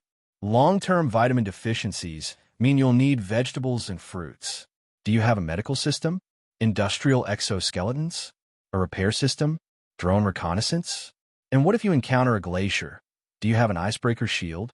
If you need to repair tracks, you'll need steel, small rail cars, and a track lifting system, right? Can you handle all of that? Honestly, your so-called infinite train project probably wouldn't last 1,000 kilometers before breaking down completely. It'll be game over. Shut down, bye-bye. Kiki's voice grew more heated, her wide eyes glaring as her chest heaved in frustration. She clenched her neat little teeth over and over again. Hearing Lin Xian dismiss the Dawn Project and stubbornly focus on running his train made her visibly agitated. Perhaps feeling cornered, her expression became serious. She glanced at the blade above her head, speaking urgently. Lin Xian was dumbfounded. Instead of getting angry, his eyes lit up with increasing interest. Wait, slow down. Sentry systems, defense systems, radar systems, transport machinery, medical systems, industrial exoskeletons, repair systems, drone reconnaissance. What else? His curiosity was piqued. Suddenly, he felt that her words had given him a lot of inspiration for his mechanical abilities. Kiki's mouth hung slightly open, her wide eyes filled with disbelief. She had poured cold water all over his proud plans, criticizing them from start to finish. But instead of flying into a rage, Lin Xian seemed genuinely excited, as though he were planning to follow her suggestions. Did you even understand what I said? Kiki shouted, exasperated. Of course I did. You're saying I need to prepare these systems to make my train faster and more reliable. Lin Xian replied with utmost seriousness. Were you also going to suggest installing railguns and unified mecha systems on the train if necessary? That's it? Nothing more? All right then, goodbye. Lin Xian's face suddenly turned cold, his demeanor shifting so quickly that it was utterly unfeeling. Hey, hey, hey. Seeing Lin Xian rise and prepare to throw her off the train again, Kiki finally lost all composure. She looked up at him in panic, her face full of desperation. Big brother, can't we discuss this? Fine, I'll do it. I'll be like that woman and let you sleep with me. Hearing this, Lin Xian's expression darkened. What did you just say? Kiki's eyes darted nervously as she stammered. But you'd have to wait a few months until I turn 16. Otherwise, it'd be harassment of a minor. Sorry, you've got no chest and no ass. Not my type, Lin Xian said with a straight face. You. The Infinite barreled down the Jiangyu Railway, bathed in the golden light of the setting sun, its streamlined form exuding a sleek mechanical elegance. Inside the third carriage, the air seemed to freeze for a moment. Clank! The sound of the hydraulic liftgate rang out. Fuming, Lin Xian stomped over and opened the hydraulic tailgate mid-journey. Without hesitation, he grabbed Kiki like a chick by the scruff of her neck and hauled her to the back of the carriage. The wilderness should be safer than the city. Good luck, he said coldly, preparing to toss her off. Wait! Kiki screamed in terror, completely helpless in his grip. Her face turned pale as she cried out in desperation. Handsome guy, what kind of terms do you want? We can negotiate. Lin Xian loosened his grip, his expression cold as ice as he stared at her. You think you're valuable to my team? You stole food, ambushed me, and I didn't kill you outright. That's already more mercy than you deserve. Though he said this, throwing her off the train at this moment would essentially be sending her to her death. But that didn't concern Lin Xian in the slightest. I am valuable. Kiki's wide eyes sparkled with desperation. Didn't I tell you about my identity? Keeping me around could get you lots of supplies. I already said, Lin Xian replied with a chilling smile, his tone utterly unmoved. I have no interest in your suggestions. I'm telling the truth. I don't need it. Goodbye. Lin Xian closed his eyes and took a deep breath, his patience completely gone. Activating his mechanical heart, he instantly commanded the Infinite to begin slowing down. Screech. It didn't take long before the train slowly came to a halt. Lin Xian, his face dark, forced Kiki to retreat step by step toward the door. Get off, he said coldly. Kiki froze when she realized Lin Xian had actually stopped the train. Finally scared, her big eyes filled with tears as she glared at him with resentment. She struggled internally for a moment before turning around with a stubborn expression. But as she reached the edge of the carriage, she suddenly stopped, turned back, and looked at Lin Xian with panic in her eyes. Biting her lip, she asked, Are you testing me? Lin Xian frowned. What are you talking about? Kiki's gaze turned icy. You're testing my ability, aren't you? Lin Xian's pupils contracted slightly, but he remained silent.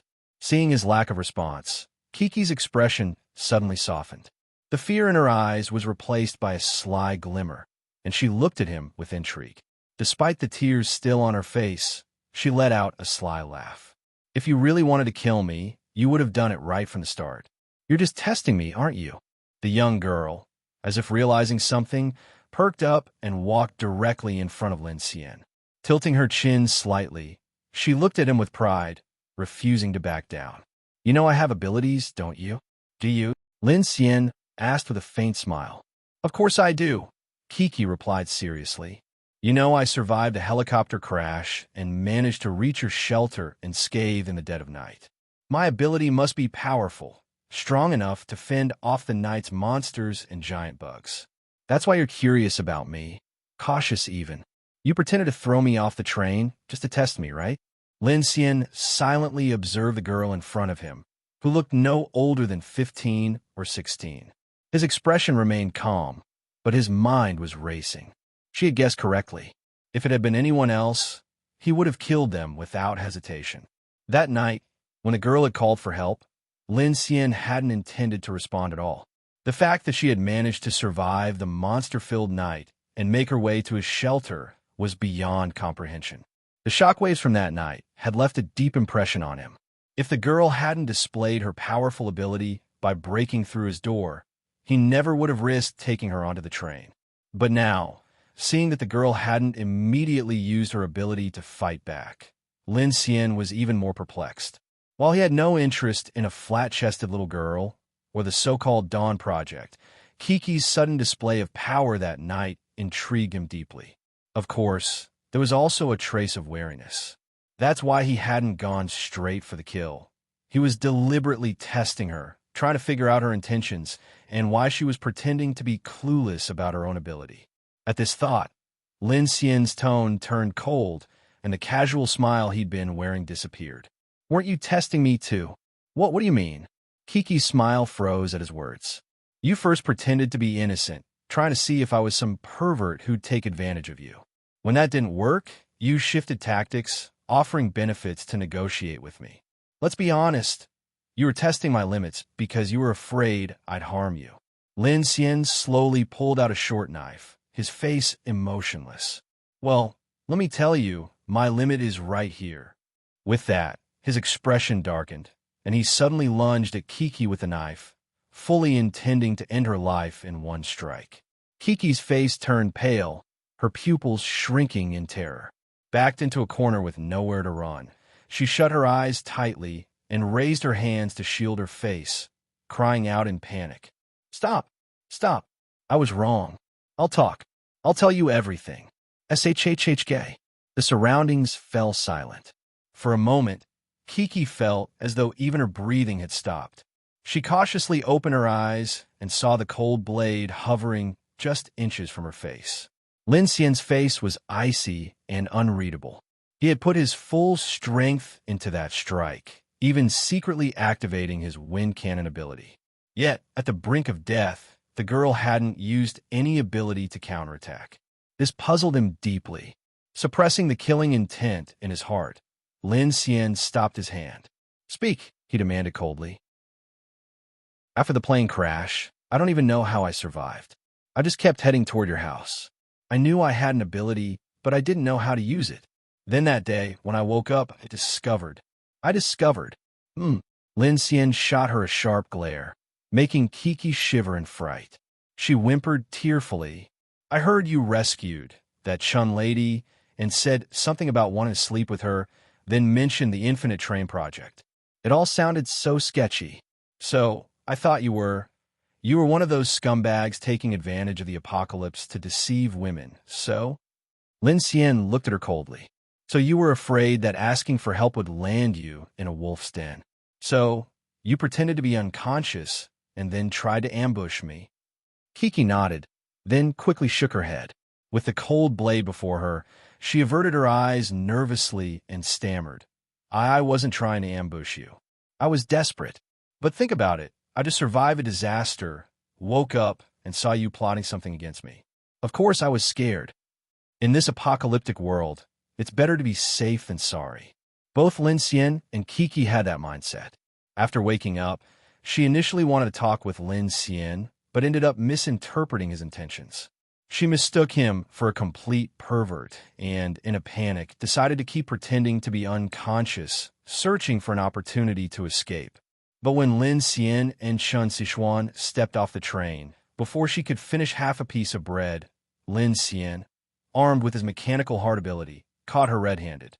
Well then, Lin Xian suddenly said, "If you don't even know how to use your ability, keeping you around is pointless, isn't it?" His statement was chillingly logical.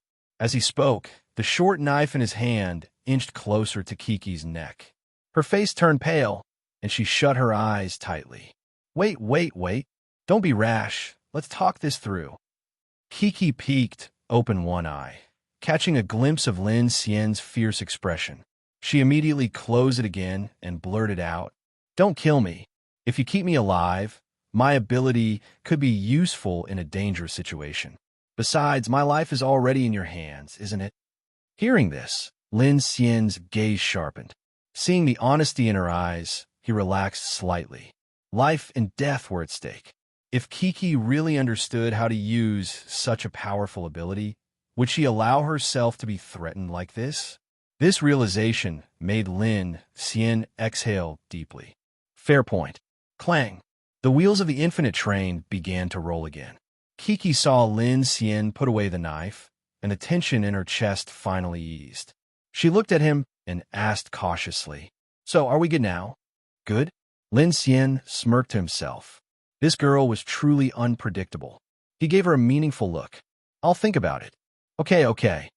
Kiki's expression shifted from panic to relief. "Keep me around. I can really help you." But before Kiki could celebrate, Lin Xian suddenly grabbed her by the collar and, with a strange smile, started dragging her toward the first carriage. Caught off guard, Kiki panicked. "Hey, what are you doing?" "Guess." Lin Xian's tone was cryptic. Alarmed, Kiki stammered, Hey.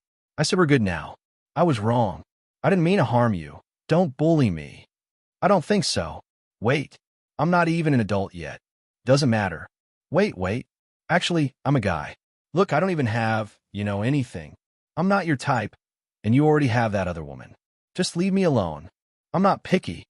Oh, right. I have an ability, remember? If I accidentally use it and hurt you, what then? If that happens, you should thank me for helping you unlock your power. In the first carriage, Lin Xian tied up Kiki's hands and feet with 2 extra ropes, securely binding her in a classic hogtie and tossing her onto the sofa.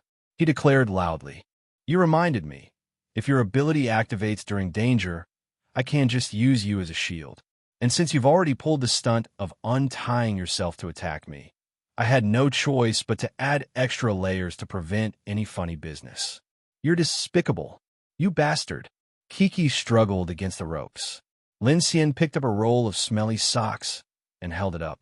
"If you keep yapping, don't blame me for stuffing this into your mouth." Kiki was absolutely fuming, her face alternating between red and pale. While she was slightly relieved that Lin Xian didn't have any actual intent to bully her, the fact that he tied her up to use her as a human shield was utterly disgusting and vile. But now, she was under his roof and couldn't outmatch him. Seeing him holding those stinky socks, she decided to stay quiet. However, she glared at him with eyes burning with fury, secretly vowing to get back at him when the chance came.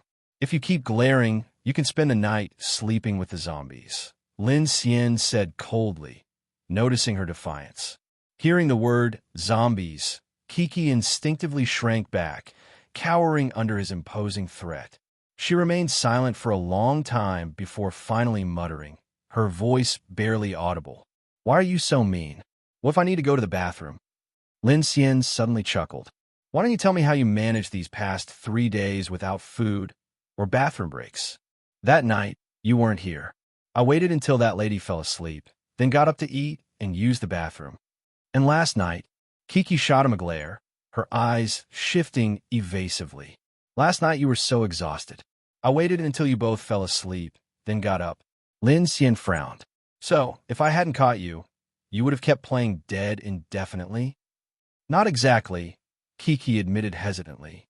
"I was planning to confess today, but then I got hungry, and since you both were gone..." Lin Xian. At 6:45 p.m., the sun dipped below the horizon, and night blanketed the sky. The infinite train came to a slow halt on a railway bridge spanning a mountain ravine. After leaving Yushan Station, the train had been racing for nearly 2 hours, save for a brief stop. Now, the entire train radiated residual heat, only to have its temperature plummet under the intensifying snowfall. The temperature had dropped to -3 degrees, and frost had begun to form on the carriage windows as the snowstorm swept in. Siwan lowered all the blackout shades and closed the door to the driver's cabin. Outside the train, the dark valley stretched endlessly, with only faint mountain outlines visible against the night. Inside the first carriage, Siwan cast a peculiar glance at the hog-tied Kiki. "She's been pretending to sleep this whole time." "Exactly," Lin Xian replied, giving her a look. "We both let her guard down.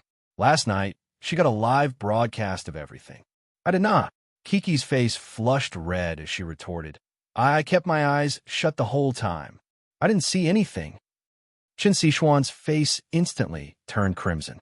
If it had just been her and Lin Xian, no matter how embarrassing, she would have brushed it off as a bit of post-apocalyptic warmth.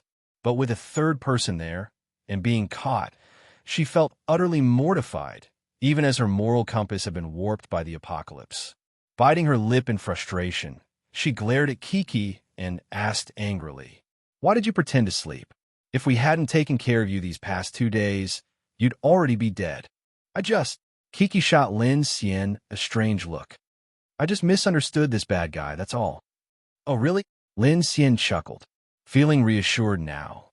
Kiki averted her gaze, muttering, "Didn't I already say we're good now?" She suddenly turned to Siwan, speaking in a soft, pleading tone. "Ms. Chun, thank you for taking care of me these past 2 days. Can you help untie me? It's so uncomfortable like this." "Really? I don't see how it's bothering you." Siwan snorted. "You slept quite soundly these past 2 days while tied up." Though gentle by nature, Siwan wasn't without her limits. Kiki's stunt had scared her, and she wasn't in the mood to indulge her. Kiki was momentarily speechless, then shot an annoyed look at Lin Xian. "Hey, you're not seriously planning to keep me tied up like this, are you? What if a monster shows up?" Lin Xian's expression remained indifferent. "This is punishment for stealing food. If you want me to untie you, show me what you can do. If your ability isn't helpful, you're off the train." Kiki huffed in frustration, stealing a nervous glance at him before curling up on the sofa. Fine, I was wrong, okay? If I have any ability, I'll use it to help. Just don't kick me off the train." "Good." Lin Xian's voice was cold. He left it at that and got up to head to the driver's cabin, leaving Siwan to keep an eye on her. Lin Xian took out the guns he had scavenged from the Oasis convoy, shaking his head as he examined them. One of the AKs even had a bent barrel.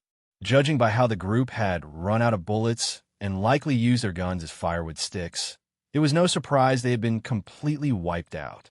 What kind of monster could annihilate them so thoroughly? Devour progress, 5%. With no bullets and a warped barrel, Lin Xian decided to feed the gun to his mechanical devour ability and see if there was any value to it. Devour successful. Mechanical core points +2. Mechanical devour skill proficiency +1. Devour successful. Mechanical core points +1. Mechanical devour skill proficiency +1. That's it. This was a gun. Staring at the notifications on his interface, Lin Xian felt his patience wearing thin. AKs aren't firewood. Damn it. Suddenly, his expression shifted as he sensed something. From the quiet floor of the carriage, a faint but distinct tremor came through the tracks. Clack, clack, clack. The sound was rhythmic, like countless iron chains sliding along the rails, steady, yet heavy and deliberate. "What's wrong?" Siwan asked as Lin Xian stepped into the carriage. "Sure." Lin Xian gestured for silence. "Something's approaching," he said in a low voice, motioning for them to stay still. He quickly turned off the lights in the carriage, plunging them into darkness. Squatting down, he pressed his hand against the train floor, activating his mechanical heart ability to merge with the train and assess the situation outside. Siwan frowned. She walked to the bedside window, carefully lifting the blackout shade just enough to peek outside. Her eyes widened in shock, and she instinctively covered her mouth to stifle a gasp. From her reaction, Kiki's face grew tense as well. "Lin Xian," Siwan whispered, lightly tapping his shoulder in the dark. Lin Xian rose and joined her at the window. Peering through the gap, he froze. What he saw left him utterly stunned. By the dim light of the night, Lin Xian could make out a massive black shadow climbing the iron bridge supports near the rear carriages. Its countless legs clinked rhythmically against the bridge's pillars and tracks, producing a metallic scraping sound. Two long, slender antennae swayed ominously in the dark. That giant insect? Lin Xian's heart sank. How was this thing still following him? From Jiang City's freight hub to Yushan Station, he had driven at least 100 or 200 kilometers during the day. Yet this creature had kept up. Was it targeting him specifically? As the shadow drew closer to the rear of the third carriage, Lin Xian's expression hardened. Without hesitation, he activated his mechanical heart, pushing both the Whale 03E and Huanqing 7F locomotives to roar at full power. Run. That was his only thought. This massive centipede was just as terrifying as the pale white giant they had faced earlier. Regular armor would stand no chance against it. While the infinite train was fortified with rolled steel and high-hardness tungsten alloy used in tank armor, much stronger than the freezer doors from before, Lin Xian didn't dare gamble. Instead of waiting to be torn apart, it was better to let the train's combined power and weight charge forward. Whoom! The sudden acceleration threw both Chun Siwan and Kiki off balance. The carriage lights flickered on as the engines roared louder than ever. "Ms. Chun, to the driver's cabin," Lin Xian shouted, drawing his short blade. Chun Siwan, her heart pounding, steadied herself before rushing unsteadily toward the cabin. Screech! The abrupt motion of the infinite train enraged the crimson centipede. A piercing shriek echoed through the canyon before the train was slammed violently from behind. Bang! The sheer force tilted the entire third carriage, causing the entire train to shudder. Sparks flew from the wheels, filling the air with a screeching wail of grinding metal. "Not good," Lin Xian hissed, tightening his grip on his blade as he dashed toward the third carriage. Meanwhile, Kiki, still tied up, screamed, "Hey, you bastard! Untie me already!" Clack, clack, clack, clack, clack. Following Lin Xian's commands, the blackout shades of all the carriages rolled up simultaneously, flooding the interiors with the eerie night glow. Lin Xian rushed to the third carriage, where he spotted the massive crimson shadow clinging to one side of the train. Clang, clang, clang. The centipede was unervingly fast, its legs functioning like mechanical claws that allowed it to scale the train with ease. The immense weight caused the roof of the third carriage to creak and groan ominously. Lin Xian's scalp prickled. This thing was far quicker than he had anticipated. It was impossible to shake off. Realizing it might try to reach the engine and derail the train, he decisively lowered the hydraulic tailgate at the rear of the train. But as it descended a third of the way, it jammed. Glancing outside, Lin Xian saw the centipede's segmented body sliding rapidly toward the obstruction. Damn it! Without hesitation, he aimed his wind cannon at the insect's abdomen and fired. Thump! The powerful blast struck directly, emitting a harsh metallic echo. The impact severed one of the creature's hundreds of legs, sending it flying, but caused no significant damage. The attack, however, drew the centipede's attention. It scuttled rapidly onto the roof of the carriage. As the tailgate remained stuck, the centipede curled its tail upward, revealing several massive stingers over a meter long. With a sharp motion, the stingers converged and thrust violently at the steel tailgate. Bang! A tremendous force struck the steel hydraulic ramp, denting it inward with a massive bulge. Lin Xian's heart pounded. This insect's strength was terrifyingly immense. At this rate, the armor would be punctured sooner or later. Thump, thump, thump. The front half of the giant insect had already climbed onto Car 2.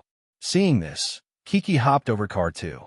With a swift kick, she uncovered a small utility knife hidden in the corner of a waterproof bag. So this was how she had secretly cut herself free earlier. Lin Xian glanced at her, but had no time to bother with her right now. Kung! Kung! At the same time, a sharp gnawing sound echoed from the roof, producing a horrifying metallic tearing noise. Lin Xian was enraged, fearing the insect would chew through the carriage. Without hesitation, he unleashed a relentless barrage of wind cannon shots at the insect's white, soft underbelly. Puff! Puff! Puff! The rampaging wind cannon finally showed some effect, shattering several pieces of the insect's soft underbelly. The powerful impact even blasted open a blood-red hole, sending dark green insect blood spurting out. The insect screeched in pain, swiftly retracting its stinger, only to coil it up and aim once more at the already dented hydraulic ramp. Run! Lin Xian's pupils contracted. He knew the ramp wouldn't hold much longer. He turned and shouted at Kiki. Boom! The massive stinger pierced straight through the ramp and into the carriage. At that moment, Kiki was crouching on the ground, anxiously cutting the nylon cable ties around her feet with the small knife. Hearing Lin Xian shout, she looked up only to see countless shattered steel fragments flying toward her like bullets. She froze, her pupils dilating rapidly. Lin Xian saw that she wasn't dodging and felt a sinking dread. In the blink of an eye, he suddenly appeared in Kiki's field of vision, accompanied by a rapidly forming ice wall. Lin Xian had already thrown himself in front of her, swinging his hand. Puff! Puff! The azure ice wall had barely solidified when several black steel shards embedded deeply into it, sending ice shards scattering everywhere. Ah! Kiki let out a soft cry as Lin Xian pulled her into his arms, dodging to the side. Ow! Kiki was pressed down hard. The ropes binding her hands and feet snapped apart. Looking at Lin Xian, who was sprawled over her, she seemed a little flustered. Hey, jerk, are you okay? Lin Xian struggled to his feet, glaring at her with a fierce expression. If you don't help, we're all dead. Aye, I'll try. In her panic, Kiki quickly stood up, gritted her teeth, and waved her hands, shouting, hey. However, nothing happened. Lin Xian's eyes widened. He was about to curse when Kiki's face suddenly changed. She pointed toward car 3 and screamed, Look out! The giant insect, having pierced through the ramp, seemed to have found an entry point. After wildly thrashing inside with its stinger, it retracted. Then, with a sudden shift, 2 crimson tentacles reached through the hole in the ramp. At that moment, both Lin Xian and Kiki saw its gaping maw filled with massive pincers. Come! Come! The giant insect didn't give Lin Xian even a second to breathe, immediately gnawing at the damaged ramp. If this thing got inside, all 3 of them would be dead today. Without hesitation, Lin Xian got up and fired 2 wind cannons directly at the creature's maw. Boom boom. Blood and flesh erupted. The insect's mouth was blown open, dark green blood spraying everywhere as it let out an ear-splitting screech that made everyone's scalp tingle. Reeling from the pain, the insect's lower half hooked onto a row of iron fence posts beside the railway. With the immense traction force of the accelerating infinite train, it was almost pulled off the carriage. However, the insect's limbs clamped tightly onto car 3, causing the train's speed to plummet sharply. The resulting inertia sent everyone stumbling. Inside the cockpit, Chun Siwan nearly slammed into the control panel from the sudden deceleration.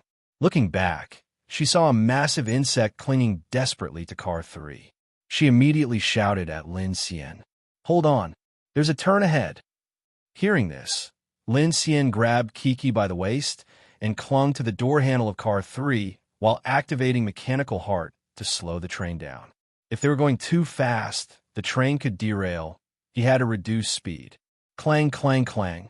The insect's lower body was getting caught on more and more iron fences. Its clawed feet left deep gouges on the carriage, sparks flying. Meanwhile, the red centipede-like creature screeched incessantly. As the train entered the curve, the centrifugal force flung the insect's lower body into more fence posts. Unable to withstand the pull of the train, it finally let out a shriek and tumbled off the roof of car 3, rolling down the embankment. Clang! Clang! The carriage fell silent once more. That was close. Seeing they had shaken off the insect, Lin Xian finally exhaled. His back was drenched in cold sweat. Are you two okay? Chun Siwan called out. We're fine, Lin Xian replied. Just as he was about to get off Kiki, a roar suddenly came from the left side of the train. Kiki immediately screamed, Look out! It's coming again! Boom! A red blur slammed into the side of the train with a thunderous impact, tilting the entire carriage. One of the iron wheels lifted off the tracks, letting out a piercing metallic screech. Lin Xian was caught off guard and was flung away by the shockwave, tumbling through the air. Just when he thought car 3 was going to derail and he himself would crash into the carriage, an invisible force suddenly grabbed him mid-air, stopping his fall. Lin Xian was stunned. Turning his head, he saw Kiki sitting up, reaching a hand toward him. Her panicked expression was mixed with a faint white glow in her eyes. Then, the invisible force pulled car 3 back onto the tracks. Clang! Clang! The wheels locked back in place. Lin Xian was shocked. This was Kiki's ability. She could lift an entire train carriage. Before he could process this, the giant insect climbed up the train again, its massive pincer jaw biting down onto the armored plating. UF *****ing bastard. You just won't quit. Lin Xian. Ahead. Chun Sichuan's gaze was sharp as she shouted, "Speed up. There's a 3-kilometer-long tunnel ahead at Beiwang Station." Lin Xian's heart pounded. He immediately understood Chun Sichuan's plan and activated mechanical heart to accelerate, lowering the hydraulic ramp even further. That crazy girl. Who are you calling crazy? Kiki fumed. Lin Xian grabbed the tow hook and said grimly, "Use your ability to tie that beast up." Kiki hesitated for a moment, but seeing Lin Xian's serious expression, she knew it was life or death. She clenched her fists and said, "Got it." She focused, recalling the sensation from before, and lifted her hands. Whoosh! The invisible force reappeared, yanking the tow hook out of Lin Xian's grip and quickly wrapping around the insect's tail. Screech! The insect struggled fiercely, causing the winch engine to whine and spew black smoke. "Don't let it escape," Lin Xian shouted. "Lin Xian, watch out." A dark tunnel loomed ahead, lit by the train's orange headlights. The insect screeched in terror, but it was trapped. Full speed ahead. Lin Xian grabbed Kiki and leaped into car 2 as the train charged into the tunnel, dragging the monstrous centipede in with it. Boom! The gas turbine engine and electric locomotive roared in unison, accelerating forward. The front carriages surged into the tunnel, while a thunderous crash erupted from the rear. The red centipede-like creature slammed straight into the tunnel wall, causing car 3 to derail momentarily. The impact sent the other side of the carriage smashing into the tunnel wall, sparks flying, glass shattering. Screech! The giant insect let out an agonized screech, its countless legs thrashing wildly, trying to break free. But the train's momentum had already dragged it in. With the massive weight of the carriage pressing down, its thick, armored exoskeleton scraped against the tunnel walls, producing a horrendous, grinding sound. Meanwhile, Kiki, pinned beneath Lin Xian, was clenching her teeth hard, bloodshot veins surfacing in her eyes. She lifted her hands, holding the tow hook tightly around the giant insect's tail, refusing to let it escape. SSSSSHHH. Crack! Crack! The carriage interior reverberated with a series of earth-shattering tremors and gut-wrenching screeches. 3 kilometers inside a tunnel. It felt like an eternity. Then, all of a sudden, the deafening noise ceased. Amidst the lingering metallic groans, car 3 was finally pulled back onto the tracks. Clang! Clang! The carriage returned to silence once again. Lin Xian gritted his teeth and looked up, only to see the massive pincers still embedded in the armored grating. His heart sank. Quickly turning around, he spotted the metal tow hook dragging the severed rear half of the giant insect along the tracks, leaving a gruesome trail. The tail was already shattered into pieces, blood and flesh strewn about. Is it dead? At that moment, Kiki finally released her hands and jerked her head upward. However, the abrupt movement caused her forehead to slam directly into Lin Xian's chin. Thud! The crisp sound echoed inside the carriage. Ouch! Kiki cried out, clutching her head instinctively with both hands. D***N. Lin Xian grimaced in pain, holding his jaw and groaning through gritted teeth. Neither of them had time to confirm whether the giant insect was truly dead as they both clutched their respective injuries, crying out in pain. That hurt, you jerk! Kiki glared at him angrily. Is your head made of steel? Lin Xian retorted furiously. Despite the brief spat, Lin Xian forced himself to ignore her and stood up, his gaze fixed on the motionless insect corpse outside the carriage. Half his tension eased as he began slowing the train. Cautiously, he picked up a blade and moved toward the rear of the train. Peering out, he saw the insect's body clinging to the side of the train. Its torso had been ground down to a thin layer of flesh and countless legs, with half its corpse severed and hanging from the tow hook. Eek! Lin Xian gently brought the infinite train to a stop. It's really dead, Kiki exclaimed as Lin Xian stopped the train. Rubbing her head, she eagerly rushed over. But as soon as she saw the shattered insect remains scattered across the ground, her face turned green. Covering her mouth, she dry-heaved. Ugh, that's disgusting. Lin Xian turned to look at Kiki, his gaze wary. To his surprise, blood began to trickle from Kiki's nostrils. She didn't seem to notice, wiping it away carelessly and tilting her head with a smug expression. See, I told you keeping me around would be useful. You figured out how to use your ability? I think so. When? Just now, when I was saving you. Kiki blinked at him. See, I told you I'm a good person. As she spoke, a fresh stream of blood dripped from her nose, and her face turned unnaturally pale. But it's weird. Using it makes my head hurt and feel all woozy. Lin Xian realized her energy was completely drained. Growing serious, he looked around for something useful. Finding a towel, he tossed it to Kiki. Wipe the blood off your face. Is everyone okay? Siwan ran over with a look of lingering fear. When she saw the carnage in the third carriage, she immediately covered her mouth, gagging. The insect's corpse exuded a nauseating stench. Even the strongest-willed person couldn't help but frown. Lin Xian glanced at Siwan. He had to admit, the teacher was much sharper than he'd initially thought. In the face of danger, it was her quick thinking that led to their survival. We owe you for this, Lin Xian said earnestly. Siwan avoided his gaze, a little embarrassed. It wasn't really me. Of course it was. Without your idea, I wouldn't have known how to handle that monster, Lin Xian said bluntly. Hey, Kiki placed her hands on her hips, glaring in frustration. Why isn't anyone thanking me? As she spoke, another trickle of blood ran down her nose. Lin Xian frowned, noticing her unhealthy pallor. How are you feeling? He asked. Before she could finish, Kiki's eyes fluttered shut. Her body swayed, and she collapsed toward Lin Xian. Her face pressed against his chest as she lost consciousness, her hand grabbing his arm weakly. Don't!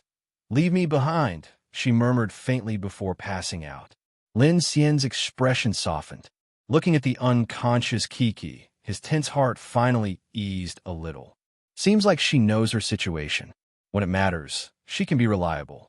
With this thought, Lin Xian let go of some of his suspicions toward her. He exchanged a glance with Siwan. Watch over her. I'm going to check the situation. If it's safe, we'll stay here until dawn. Okay. Siwan nodded uneasily, her gaze flicking between the wreckage of the third carriage and the dark wilderness outside. Lin Xian grabbed a flashlight from the toolbox in the carriage, jumping off the train through the rear ramp. Frowning at the insect's shattered remains, he inspected the scene closely. He soon returned, hauling out a small winch. Using it, he pried the insect's massive pincers out of the armored grating. The remaining torso fell from the side of the train. Lin Xian then moved to the back, unhooked the severed tail, and reeled the hook back onto the train. This'll need some fixing. Lin Xian gazed at the aftermath in the third carriage, his expression heavy. As that brat said, this train needs weapons and a defense system. Speed alone isn't enough.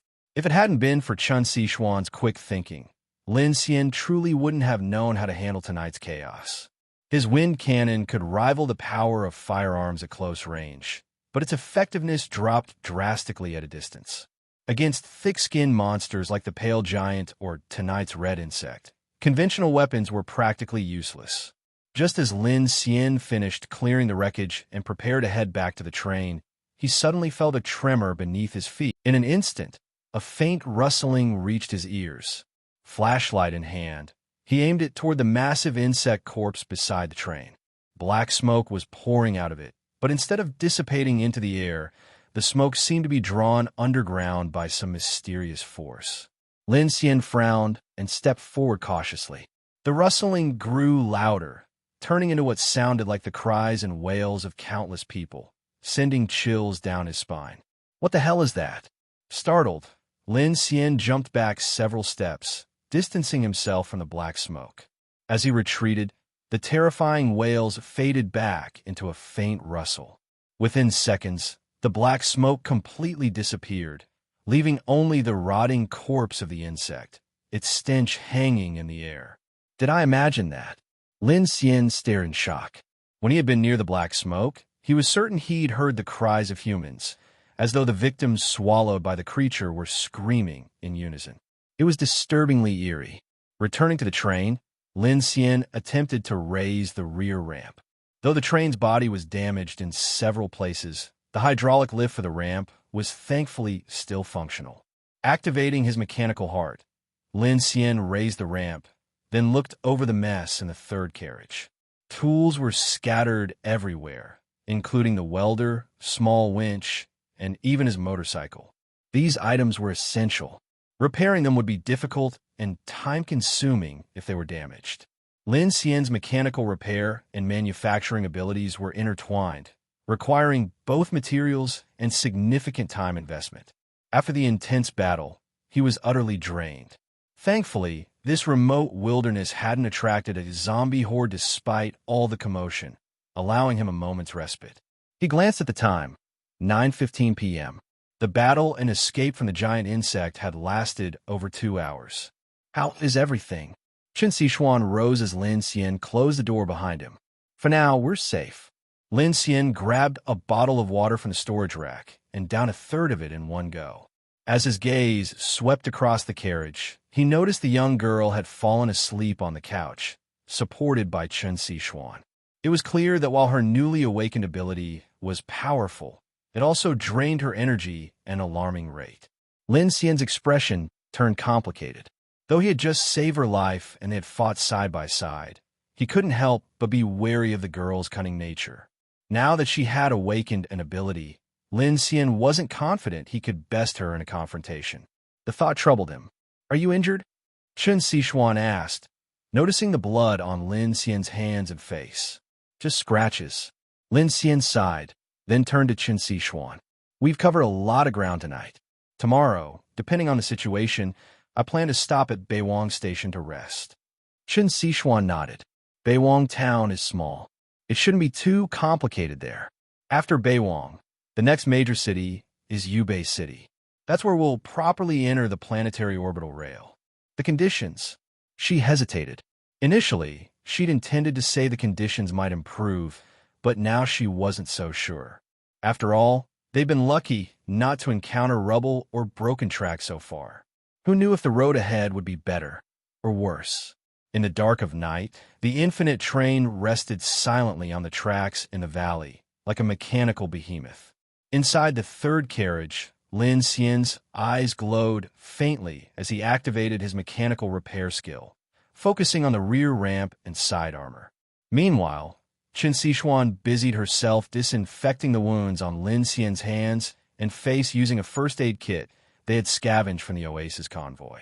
Lin Xian suddenly paused, his pupils filled with shock as he stared at the light screen in front of him. His attributes and skill proficiencies had made a significant leap. Current mechanical heart level, LV.1, 310/500. Note, leveling up the mechanical heart grants special skill rewards.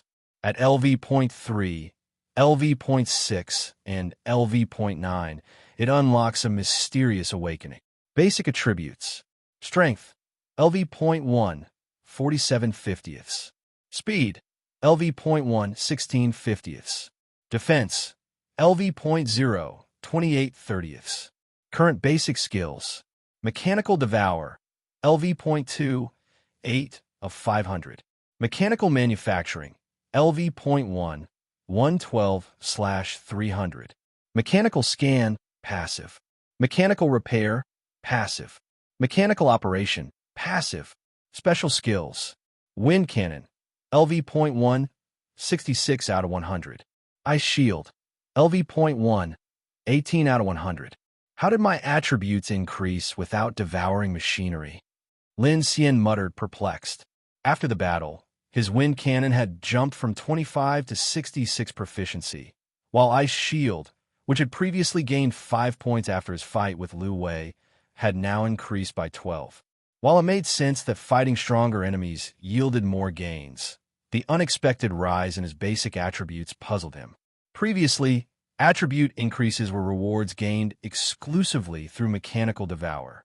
Yet tonight, his strength had risen by 14 points, speed by 7 points, and defense by 8 points, a gain equivalent to devouring 4 large freezers. What's going on? Both surprised and delighted, Lin Xian mulled over this anomaly. I've killed so many zombies before, but they've never increased my attributes. He sank into deep thought. Could it be that killing these eerie entities grants ability enhancements? This seemed like the most plausible explanation. He recalled the black centipede on Grandpa Li, the white humanoid giant in the furniture store, and now the massive red insect. He hadn't been the one to kill the first two, but had finally dealt the killing blow tonight. Letting out a sigh, Lin Xian decided not to overthink it. Gains were better than nothing. From his current attributes, both strength and defense were close to leveling up, a concrete improvement that significantly boosted his combat prowess. Far away, hundreds of kilometers from a valley, the city of Jang was plunged into polar night. In the darkness, the city's streets and corners teemed with zombies and eerie entities. The radio waves had gone silent. High above, within the enormous cloud cover, a colossal floating corpse trembled. The clouds dispersed, revealing its massive form, like a mountain blotting out the stars. Suddenly, the zombies throughout the city grew agitated, and countless hidden creatures began howling. Black blood mist was forcibly drawn from their bodies, coalescing under a strange gravitational pull. As if the heavens had flipped, the zombies collapsed en masse, falling like grain in a harvested field. A suffocating, deathly aura enveloped the entire city.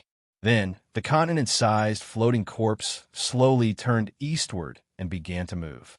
After a night of repairs, Lin Xian had restored most of the damage to the third carriage. He patched the broken sections with steel plates, rendering the carriage functional once more. Exhaustion had taken its toll, and when he finally opened his eyes again, it was to Chun's Siwan calling him awake. Lin Xian, Lin Cien. Opening his eyes, he saw Chun Sichuan's bright, excited gaze. "It's daylight," she exclaimed, grabbing his hand and pointing to his watch. "Look." Lin Xian focused his gaze, feeling the sunlight streaming through the window. His watch read 16:26, an hour and a half earlier than expected. His eyes widened, and the grogginess vanished instantly. "How far did we travel last night?" he asked Chun Sichuan. "Over 400 kilometers.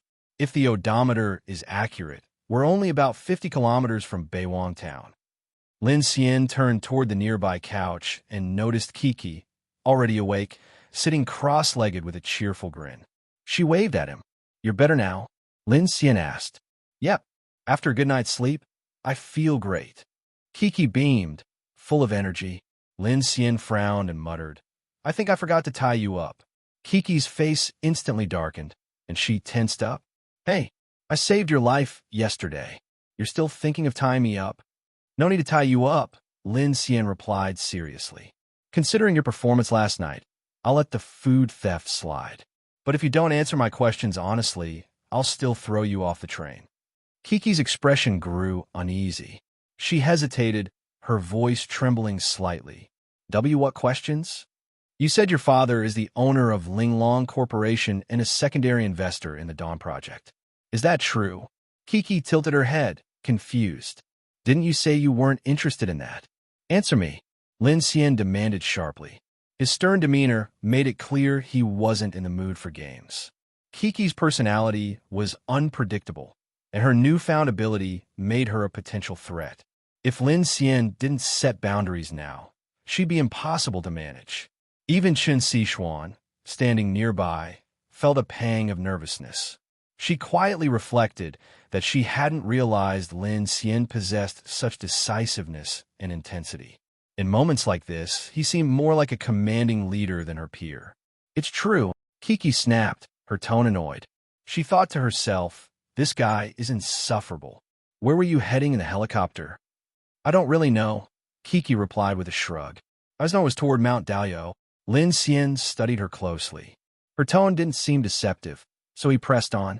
Do you know why the helicopter crashed? At this, Kiki's face paled slightly. She shook her head. I don't remember much. It lost control all of a sudden, and there seemed to be something in the sky. Lin Xian's frown deepened. As he suspected, the massive cloud formation over Jiang City harbored something truly terrifying. That oppressive presence was even more unsettling than the onset of the polar night. All right, one last question. Lin Xian exhaled, fixing Kiki with a scrutinizing gaze. You're young, but you seem highly knowledgeable about advanced technology. Why is that? Kiki, who had been tense, relaxed slightly at the question. Her eyes lit up, and she smirked with confidence. You underestimate me. I'm well-versed in cutting-edge information systems. There's nowhere online I can't access. Before all this, I could even get my hands on the spec for the Starfleet's most advanced heavy integrated armor. Ever heard of the multi-aperture phased array radar? Or the experimental I-17 multi-leaf plasma cannon? Those are fun toys, but I know much more. She continued, now gesturing toward the train with enthusiasm. Take your 2028 Model Whale 03E heavy gas turbine locomotive. It's been retired for nearly a decade and struggles with the turbulence and high salinity windstorms of transoceanic railways. You've only driven it 1,000 kilometers and you're far from the oceanic route. But food, water, air, information, defense, and medical supplies? Aside from the energy shortage, you're basically starting from scratch. Am I wrong? Chun Siwan looked at Kiki in sheer disbelief. It was hard to imagine that this young girl could possess such extensive knowledge. Lin Xian looked at the spirited girl in front of him with interest and smiled faintly. Hearing you say that, it sounds like you have a better idea? Of course, Kiki replied, her face brimming with confidence. Now that we're all in the same boat, even if I don't care about helping a bad guy like you, I still have to think about my own safety. Given the current situation, how we make it to Jinhai. Let's hear it. Kiki turned to him and asked, Your ability is controlling machinery, right? Lin Xian nodded. That's correct. Perfect. Kiki snapped her fingers, exuding confidence. I know of a nearby military outpost close to Beiwang City. There should be plenty of military supplies there. If we're lucky, you might even snag a radar system or a sentry system. At the very least, some weapons. That's got to be better than slashing bugs with a knife like you did last night, right? Hearing this, Chun Siwan, standing nearby, looked shocked. A military outpost? How do you even know about something like that? There's a lot I know. Kiki looked proud as she turned her gaze to Lin Xian. So what do you say? Shall we cooperate? Lin Xian looked at her, his faint smile suddenly turning icy. I refuse. Kiki froze in place, clearly stunned. Just a moment ago, Lin Xian seemed quite interested. So why had his expression suddenly gone cold? What do you mean? She asked nervously. Lin Xian's cold eyes fell upon her as he slowly said, I'm not someone who likes being manipulated. If you think that awakening your ability gives you the right to oppose me, then let's settle this here and now. Life or death. It'll save us from mistrusting each other along the way. Kiki looked guilty upon hearing this. Who said I wanted to oppose you? Lin Xian smiled faintly, his tone still calm but firm. I can take you to Jinhai. It's just another city along the planetary orbital rail, but I have no intention of making deals with you or going out of my way for you. Right now, it's about surviving each day as it comes. If I bring you along, it's because I can trust you and because you can contribute to this team. No one here will serve you, and food is limited. Everyone has to pull their weight. Whether taking you to Jinhai benefits me or not, I don't care. Understand, others might think Lin Xian's outlook was short-sighted, but in this apocalyptic world, immediate survival took precedence over long-term promises. He had to focus on daily survival and escaping the polar night. Future benefits and agreements were burdensome distractions. Kiki's idea of negotiating for special treatment aboard the train, demanding others cater to her, was completely misguided. While other survivors might be motivated by promises to go all in, Lin Xian was not that kind of person. To him, someone insincere was worthless no matter how capable they were. Most importantly, Kiki needed to feel a sense of crisis. Otherwise, if Lin Xian compromised, she might misinterpret it as fear of her abilities. Since that was the case, he figured it was better to clarify their stance as allies or enemies right away. Kiki stared at Lin Xian, who was smiling at her. For some reason, that smile didn't feel warm at all. On the contrary, it was as if turning her back on him would reveal a terrifying demon behind that grin, ready to devour her whole. Faced with Lin Xian's strong words, Kiki's gaze began to falter. After a moment of silence, their eyes finally broke contact. Hugging her knees on the sofa, she looked up at him like a small kitten, her large eyes wide and pitiful. "Oh, okay. Okay, what?" Lin Xian's gaze remained intense. "I'll do as you say." Kiki fidgeted with her fingers, clearly disgruntled but softer in tone. "Just let me go hungry." Lin Xian walked over to the storage rack, retrieved a can of fruit and a bag of snacks, and tossed them to her. His voice remained cold as he said, "I don't care who you were before, but once you're on this train, it's best not to have any other ideas. Everyone only has one life. If I can't trust you, I'll throw you off no matter how useful you are."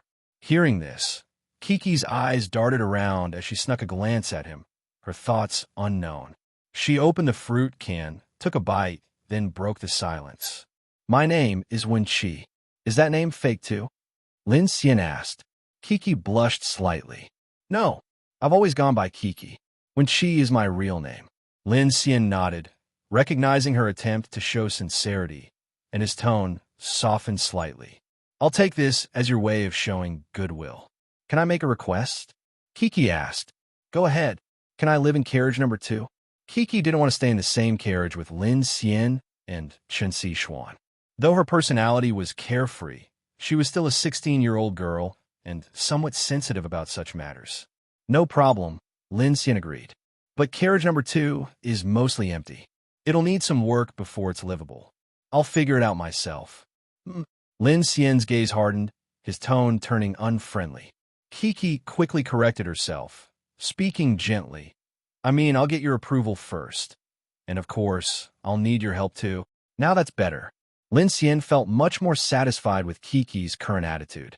After a somewhat friendly negotiation, Lin Xian decided to temporarily accept this complicated girl into the group. Having fought alongside her last night, he acknowledged her value. "Hey." As Lin Xian turned to leave, Kiki pouted and called out to him. "Bad guy, do you still want to check out that military outpost?" Lin Xian frowned. "There's no trap, right?" Kiki rolled her eyes and, surprisingly, softened her tone. "If you don't trust me, I can go with you." Lin Xian's expression darkened slightly. He could tell her words were sincere this time. At the same time, he reassessed his infinite train plan, realizing it still had many shortcomings. Although his ability temporarily solved their energy problems, the challenges they faced in setting out were far deadlier than any power supply issues. So when Kiki mentioned a military outpost near Beiwang City, Lin Xian couldn't help but feel interested. He urgently needed to upgrade the train's armor and weapons.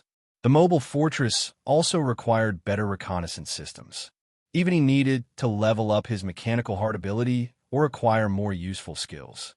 Lin Xian once gained the powerful wind cannon skill from something as simple as a hairdryer. If he could devour military-grade weapons, who knew what surprises might come next? With this in mind, Lin Xian nodded. "I do want to upgrade the train's armor and weapons.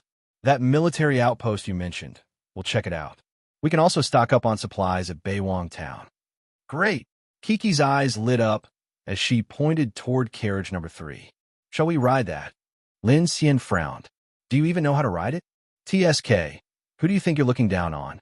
Kiki turned slightly, revealing a small tattoo on her slim waist. A black cat wearing sunglasses. Paired with her short shorts and long legs, she exuded a punkish charm. "Do you know my nickname back in the day? Wannabe biker girl?" "Ugh, no, it was the Lunar Black Rider. Black taxi service? Ugh, you're so uncultured." The infinite train roared through the mountains, speeding forward. However, before long, What should have been a gradually widening view was obscured by a dense layer of white fog. Inside the cockpit, Chun Siwan kept a close eye on the situation displayed on the radar, her brows furrowed. Snowfall and fog this thick, something feels off. It's also a blessing, Lin Xian remarked, his gaze fixed on the fog ahead. A train this large entering the city would definitely attract the attention of survivors. This fog saves us a lot of trouble. Chun Siwan glanced uneasily toward carriage number 3, where Kiki was enthusiastically tuning the motorcycle. Do you trust her? Compared to Lin Xian and Chun Sichuan's established relationship, Kiki was an unexpected guest. Both of them could sense a layer of inscrutable pretense around her, so Chun Sichuan was always skeptical of what she said. Lin Xian's expression remained calm and unreadable as he replied flatly, "She's a smart person and knows this train can't move without me. Unless she has a better survival strategy, cooperating with us is her best option if she wants to stay alive." Hearing this, Chun Sichuan nodded slightly. Just as she was about to say something, Lin Xian abruptly pulled her into his arms and kissed her firmly on the lips. The sudden move left her blushing and her heart racing. "What are you doing?" she stammered, her voice shy yet playful. "Miss Chun," Lin Xian said, looking at her with admiration. "Thank you for last night." Hearing his words, Chun Sichuan, though silent, felt a surge of joy in her heart. Despite her outward gentleness, she had always been a strong-willed woman who refused to be treated as just a pretty face. In this life-or-death situation, hearing Lin Xian's acknowledgement gave her a deep sense of validation. "Don't underestimate me. I'm still your teacher, after all." Her tone carried a hint of playfulness, but as soon as she said it, she realized how ambiguous the phrase sounded given their current relationship dynamic. Her face flushed deeper. Lin Xian chuckled softly. "Indeed, they say teachers are the navigators of life, and now you truly are the navigator of this train." Clang, clang. The train passed over a track switch and began to slowly approach a fog-covered station. Visibility was extremely low, barely a few meters. To avoid colliding with any trains possibly parked at the station, Chun Sichuan quickly pulled the brake lever. "I'll stay to guard the train, right?" Lin Xian nodded. "Yes. Right now, we don't have many options for defense. I feel better with you staying here." While it meant one fewer person searching for supplies, Lin Xian couldn't risk leaving the infinite train, their only means of survival, unguarded. Everything they owned was on the train, and Chun Sichuan, being neither an ability user nor armed, was best suited for guarding it. Chun Sichuan nodded firmly. "Don't worry. I won't open the door for anyone." Lin Xian looked at her and added, "If there's an emergency, go to the electric locomotive's cockpit and start the train. I taught you how to do it, remember?" At the same time, he handed her a white remote control. "This is the emergency brake for the electric locomotive. It can be used to start or stop the train using reserve power in a critical situation." This, Chun Sichuan was momentarily taken aback. The idea of her driving the train surprised her, but it also warmed her heart. She knew this was a sign of Lin Xian's trust in her. Without hesitation, she took the device and looked at him with a determined expression. "Got it." After briefing Chun Sichuan, Lin Xian checked the time. It was 4:50 p.m., leaving about 2 hours before nightfall. Wasting no time, he headed to carriage number 3. By now, Kiki was already seated on the motorcycle, wearing a pair of goggles Lin Xian had prepared for her. With her long legs and slender waist, she straddled the bike with ease. The sight of her in her short shorts and crop top, exuding a punk biker girl vibe, was striking. "Just waiting on you now. But heads up, there's not much fuel in this thing." Lin Xian tucked a short blade into his belt and activated his ability to lower the tailgate. He approached the motorcycle, his brow furrowing slightly at the sight of Kiki's slim figure. "With fog this thick, don't ride too fast." Stop nagging." Kiki shot him a look of mock annoyance and patted the back seat. "Hop on already." Lin Xian sighed as he climbed onto the back seat. Just as he hesitated over where to place his hands, Kiki grabbed them and placed them on her slim waist. With a huff, she remarked, "You were so harsh about kicking me off the train yesterday, but now you're being shy about holding my waist? Hypocrite. Lin Xian. The outside temperature had already dropped below freezing, but Kiki remained in her usual outfit, shorts and a crop top. The only warm piece of clothing she wore was a baseball jacket. Lin Xian's hands rested on her waist, feeling her smooth, supple skin. It was cold to the touch, and he couldn't help but ask, "Aren't you cold dressed like this?" "Do I look like I have other clothes to wear?" she retorted, rolling her eyes at him before starting the engine. With the bike in gear and the brake released, the motorcycle roared forward. Meanwhile, Siwan quickly retracted the hydraulic tailgate, lowered all the blackout panels, and turned off the interior lights. The train vanished into the fog like a ghost, completely concealed. Whoa! The white beam of the motorcycle's headlight pierced through the dense fog, leading them onto a city-bound road. In the eerie silence of the mist, the only sound was the roar of the bike's engine. It triggered guttural howls from zombies lurking in the fog.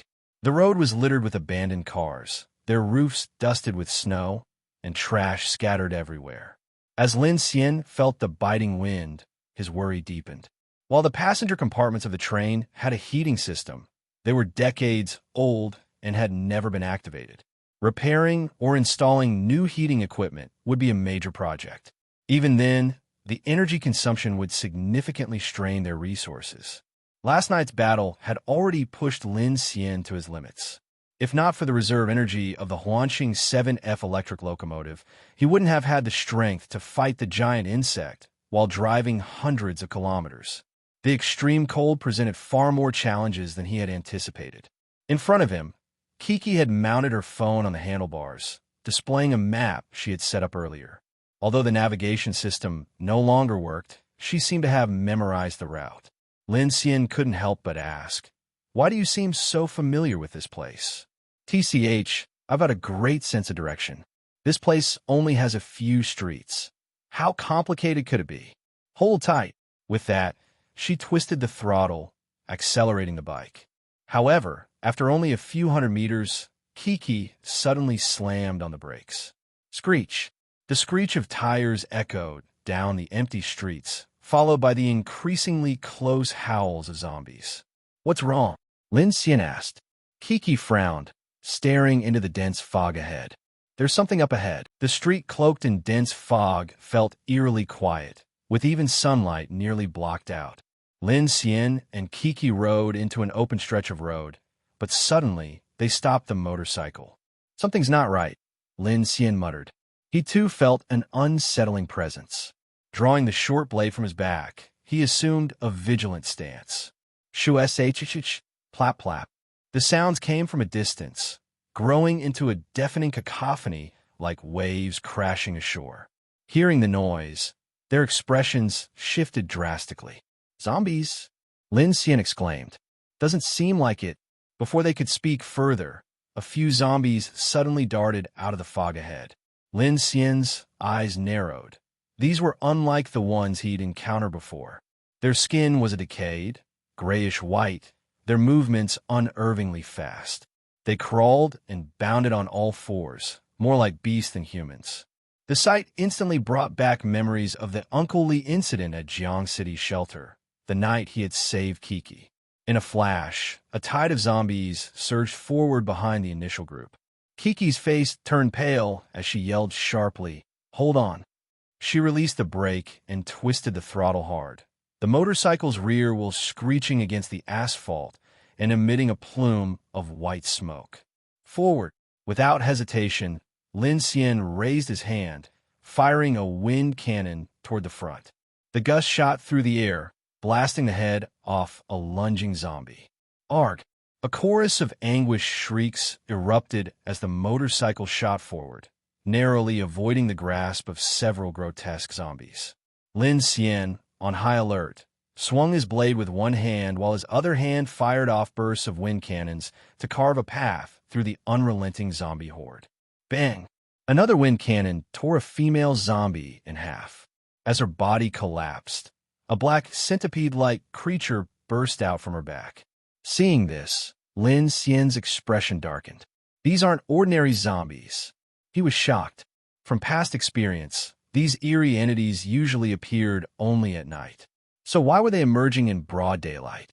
Damn it. Kiki, gritting her teeth as she drove, saw a dozen zombies closing in on them. In a desperate move, she waved her hand, unleashing a powerful shockwave. The force blasted the zombies ahead, clearing a path for the motorcycle to escape. However, Lin Xian noticed something was wrong. The motorcycle wobbled slightly, and when he glanced at Kiki, he saw her face had turned pale. Her hands, which gripped the handlebars, were trembling. He immediately activated his mechanical heart ability to take control of the motorcycle. Just as Kiki looked around in confusion, realizing the bike was no longer responding to her inputs, Lin Xian pulled her to the back seat and took over the front. Hey, what are you doing? There's something wrong with this fog. Stop recklessly using your ability. Every survivor knew that eerie entities emerged at night. Lin Xian had thought he and Kiki, both ability users, could easily handle any trouble. But these grotesque creatures had caught him off guard. These entities were far faster than regular zombies. For an unarmed person, there wouldn't even be time to react. This realization made Lin Xian reconsider their plan. If entities like these appeared in the fog, it was entirely possible even larger threats, like the Pale Giant or the Crimson Giant Centipede, could show up. Changing his mind on the spot, he declared, "We're not going to the place you mentioned. We're turning back." Kiki glanced at the massive zombie tide surging behind them, her face grim as she muttered, "And how exactly do we go back?" Lin Xian checked the rearview mirror, then glanced at the map. Aside from retracing their path, the only alternative was to take the outer roads around the city. But with the horde on their tail, turning around wasn't an option. Suddenly, a sharp whistling sound pierced the air. Lin Xian's instincts kicked in, and every hair on his body stood on end. Without hesitation, he slammed the brake and swerved the bike. The next moment, something spear-like shot down from above, slamming into the ground beside them with a loud thunk, sending shards of concrete flying. Lin Xian broke out in a cold sweat. If he hadn't swerved, he might have been skewered. "What the hell is that?" Kiki cried out. The motorcycle's rear wheel screeched as it accelerated again. But just a few meters ahead, the same sharp whistling sound echoed once more. "Watch out!" Thud! Another sharp, rod-like object shot down, narrowly missing them as Lin Xian swerved again. This time, he got a better look. The spears were covered in tiny black hairs, resembling part of a living creature. "Look up!" Kiki shouted in terror, patting Lin Xian's shoulder. Lin Xian glanced upward. Above the fog, a massive spider-shaped silhouette loomed. It towered over the surrounding buildings, its 6 impossibly long and thin legs measuring at least 10 meters each. The spears raining down on them were clearly the creature's spider-like limbs. "What the F***? Lin Xian's pupils dilated as he cursed under his breath. Sometimes it really seemed as though speaking of a nightmare summoned it into existence. The grotesque spider, so large it made the buildings around it look like toys, was the stuff of pure nightmares. Without hesitation, Lin Xian twisted the throttle, sending the motorcycle hurtling into the fog ahead. Why is it always bugs or spiders? Kiki clung tightly to Lin Xian, burying her face in his back as she shivered and cursed. Lin Xian remained focused, his expression tense as he navigated the fog-covered road. Thud, thud, thud, thud. The spider clearly had its sights on them.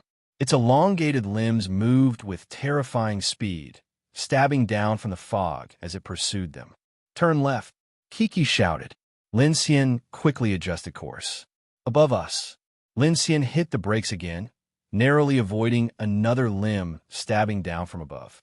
But the spider's legs were absurdly long, allowing it to easily traverse between the buildings. Its speed far outmatched Lin Xian's. Thud, thud, thud, thud. Within moments, the creature extended several limbs to block the intersection ahead, as though toying with its prey. Damn it! Lin Xian saw the giant spider lowering its massive body from the fog, preparing to attack.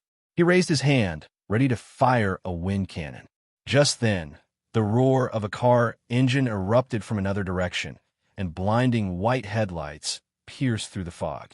A heavily modified pickup truck burst onto the scene, ramming into several of the spider's limbs with immense force. The impact knocked the spider off balance, sending it tumbling to the ground. In the blink of an eye, the truck drifted to a halt in front of them. Clang! The truck's rear hatch opened, and a girl, no older than 11 or 12, yelled, "Get in quickly!" Lin Xian didn't hesitate. He revved the bike and drove it straight into the truck's cargo bed. The young girl slapped the side of the truck and called out, "Go, bro!" Virum!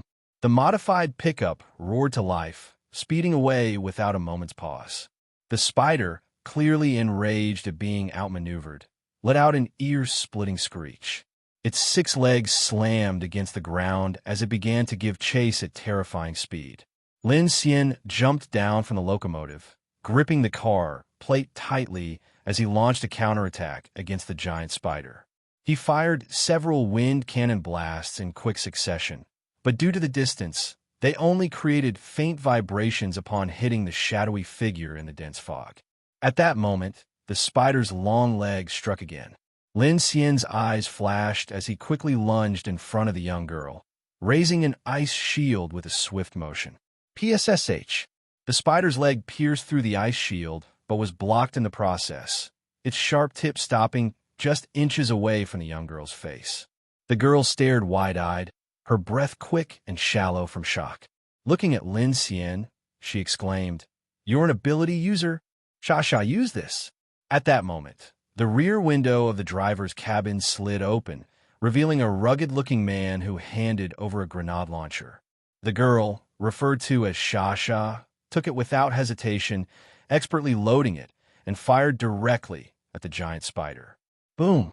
The tremendous recoil sent the young girl staggering backward, and combined with the car's inertia, she plopped onto the ground. Yet, she didn't seem to care in the slightest.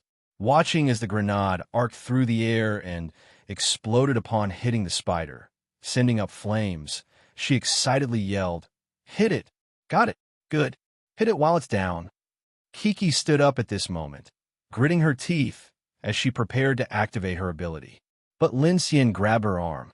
"No need," he said firmly. The giant spider let out a piercing screech after taking the grenade hit, but quickly retreated into the dense fog, vanishing from sight. Everyone let out a sigh of relief, except for Kiki, who was visibly irritated, scanning around for the black shadow. When she confirmed it had disappeared, she turned to the little girl. "Hey, what's your name?" "Not bad with that launcher." The young girl, sporting ear-length short hair and wearing a black puffer jacket, had a face dirted from long days of running. She sized up Lin Xian and Kiki without speaking before knocking on the rear cabin window like she had found treasure. "Bro, this guy's also an ability user." The man driving cast a glance into the rearview mirror, but said nothing, keeping his eyes on the road. He seemed the quiet type. Lin Xian's gaze sharpened.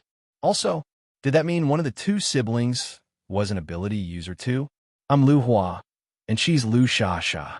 My brother's a bit of a blockhead and doesn't talk much." The girl introduced herself while hugging the grenade launcher and leaning against the rear cabin wall. Lin Xian forced a smile and offered his thanks. "I'm Lin Xian, and this is... I'm Kiki.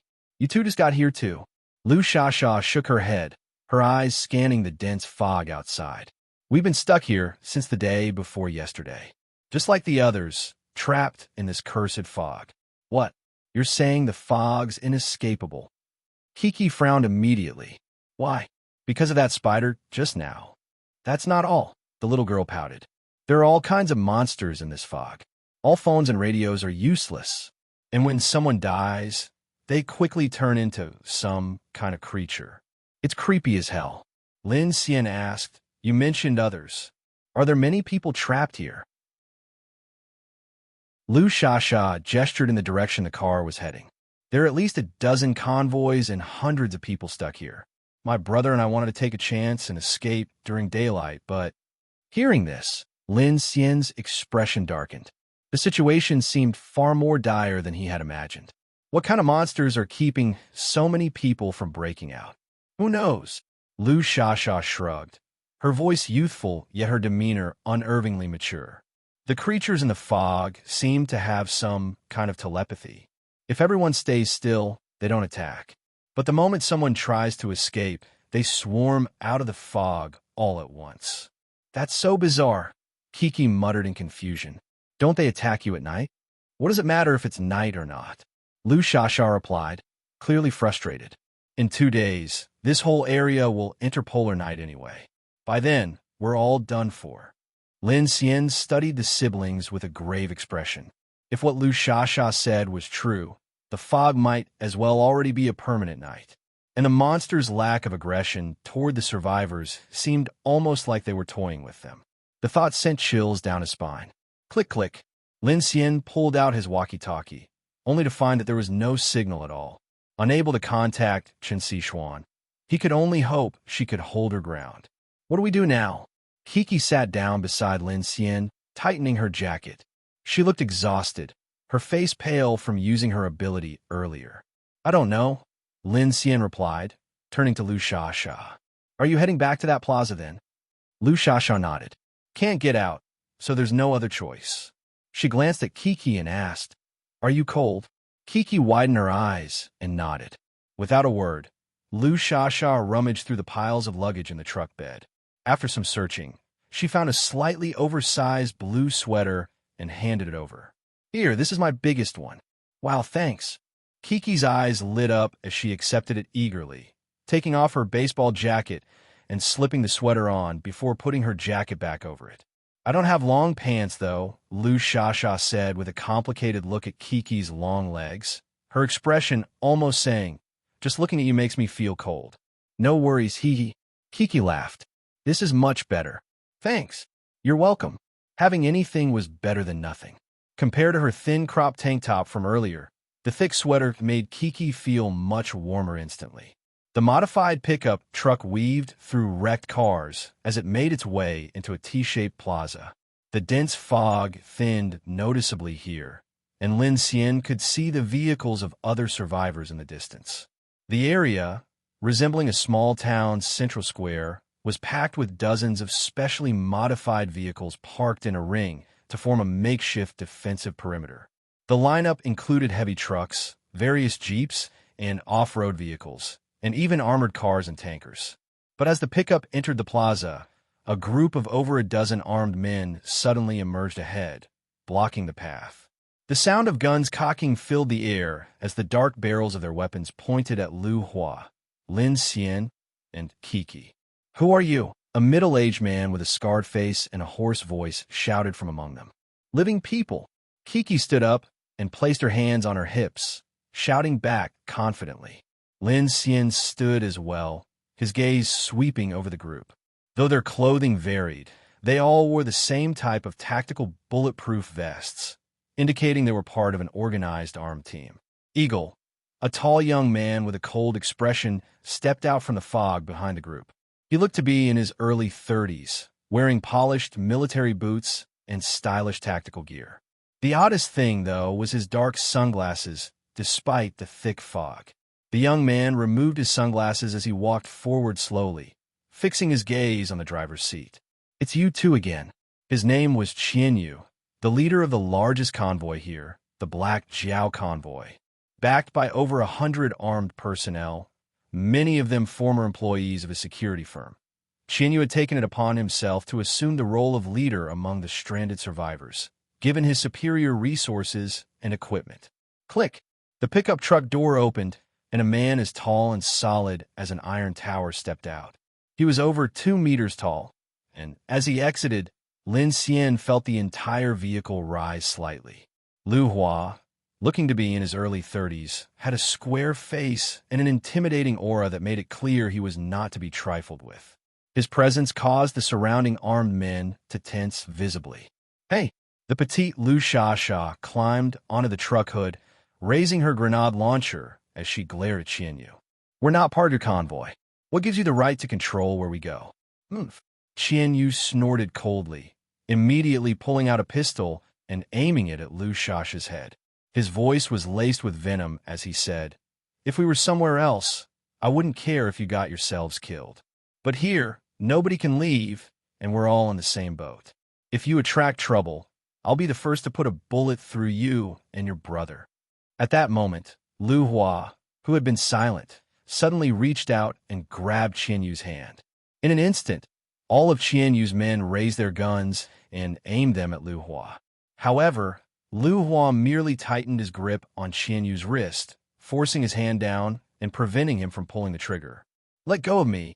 Qian Yu's eyes flashed with panic as he struggled to free himself, only to discover that Lu Hua's strength was astonishing. "Brother!" Lu Shasha called out anxiously, clearly not wanting to escalate the situation with these men. Hearing his sister's voice, Lu Hua finally loosened his grip on Qian Yu's hand, his expression calm and unchanging as he looked at him. Qian Yu gritted his teeth, shaking his now aching hand.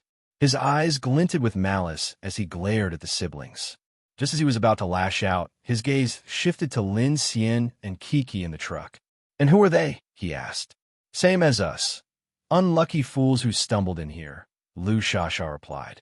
Qian Yu's expression flickered, his gaze lingering briefly on Kiki before he snorted and turned to leave, gesturing for his men to follow. "Eagle, keep a close eye on those siblings. Bring extra men," Qian Yu ordered in a cold voice as they walked away. "Boss, that Lu Hua might be an ability user, but he's not invincible. If you want him gone, it wouldn't be hard," the scar-faced man walking beside Qian Yu said casually. "No need," Qian Yu replied, his tone dark. "If we're going to charge through, that guy might still come in handy." Qian Yu wasn't stupid. The combat power of an ability user was far beyond that of ordinary people.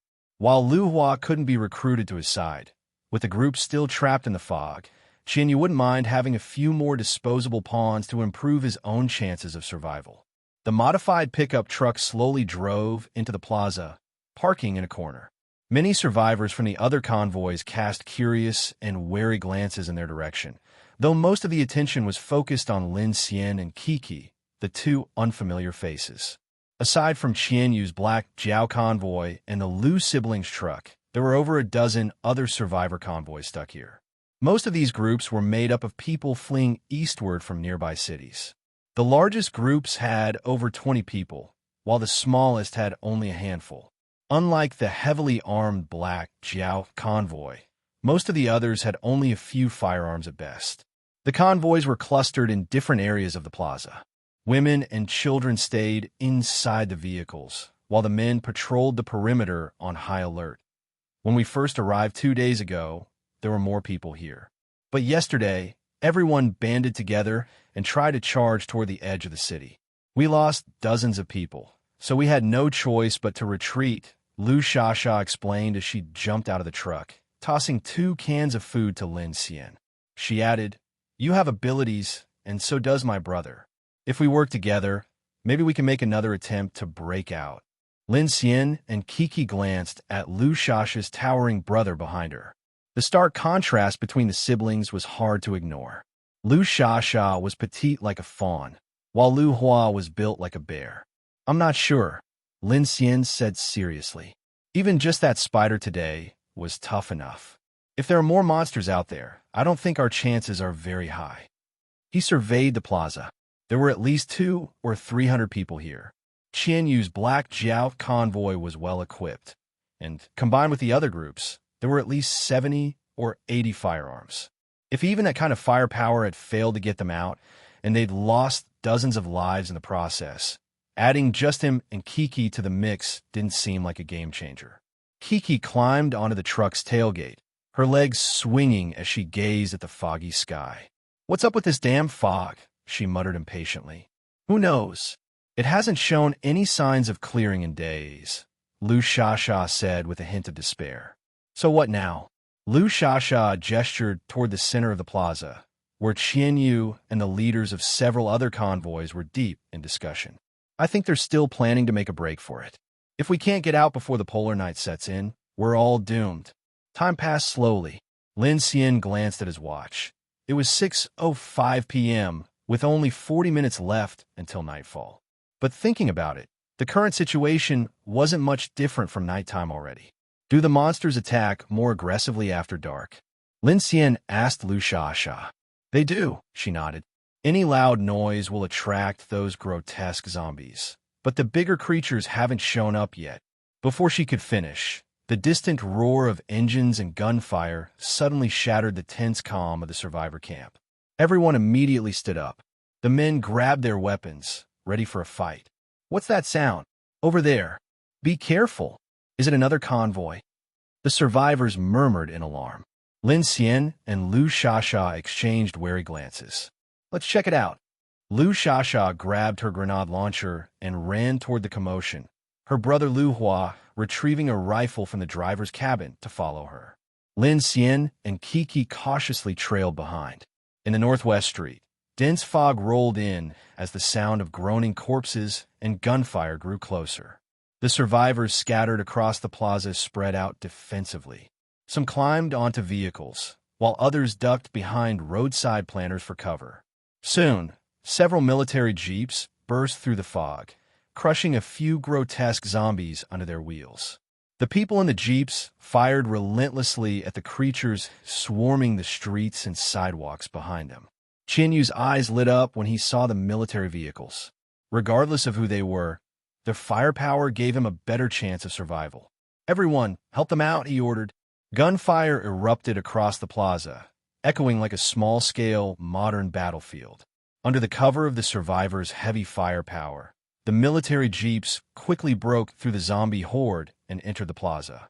As the vehicles retreated to the makeshift defensive line, more gunmen from the survivor camp opened fire, joining the battle against the advancing zombie tide. At this moment, several pale zombie dogs, controlled by the black, centipede-like creatures, howled as they lunged out of the horde.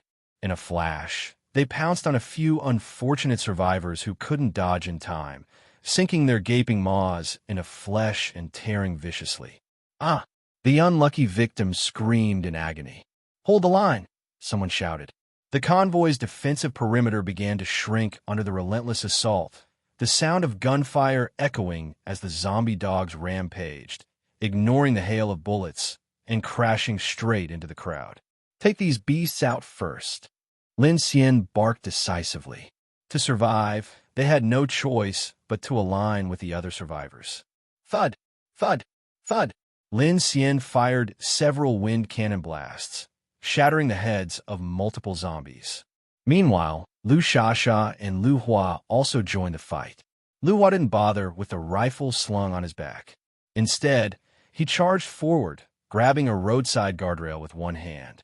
With a tremendous heave, he tore off the metal pole and hurled it with all his might. Whoosh! The metal pipe screamed through the air before impaling a pale zombie dog, sending its body flying over 10 meters, leaving a gruesome trail in its wake. "Whoa, what incredible strength!" Kiki exclaimed in amazement. "He's an ability user," Lin Xian said solemnly. "What kind of ability?" "Super strength." At this moment, the people in the military jeeps also disembarked to join the fight. Lin Xian had assumed the newcomers would be military personnel, but to his surprise, they were civilians dressed in a hodgepodge of clothing.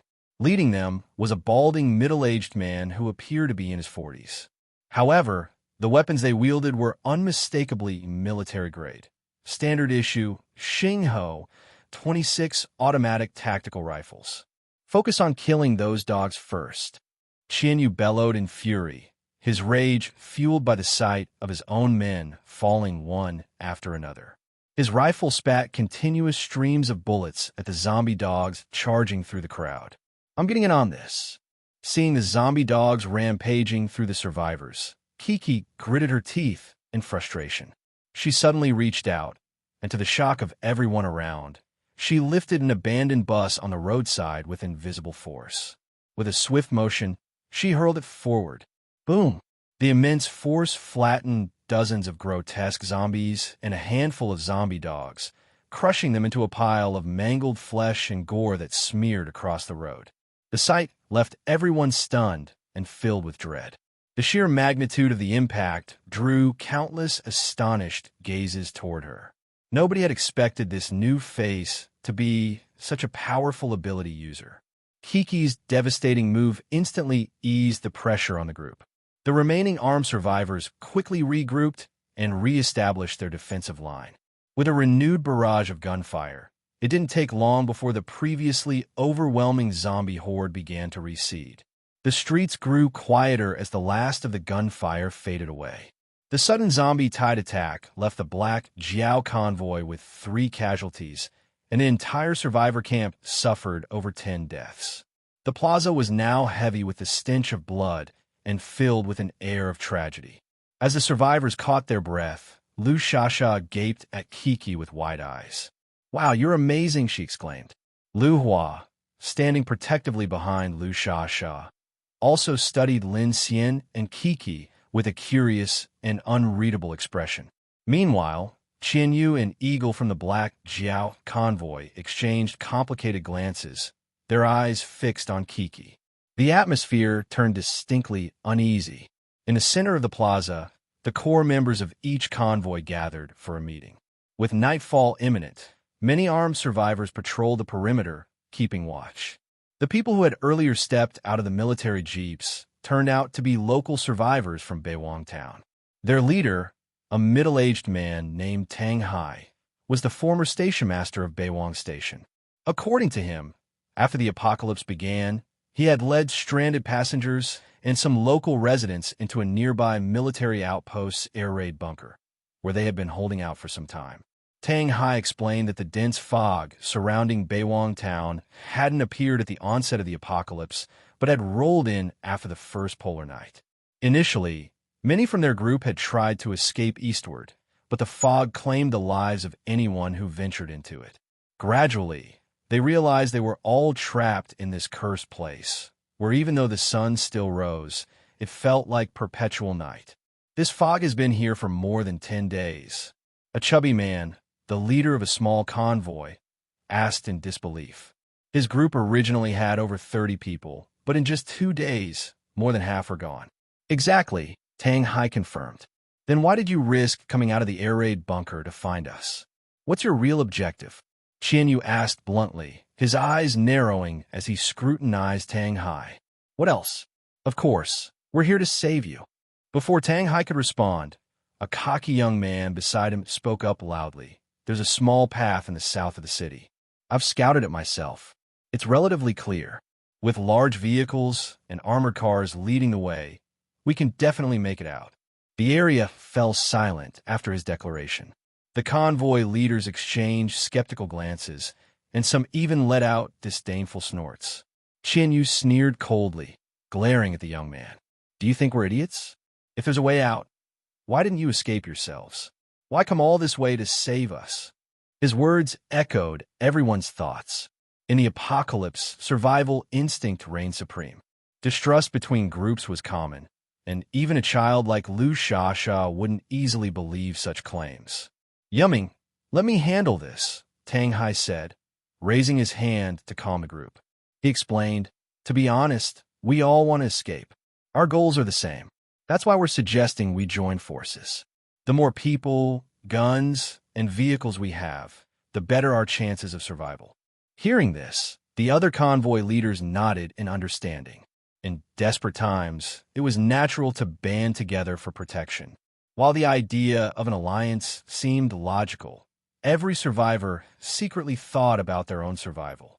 For most, the goal wasn't solidarity. It was to use others as cannon fodder to improve their own odds of living. Tang Hai glanced around the group and said earnestly, "We know the routes well and have decent equipment. If we combine forces, our chances will be much higher. Plus, you have ability users here." At the mention of ability users, the leaders exchanged glances, their gazes drifting toward the corner of the plaza. "Those siblings and those 2 newcomers seem to be no ordinary people," someone murmured. "That woman, what's her background? She's insanely powerful." Qianyu stood up and looked toward Lin Xian and Kiki. "I almost forgot about them." With that, he strode in their direction, and the other leaders quickly followed. "Uncle, what kind of ability does that woman have?" "She's so strong," Tang Hai's nephew, Feng Yumming, asked as they trailed behind the others. "Seems to be some sort of telekinesis." "Quite impressive," Feng Yumming replied, frowning. Tang Hai's eyes lit up with excitement. "With someone like her, our chances of escaping are much better."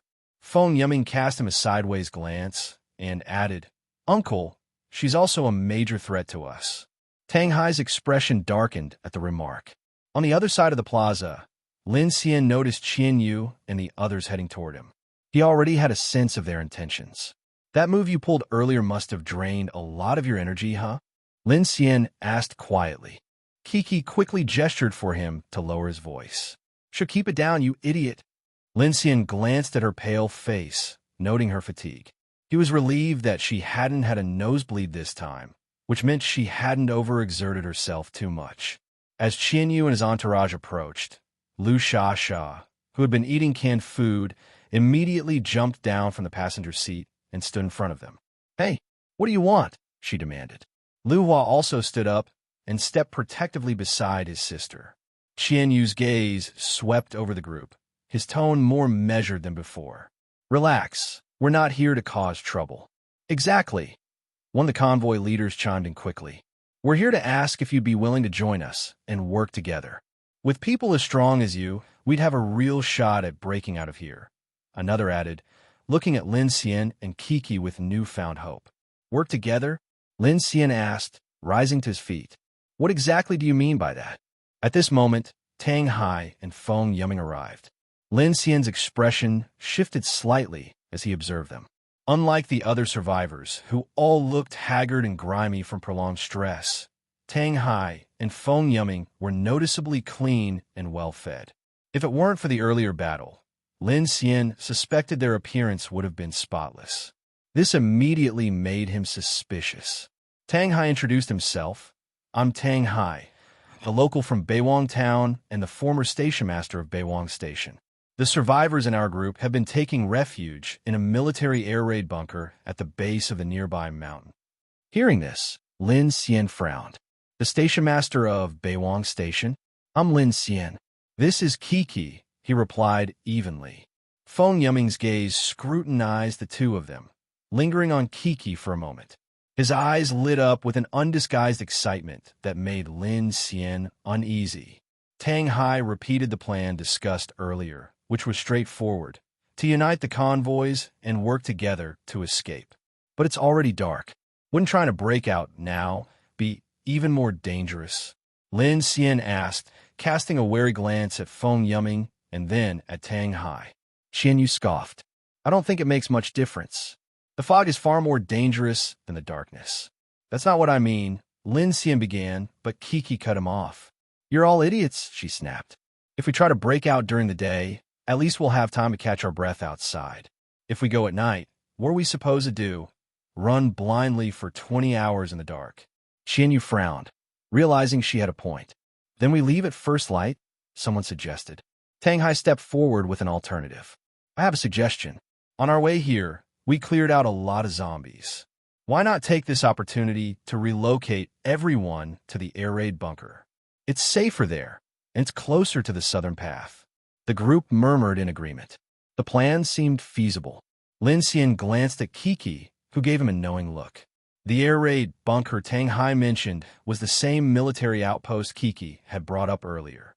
I think this plan works, Lin Xian said, nodding. With Lin Xian's agreement, the group became energized.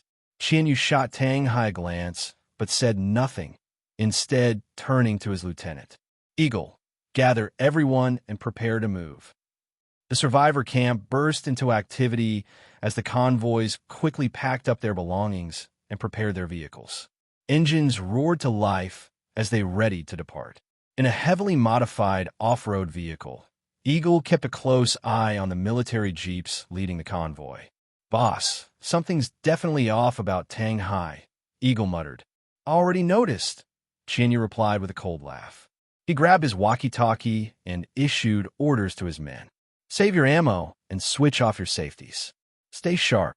After setting the radio down, he glanced at Eagle and added, that military outpost was already part of my plan to loot. If anything goes wrong, take out Tang Hai immediately. Eagle's eyes gleamed with a predatory light. Got it, boss. The convoy began moving. Tang Hai's military jeeps led the way, followed by the black Jiao convoy's heavily modified vehicles. The remaining dozens of smaller convoys followed at the rear, with Lu Hua's pickup truck bringing up the end along with Lin Xian and Kiki. Lu Shasha popped her head through the rear window and asked, "Are you guys cold?" "Not too bad," Lin Xian replied. "Brother Lin, be careful. They might try to set you up," Lu Shasha said, her sharp instincts belying her young age. Lin Xian paused, then sighed lightly. "Everyone wants to get out of here. If chaos breaks out, it'll be every man for himself." Lu Shasha pouted and said firmly, "Then we need to stick together. I saved you earlier, remember?" Lin Xian smiled faintly and nodded. "All right, we're allies." Beep, beep. Beep, beep. 1845. Darkness fell. At Beiwang Station, the infinite train stood quietly amidst a dense fog. On board, Siwan paced anxiously. The walkie-talkie in her hand emitted nothing but dead silence, devoid of even the faintest signal, causing her heart to clench in her chest. She looked nervously out the window. The fog seemed alive, wrapping itself around every inch of space, amplifying the night's darkness infinitely. Condensed frost clung to the train window. Deep within the mist, it felt as though some unknown, terrifying entity was lurking. A chill ran down her spine as ominous thoughts filled her mind. Swoosh! Siwan pulled down the blackout curtain. She rummaged through the toolbox in the third carriage and grabbed a trusty crowbar for self-defense. Quietly, she leaned against the sofa, remaining vigilant of her surroundings. They're both ability users.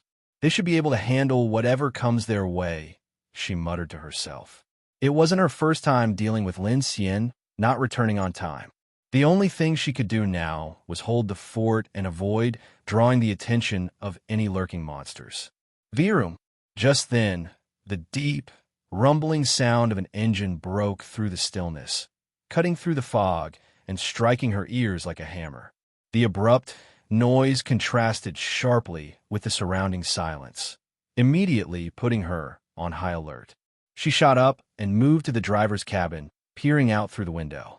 To her shock, she spotted the headlights of a locomotive slowly moving along a distant track. Clang, clang.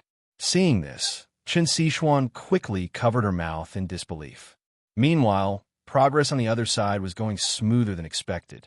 The convoy of dozens of vehicles navigated the main road without much trouble, encountering only a few scattered grotesque zombies along the way. To avoid attracting more monsters, the teams tacitly agreed not to fire. The convoy soon emerged from a stretch of forest and spotted a sign ahead reading, "Military Restricted Zone, no entry." Shortly after, a sizable military base came into view. Once a heavily guarded outpost, the military base was now desolate, lying abandoned at the foot of the mountain. Its surroundings exuded a somber stillness. Inside the tall-walled outpost, a group of survivors who had been hiding there opened the heavy steel gates, moved aside the barriers, and allowed the convoy to drive in one by one. By now, night had fully descended. The floodlights from countless vehicles illuminated the looted outpost. In the courtyard, a few disassembled jeeps and a TFE 600 twin-barrel heavy tank with a broken track and stripped targeting system lay scattered. Most eye-catching, however, was a damaged Iron Guard 3 military assault mech. Holy sh*T. Is that for real? A young man wearing glasses, clearly the convoy's tech expert, jumped out of a black Jiao convoy vehicle, his eyes lighting up instantly. "It's already broken," Tang Hai replied as he directed his men to close the gates. Walking over, he added, "The Starfleet evacuated completely before the last polar night. This thing's just a heap of scrap metal now. We've already scavenged it for all the usable parts." No one doubted his words. Still, many had never seen such military-grade mechs up close before, and it didn't take long for a crowd of curious survivors to gather around it. Wu Song Lin, Eagle, check if there's anything useful left. Take whatever you can. Qian Yu instructed his specialized crew, confident in their expertise. Even if it was just some usable armored steel, they had high-speed cutting tools ready to prepare the convoy for repairs. "You don't mind, do you?" Qian Yu asked Tang Hai, testing the waters. "Not at all," Tang Hai replied with a sheepish smile, acting agreeable. Tang Hai then turned his gaze to a nearby mountainside. There, a massive structure stood in plain sight, a large air raid bunker. Its entrance, sealed by thick steel doors, radiated an air of indomitable strength and durability despite years of exposure to the elements. We got 46 people. We've been holed up in that bunker for nearly 3 months. Now, there are barely 20 of us left. The walls here are thick and the doors are sturdy. We can rest up together for the night and head out at first light tomorrow, Tang Hai said. Whoa, Lin Xian, look. Kiki had climbed out of the car alongside Lin Xian and was walking toward the crowd. Her eyes lit up when she spotted the nearly 3-meter-tall humanoid war mech. This is so cool. If only it worked. Although, I still prefer the Sentinel series, they're less bulky. Lin Xian also eyed the towering behemoth, a glimmer of fervor flashing in his gaze. His mechanical heart pulsed with desire. These military-grade machines had always been on his wish list. However, ever since the apocalypse began, he'd been confined to urban areas and hadn't had the chance to come across such equipment. He'd long planned to strengthen himself, not just through improving his abilities, but by further developing his mechanical heart. For example, self-armoring, combat prosthetics, rapid weapon systems.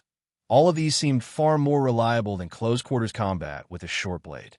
Beyond industrial-grade and military armors, Lin Xian fantasized about incorporating tank cannons, railguns, close-in weapon systems, and various automated weapons into the infinite train.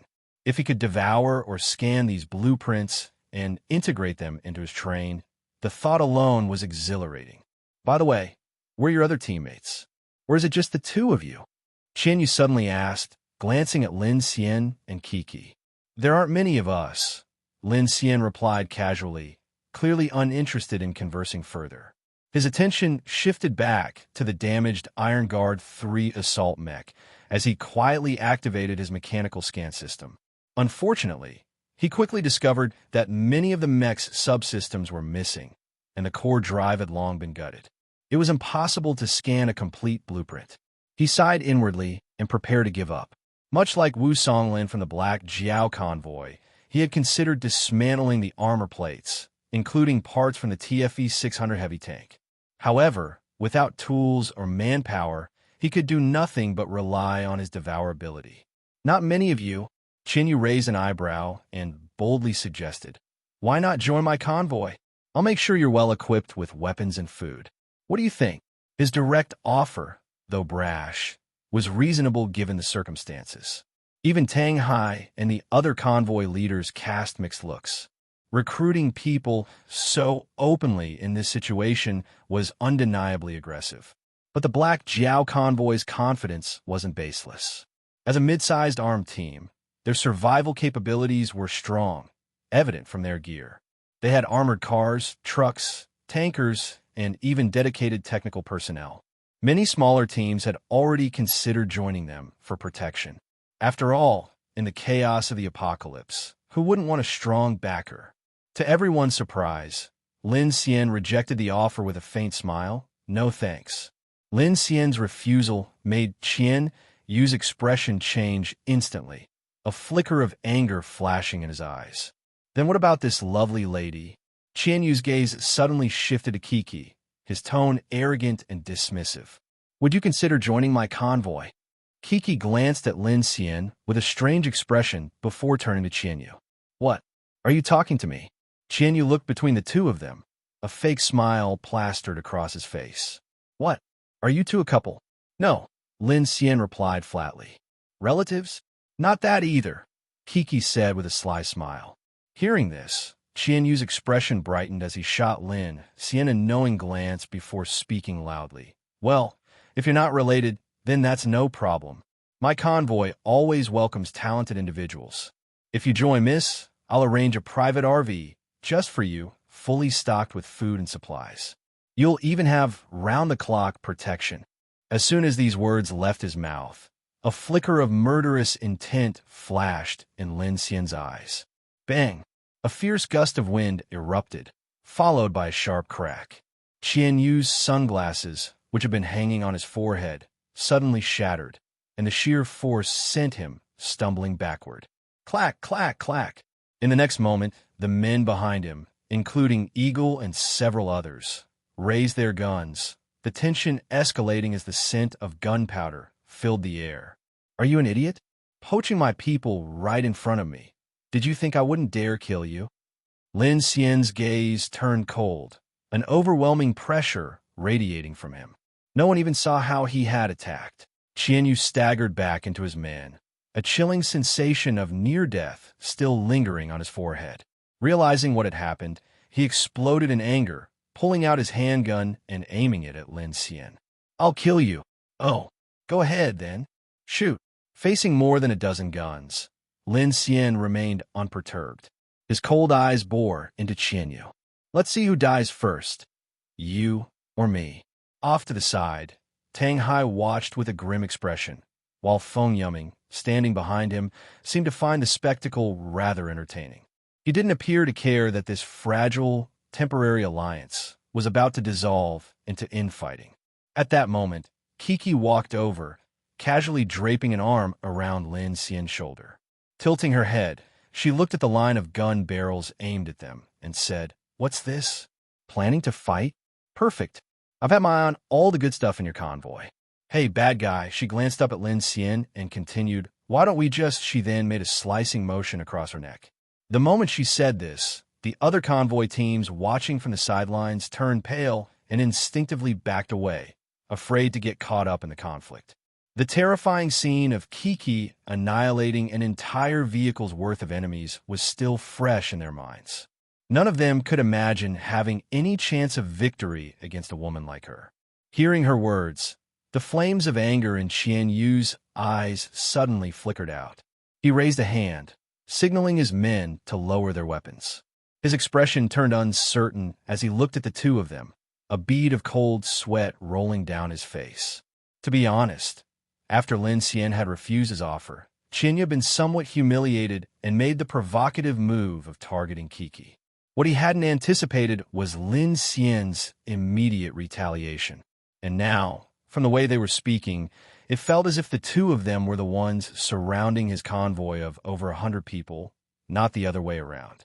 For the first time, Qianyu felt a chilling sense of danger, though he was now stuck in a precarious position after throwing out those harsh words. Meanwhile, Lin Xian's eyes held a flicker of surprise. He glanced at Kiki's hand resting on his shoulder, a hint of confusion rising in his mind. He and Kiki hadn't known each other for long.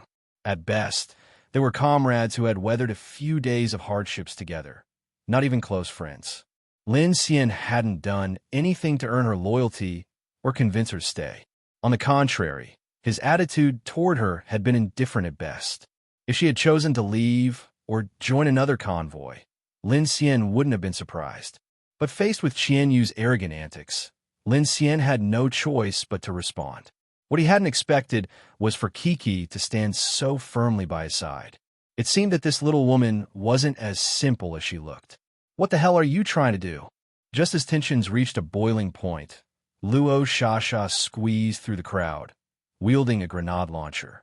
Behind her, the tall Luo Yi followed with a machine gun in hand. "We're on the same side. Qian, if you got the guts, go ahead and pull the trigger."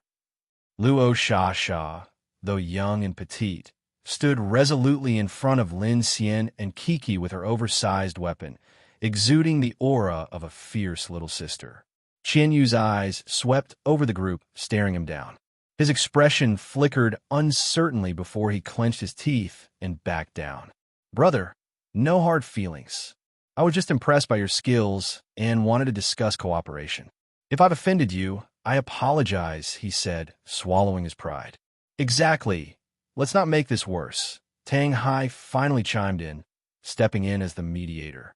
"Everyone, calm down. Survival is the priority here. This fog has trapped us all. Let's focus on our current predicament. Any personal grudges can be settled after we make it out of here," he added with a pacifying tone. Lin Xian turned his gaze toward Tang Hai. "Is that really what you think?" The atmosphere grew tense again, and Tang Hai's eye twitched slightly at Lin Xian's sharp words. Still, he forced a smile. "Of course. I know there's mutual distrust among us, and that's fine. I don't trust you either. But at the end of the day, we all have the same goal, survival, Tang Hai replied, turning to gesture at his group behind him. We've been holed up in this bunker for months. There are dozens of us, all just trying to stay alive. Bringing you in was actually a huge risk for us. Doesn't that show our willingness to cooperate? The bunker. Lin Xian's eyes scanned the mountain in the distance. Can we stay there tonight? Of course. Tang Hai nodded quickly. Everyone can rest in the bunker tonight. It's much safer in there compared to outside, he said, addressing the convoy leaders to reinforce his apparent goodwill. At that, his nephew Feng Yumming interjected. Uncle, there's no way the bunker can fit so many people. We'll squeeze in, Tang Hai sighed. There's still plenty of room. The suggestion to let everyone into the bunker did help ease some suspicions, but the convoy leaders exchanged strange looks and stayed silent. No need. My convoy stays with our vehicles. We'll keep watch through the night. Qianyu responded first. Now that the standoff had de-escalated, he shot a cold glance at Lin Xian and Kiki before turning to leave. The other convoy leaders quickly followed suit, voicing their refusals. We don't need it either. Let's just meet up tomorrow morning. Same here. Seeing the unanimous rejection, Tang Hai didn't press the matter. Feng Yumming, however, sneered in disdain. As if sleeping in your vehicles is safer than a bunker. Idiots. Yumming. Tang Hai scolded. Let it go. Everyone fending for themselves is fine too. In truth, the convoy leaders' reactions were completely understandable. Whether they trusted Tang Hai or not wasn't the main issue. For these people, their vehicles carried all their worldly possessions. To them, no place was safer than their convoy. If danger arose, they could escape immediately. Under such circumstances, who would abandon their vehicles to sleep in a bunker? Turning to Lin Xian, Tang Hai said, I'll have Yumming show you inside. Feel free to find a spot and rest. Tomorrow, we'll need your help again. We're all in the same boat. No need to be so formal. Lin Xian replied. He had already intended to check out the bunker. While there were some treasures in the courtyard, he couldn't exactly devour machinery in front of hundreds of people. Tang Hai's suggestion gave him the perfect excuse to probe his intentions. To Lin Xian's surprise, Tang Hai actually agreed to let them in. While his outward behavior seemed reasonable, even generous, it felt strangely naive for a world as ruthless as this. Lin Xian couldn't quite figure out what Tang Hai was plotting, so he decided to wait and see. As he prepared to head toward the bunker, he paused when he saw Luo Yi nearby. Noticing his gaze, Yi quickly waved her hand and pointed toward the pickup truck. You two go ahead. My brother and I are used to sleeping in the truck. Be careful, Luo Yi added tersely.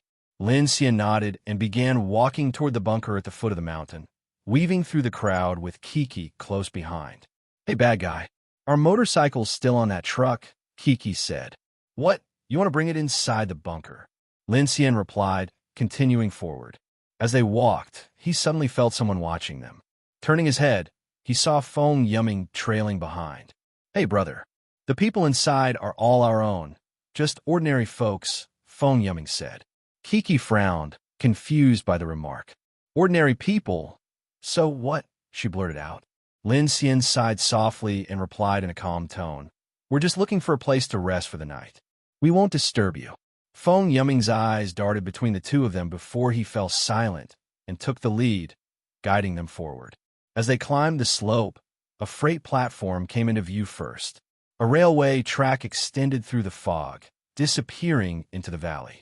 Behind the platform loomed a large air raid bunker.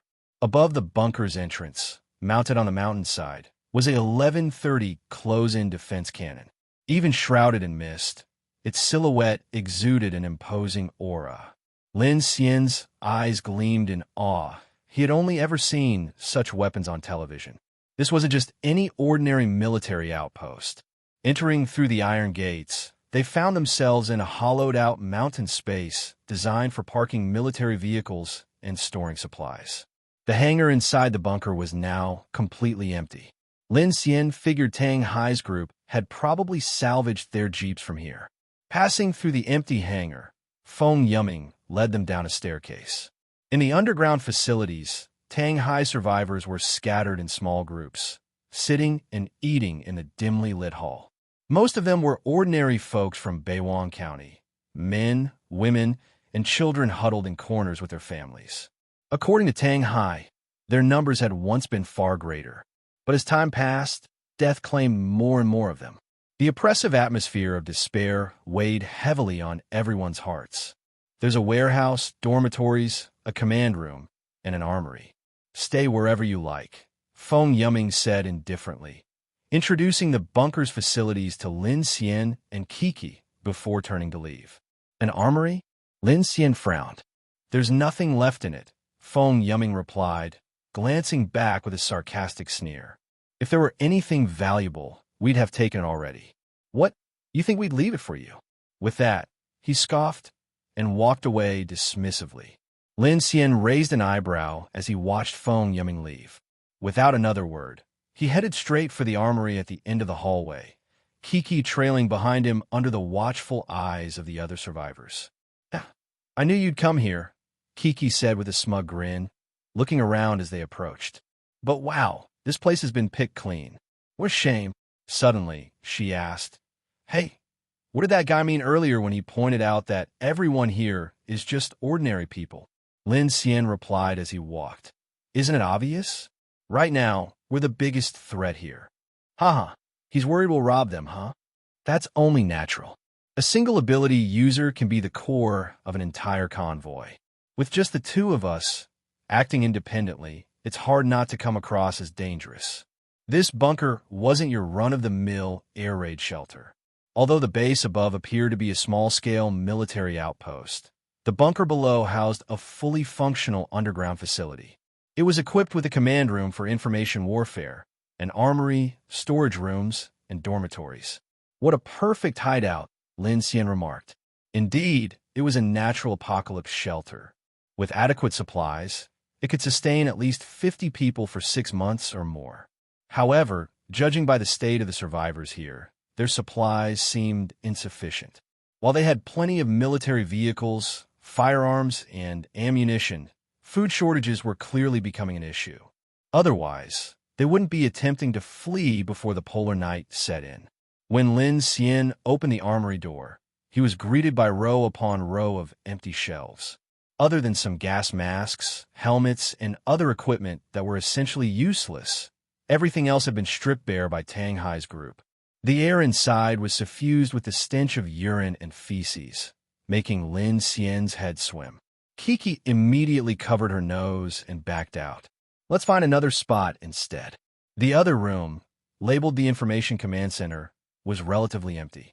Chairs and desks were stacked haphazardly, and there were traces of makeshift bedding on the floor. This will do, Lin Xian said, dragging a chair out. He glanced at Kiki. Get some rest. Kiki wrinkled her nose in disgust at the dirty floor, but quickly became distracted by the command console. The table was lined with over a dozen monitors and information equipment, though they were utterly useless in the absence of power. Her eyes sparkled with interest as she walked over. Hey, bad guy, how about we move this stuff onto the train and set up an information center for me? An information center? Lin Xian raised an eyebrow. He had noticed earlier that the base had a sentry warning system, but the system was far too complex to disassemble and move easily. Easier said than done. How are we supposed to haul all this back? Kiki pouted. Are you stupid? There's a freight rail line outside. It's obviously connected to Beiwang Station. I know, Lin Xian replied with a wry smile. What I mean is, we're still trapped in this fog. We're lucky to even be alive. So how would we find the time to move anything? Fair point, Kiki admitted, deflating. She stretched lazily and glanced at Lin Xian, her exhaustion plain to see. I can't take it anymore. I need to rest for a bit. Lin Xian found a corner and leaned back against the wall, leaving her be. Whether it was Qian Yu or Tang Hai, Lin Xian was certain they both harbored ulterior motives. In this harsh environment, everyone prioritized their own survival. Their politeness toward him and Kiki was only due to their abilities as ability users. Once they escaped the fog, Lin Xian would become their biggest threat. Some might see Lin Xian and Kiki as powerful allies, but for now, with the extreme night just 2 days away, Everyone's survival was uncertain. This kind of place should have backup power or generators, Lin Xian muttered, noticing how the survivors in the main hall were lighting candles. It was clear the ventilation system was still functional, yet the electricity was completely out. In the armory, "It stinks in there," Kiki mumbled, leaning against Lin Xian's shoulder. Within moments, she had fallen asleep. Lin Xian turned to look at her, a complicated expression crossing his face. Yesterday, she had fainted after using her ability twice to fight off the giant bug. Yet today, she had managed to hold out without revealing any weakness. She was sharp. If the others discovered her ability's limitations, neither Qianyu nor Tang Hai would treat them with such caution. Even though Lin Xian's display of power had been impressive, Kiki's explosive combat ability had left a much stronger impression on everyone. He recalled how she had feigned sleep for 3 days and began to wonder about her true identity. How could a spoiled rich girl have such resilience? Night fell, and everything inside and outside the bunker grew deathly quiet. Whether it was the convoys in the courtyard or the survivors in the underground shelter, nobody made unnecessary noise. It was a night destined to be sleepless, not only because of the looming terror of the dark, but also because tomorrow's planned escape from the fog was a gamble of life and death. Lin Xian did not rest. Instead, he placed his hand on the command console and activated his mechanical heart to interface with the system.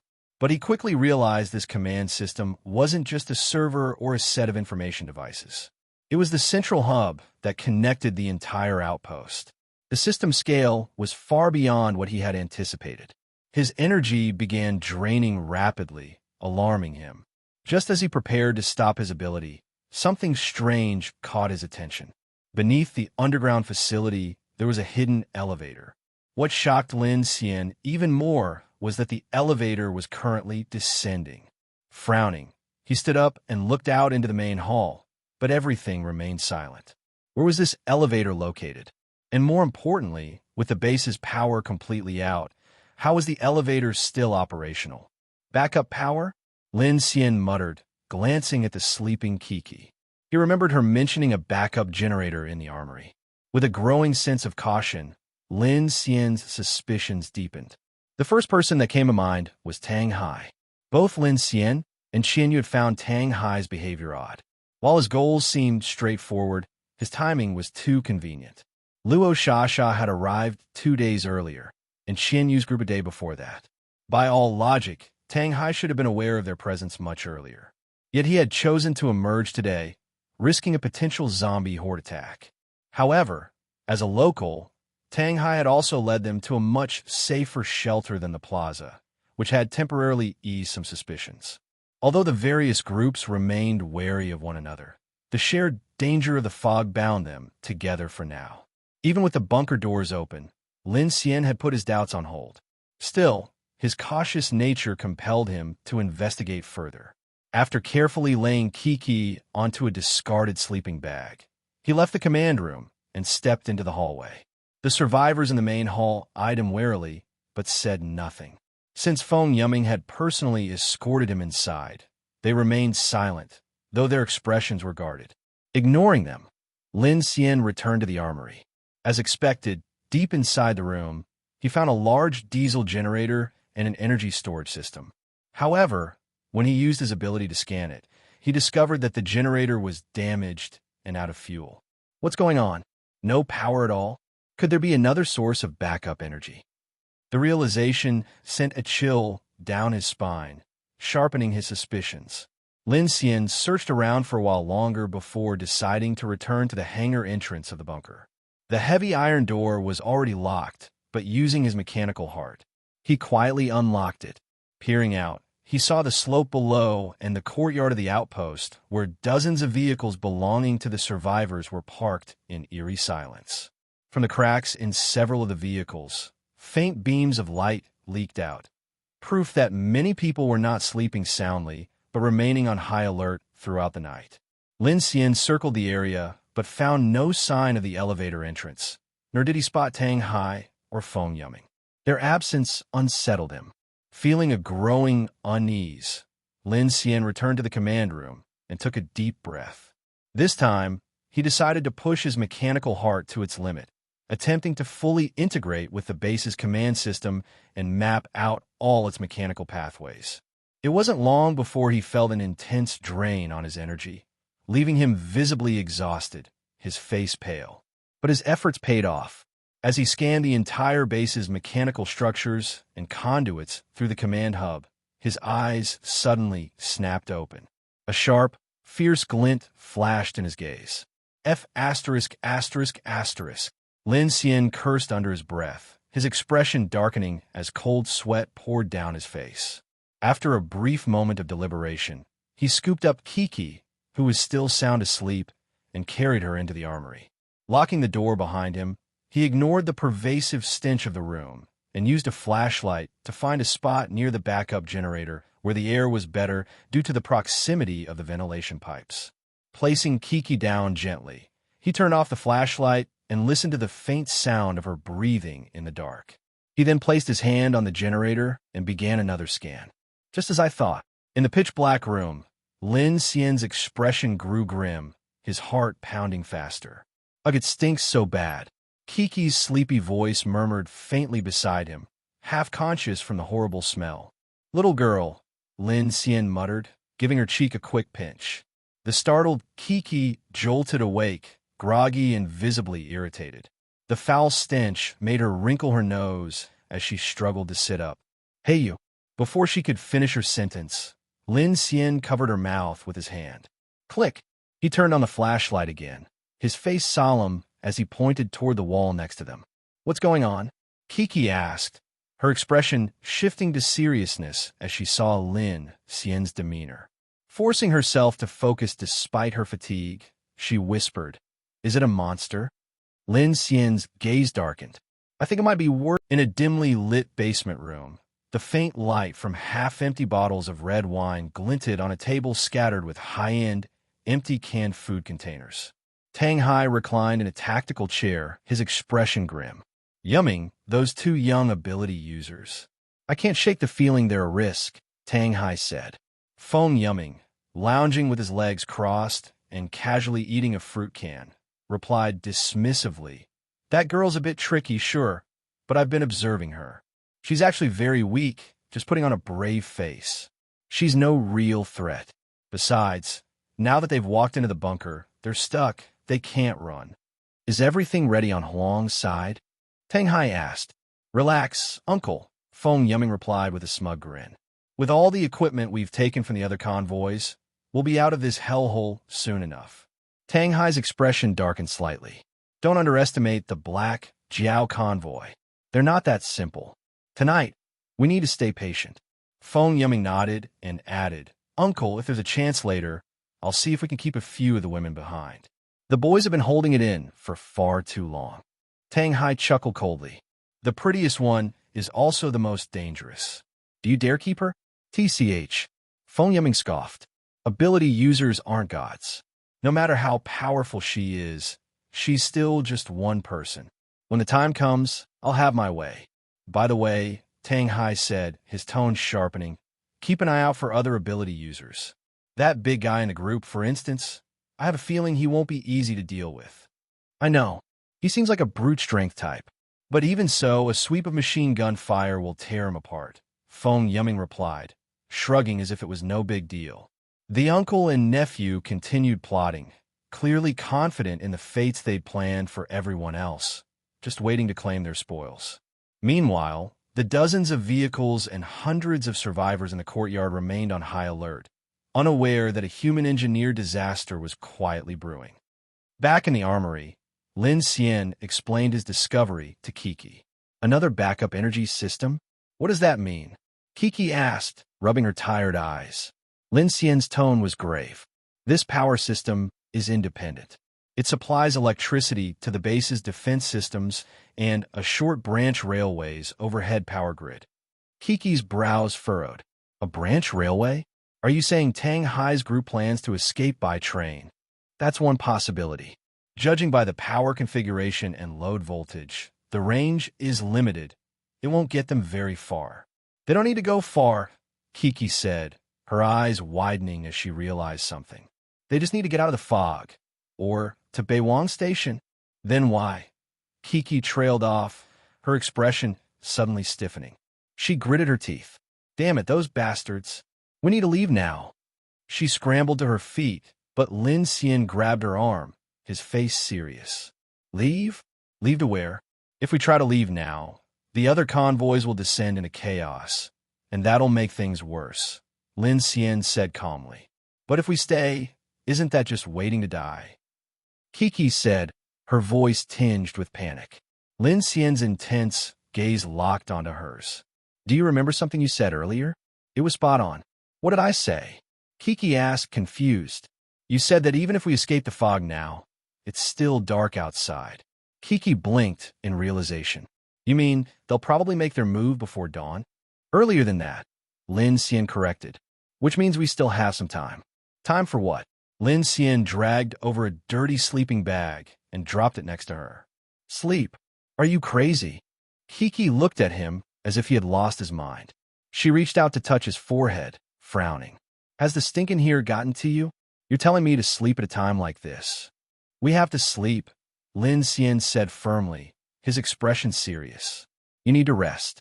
You'll need your strength later to help me execute my plan. With that, he pulled Kiki closer and whispered his bold plan into her ear. Lin Xian was convinced Tang Hai wouldn't act too early. First, as Kiki had guessed, they'd likely wait for the middle of the night when fatigue and vigilance among the survivors would wane.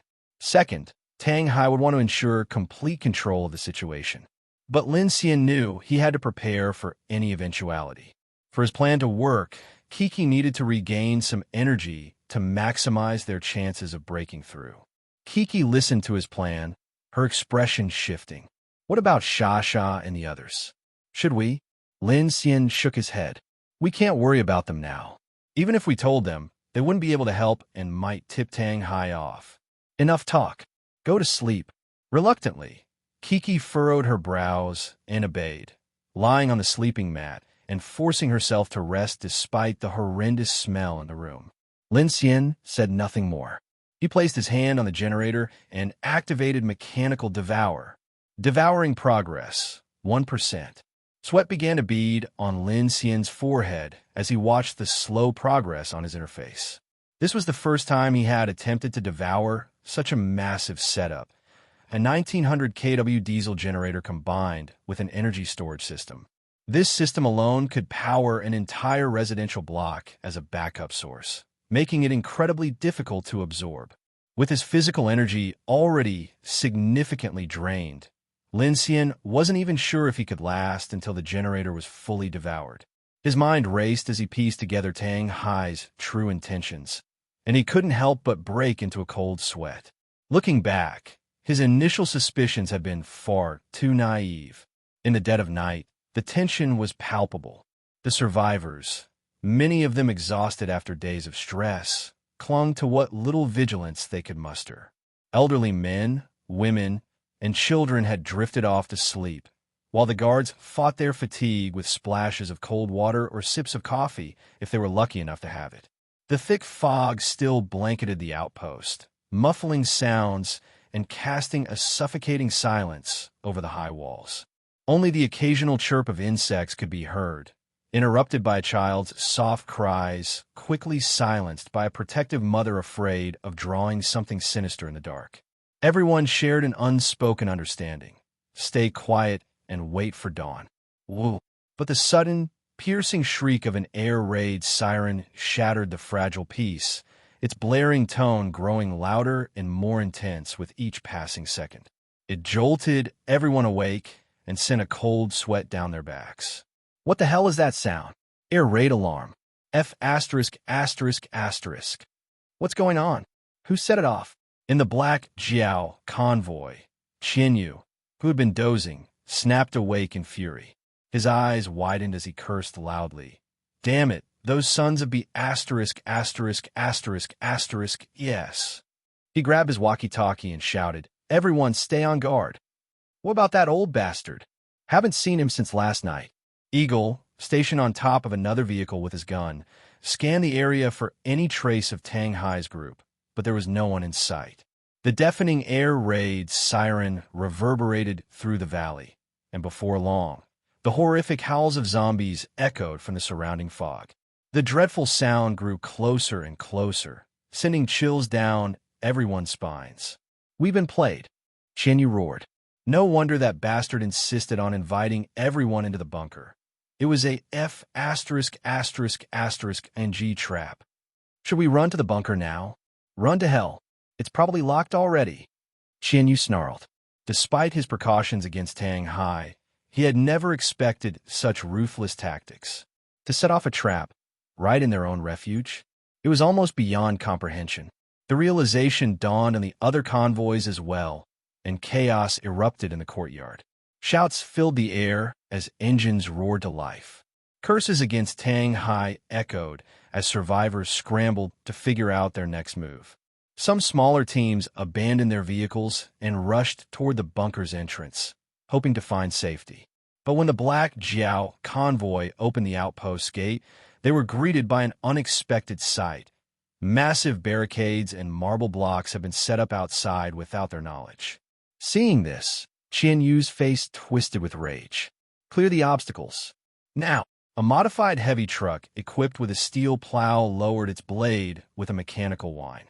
Revving its engine, it charged forward, crashing into the barricades with explosive force. Bang! Bang! Bang! The plow cleared a path through the debris, leaving a temporary escape route for the vehicles behind. "Brother, should we go too?"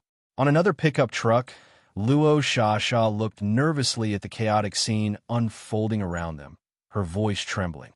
Luo Yi hesitated, his gaze drifting toward the bunker. "I can go get them," Sha shouted. "Wait!" Luo Yi grabbed her arm, his eyes focused. They have abilities." Sha bit her lip, nodding in agreement.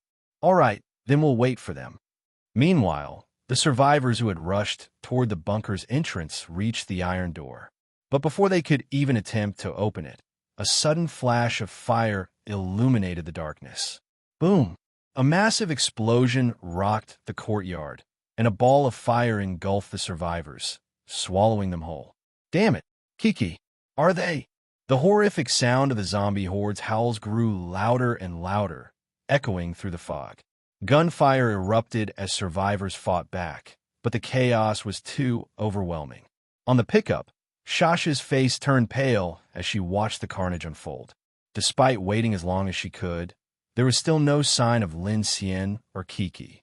"Brother, we have to go," Luo Yi said decisively, slamming his foot on the gas pedal.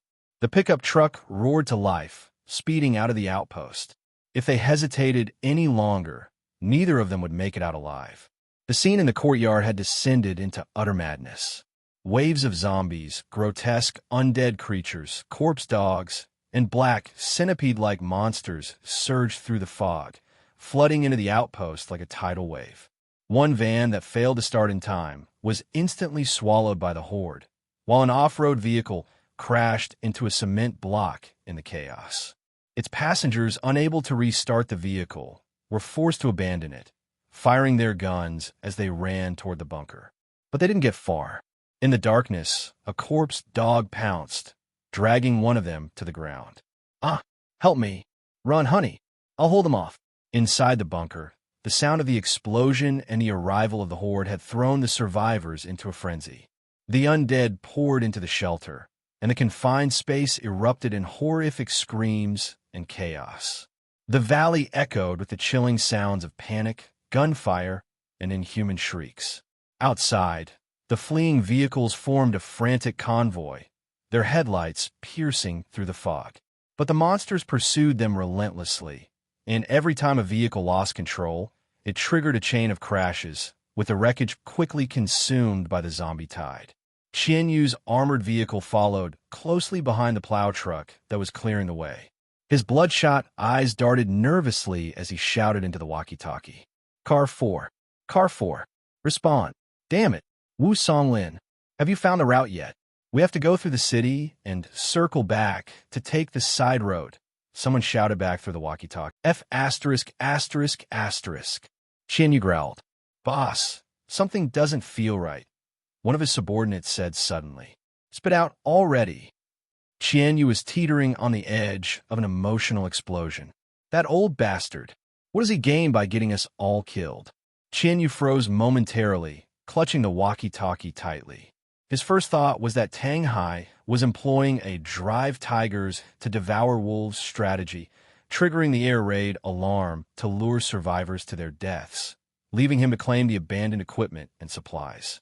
But as he thought more, Qianyu realized, if everyone died outside, there'd be no need for Tang Hai to gather survivors at his shelter.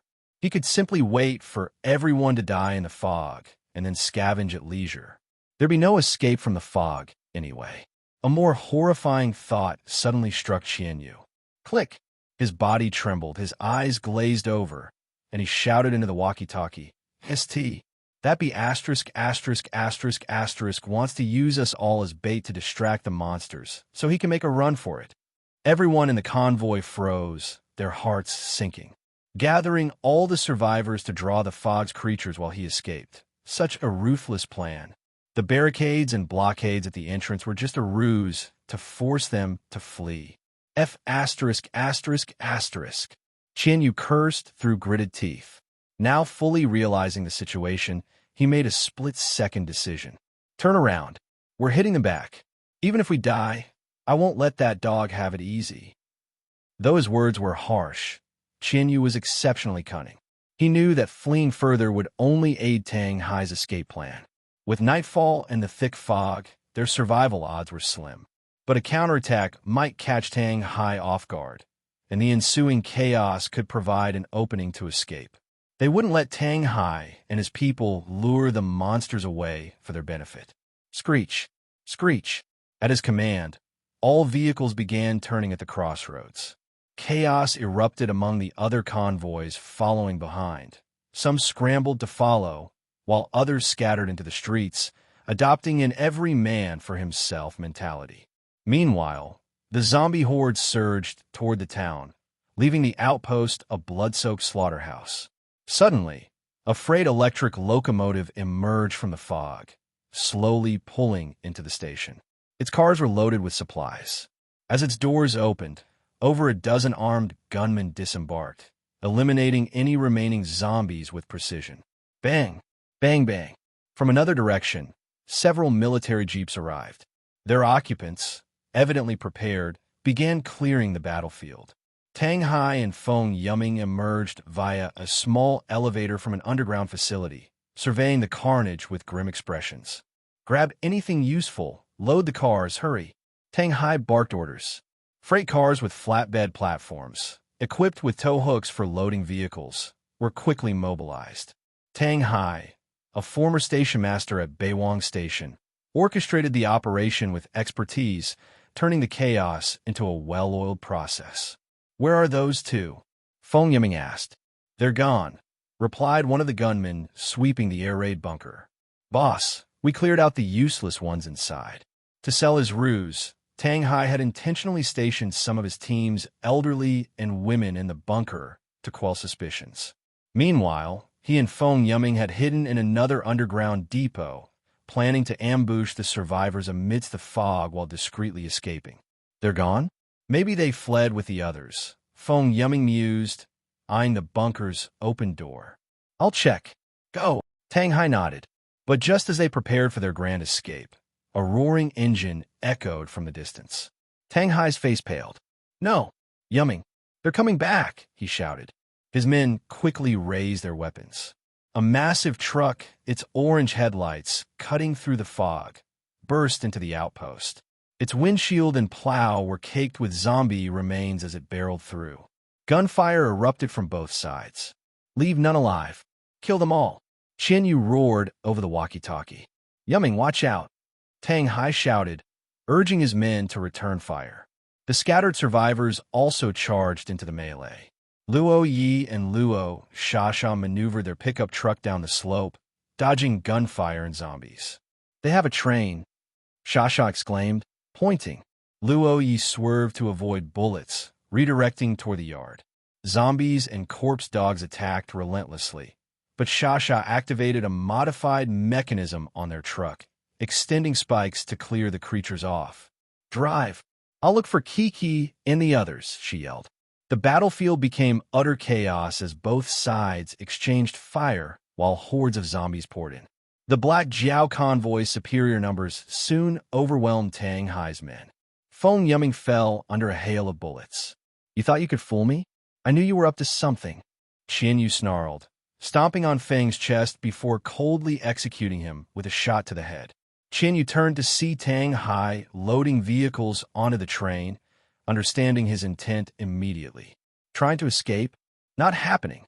Eagle, take him out, he ordered.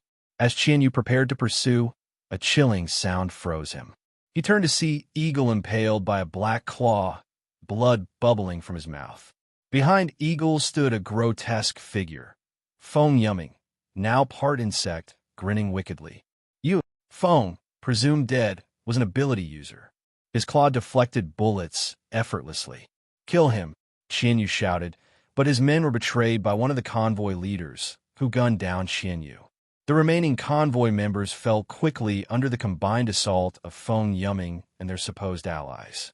The traitorous leader divided the spoils, but with the ever-present threat of the zombie horde, he knew survival was slim. Still, he gambled on the deal he'd dense fog at outpost T-34. The Black Jiao convoy was almost entirely wiped out. The horde of zombies and creatures, mingled with the screams of survivors, had turned the area into a living hell. Between the zombie tide, gunfights, and betrayal, the scattered convoys, confused by the chaos, were quickly annihilated by bullets and the undead. The chubby convoy leader, uninterested in prolonged conflict, seized Qian Yu's large truck after eliminating the remaining members of the Black Jiao convoy.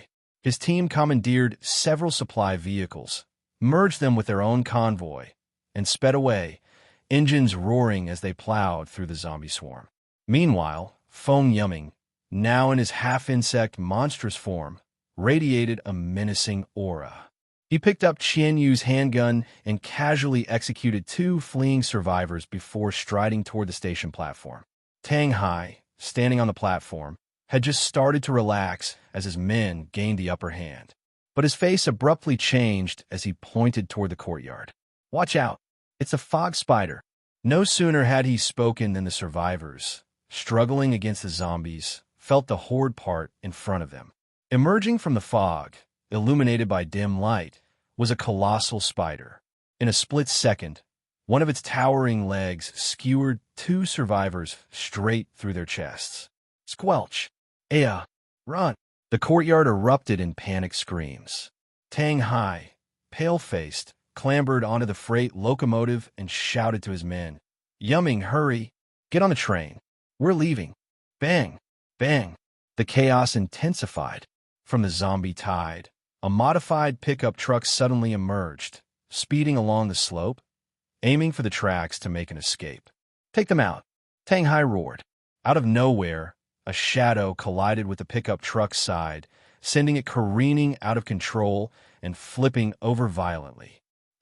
Sha screamed as Luo Yi grabbed her, kicking the door open and rolling them out just before the truck tumbled down the slope. Where do you think you're going? Feng Yumming sneered, emerging from the fog. His clawed hand lunged toward Luo Yi. But Luo Yi sprang up, grabbed Feng's claw, and with a grunt, hurled him aside. Bang! Bang bang! Bullets rained down. Luo Yi threw himself over Sha, taking a glancing shot to his shoulder. Brother!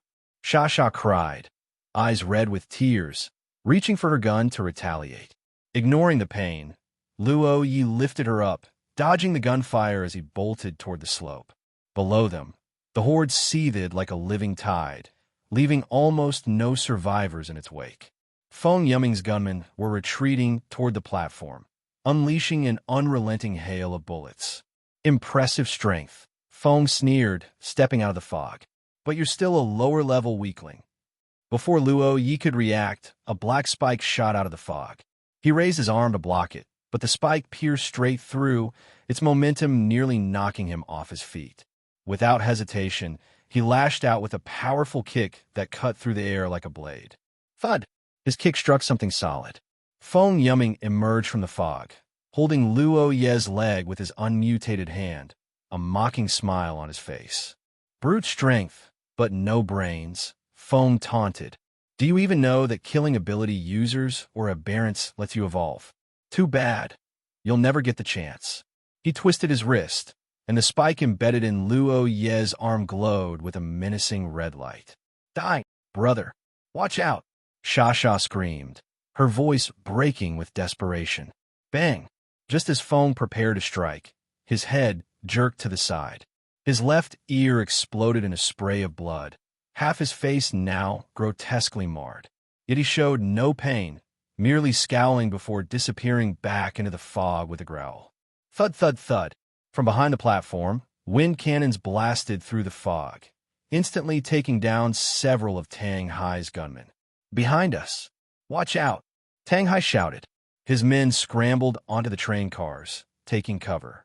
A searchlight cut through the mist, briefly illuminating the chaos below. Sha, seeing the horde surging toward them and the massive spider above, wiped her tears and tugged at Luo Yi. Brother, we have to go. Behind a massive slab of green stone at the rear of the platform, Lin Xian was drenched in cold sweat, panting heavily. The mechanical heart had been running at full capacity for nearly 9 hours, leaving him utterly drained of energy and focus. I knew you two would be hiding somewhere, came Feng Yumming's eerie voice, its tone shifting from near to far. Trying to play the fisherman? Huh, you think having an ability makes you untouchable? The sinister presence sent a shiver through Lin Xian. Without thinking, he fired a wind cannon into the fog ahead. Bang! The shot hit something with a metallic clang. Lin Xian's pupils contracted as he leapt to the side, narrowly avoiding a strike. Feng Yumming suddenly lunged out of the mist, his claw smashing the stone where Lin Xian had been hiding, shattering it into rubble. Relentless, Feng followed up with another rapid thrust toward Lin Xian's dodging figure. Interesting. You've got both close combat and ranged abilities. This is the first time I've seen something so unusual, Feng remarked, his voice dripping with malice. Lin Xian tensed. Feng's words confirmed his suspicions. This man had killed more than one ability user and had likely been hiding his power all along. It seemed the uncle-nephew pair had been engaged in plenty of murderous, thieving schemes. Whoosh! A hairy spider leg slammed down from above, forcing both Lin Xian and Feng Yumming to retreat. The tremor shook the ground. Simultaneously, gunfire erupted as Tang Hai's men opened fire, some targeting the fog spider, others aiming at Lin Xian. Surrounded on 3 fronts, Lin Xian rolled to the ground and dove under the train for cover. Seeing Lin Xian's weakened state, Feng grinned wickedly and pursued him. The antenna-like spikes on his head twitched constantly, as if on high alert. Where's the little girl? If she doesn't show herself soon, you're out of chances. Feng sneered. He was wary of Kiki's potential intervention, knowing her capabilities far exceeded ordinary expectations. Lin Xian's heart sank. Feng's power and experience far surpassed what he had anticipated. With the zombie horde drawing closer and the fog spider looming overhead, Feng Yumming decided the situation was spiraling out of control. He stopped holding back and lunged at full speed. His claw extended, aiming for a fatal strike at Lin Xian beneath the train. Were you looking for me? A light, confident voice rang out. Feng's eyes darted to the source, sharp as lightning.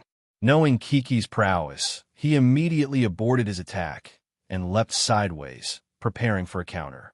But no strike came. Confused, both Feng Yumming and Tang Hai turned toward the voice. What they saw made their blood run cold. The dormant 1130 close-in weapon system on the air raid bunker roared to life. Its searchlights blazed, cutting through the fog, while a low hum signaled the activation of its concealed machinery. The turret's base rotated precisely, and the barrels of its 1130mm cannons aligned like harbingers of death. The fire control radar and electro-optical targeting system locked on with eerie precision. This long-slumbering weapon of defense had awakened at last, silently bringing hell to the battlefield. Impossible! Tang Hai froze at the sight, panic-stricken. How was that thing operational? Feng Yumming was equally stunned.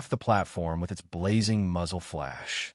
Capable of firing 10,000 rounds per minute, the CIWS unleashed its fury on the zombie tide below, the massive fog spider, and Feng Yumming. F******. Feng's eyes widened in terror as the cannon barrels swung toward him. Instinctively, he raised his black claw in a futile attempt to block. But in an instant, his body was obliterated into a mist of blood and flesh. The very ground he stood on reduced to a massive crater. The relentless barrage echoed across the station. Zombies swarming the slope were shredded into pulp, the cannon's sweeping firepower wiping them out as if by a monstrous squeegee. Hundreds, if not thousands, of undead were obliterated in mere seconds, their remains scattered like rain across the battlefield. The CWS, powered by a maintenance shaft's auxiliary energy system adjacent to the armory's generators, had been reactivated by Lin Xian and Kiki. Lin Xian had repaired the partially damaged components after consuming the generator system using his mechanical devour ability. The result, the weapon was back online at full capacity. Beneath the train, Lin Xian watched in awe. The sheer destructive power left him speechless. No carbon-based life form could withstand this kind of firepower. But the thought nagged at him. If the Starfleet had such weapons, why did the world's defense systems vanish so mysteriously after the apocalypse began? Run! Tang Hai screamed, pale with fear. Watching his nephew obliterated into nothingness, he slammed the locomotive's throttle forward. The cannon hadn't targeted the train, and Tang Hai hoped to escape while crushing Lin Xian beneath the wheels. The train began to move, and Lin Xian, still under the cars, felt the wheels rumble to life. He realized Tang Hai's plan and quickly grabbed hold of the train's undercarriage, intending to use his mechanical heart to seize control. But the train was far larger than he anticipated, and his drained stamina made it impossible to establish control quickly. Damn it, Lin Xian muttered. He prepared to roll out from under the wheels to regroup. But before he could act, a deafening clang echoed from the front of the train, halting it abruptly. Seizing the chance, Lin Xian scrambled out from under the train. By now, the CIWS had stopped firing. While its firepower was devastating, its ammunition capacity allowed only 15 seconds of sustained fire. Still, that was more than enough. The courtyard and slopes had been reduced to a smoking hellscape of blood and gore. Even the grass was scorched away. The fog spider, now visible, lay in pieces, its truck-sized body reduced to an unrecognizable heap. Curious why the train had stopped, Lin Xian glanced ahead, wondering if the electrical systems had failed. His eyes widened in shock. Emerging from the fog, blocking the tracks, was a massive red iron behemoth. The infinite train. The sudden collision had thrown Tang Hai off his feet, leaving him bloodied. He clambered up, confused, thinking the train had hit an invisible wall. Peering ahead, illuminated by his locomotive's headlights, he saw a Crimson Whale 03E heavy gas turbine locomotive towing a series of ominous cars. Tang Hai's face turned ashen, and his men panicked. Where the hell did this train come from? Damn it, we're cursed. What the F*** is going on? From a slope nearby, Luo Yi emerged, grim-faced, wielding a grenade launcher. Without hesitation, he fired a shell into the side of Tang Hai's train car. Boom! The explosion tore through the car, killing many of Tang Hai's gunmen. The few survivors stumbled out, coughing and disoriented, only to be greeted by a young girl standing before them, smiling mischievously. Hello there. Where you guys headed? With a wave of her hand, Kiki unleashed an invisible force, sending the remaining men flying, lifeless, into the night. Tang Hai, frantic, leapt from the locomotive and fled into the fog, clutching a handgun. Most of the zombie horde was gone, but fear gripped him as he stumbled along the railway in darkness. Lin Xian climbed onto the platform, pursuing him. Before Tang Hai got far, a lithe figure emerged ahead, silhouetted in the faint glow. "Who's there?" Tang Hai shouted, his voice trembling. Just as Tang Hai raised his gun to shoot, the shadowy figure swung a crowbar directly at him. Wham! A sickening explosion of blood followed, and Tang Hai collapsed, unconscious. The shadow stepped into the light of the headlights, revealing a beautiful face. Lin Xian narrowed his eyes. As expected, it was Chun Siwan. Clutching the crowbar tightly with both hands, Chun Siwan's gaze shifted nervously to Lin Xian, who stood on the platform. Her chest heaved as her breath came in short, panicked gasps. Clearly, this was her first time striking someone. "Impressive, Miss Chun," Lin Xian said, his tone a mix of surprise and amusement. He had no idea why Chun Siwan had shown up here, but Tang Hai lying unconscious spoke volumes. To ensure the job was done, Lin Xian raised his hand and fired a few wind cannons at Tang Hai. "Lin Xian," Chun Siwan called out, her voice trembling. She was overwhelmed by the grisly scene. Rail tracks, the platform, and the slopes were all covered with mangled remains. The air reeked of smoke and blood, so thick it seemed to boil. Thud! Thud! 2 more wind cannons echoed as Lin Xian quickly dispatched a pair of lingering zombies sneaking up behind Chun Siwan. She screamed in fright. "Relax," Lin Xian said, exhaling deeply. His eyes shifted to the distance, where Luo Yi stood, seemingly lost in thought. Lin Xian called out, "Where's Sha?" Luo Yi snapped out of his daze and began searching frantically. Eventually, he found a mound of dirt and dug through it, uncovering a dusty, battered Luo Sha. "Brother," Luo Sha gasped, her voice weak as she panted heavily. "Are you okay?" "I'll manage," Luo Yi replied, his voice steady despite his injuries. A bullet wound in his back and a pierced arm. The tower-like man acted as if he barely noticed the pain. Lin Xian, seeing the siblings alive, breathed a sigh of relief. But hearing the approaching moans of zombies in the fog, he quickly shouted, "Hurry, get on my train to hide." Luo Yi glanced up at the massive infinite train, quickly realizing Lin Xian's intent. Without hesitation, he nodded seriously and carried Luo Sha aboard. "Quick, get on board," Kiki called out. She had just finished dealing with the remaining gunmen. Looking at the battlefield littered with carnage, she couldn't help covering her mouth in awe. Her wide eyes sparkled with curiosity. "Wow, what a scene. You're amazing." Lin Xian stared at her, baffled. This 16-year-old girl faced the gruesome aftermath of the battle without a hint of fear or disgust. Instead, she sounded excited. Under Chun Siwan's guidance, the group hurried aboard the infinite train to rest temporarily. By now, it was only 7 p.m., leaving at least 7 or 8 hours until dawn. "Chunjia, how did you manage to bring the train here?" Kiki asked eagerly as soon as she got on board, her face filled with astonishment.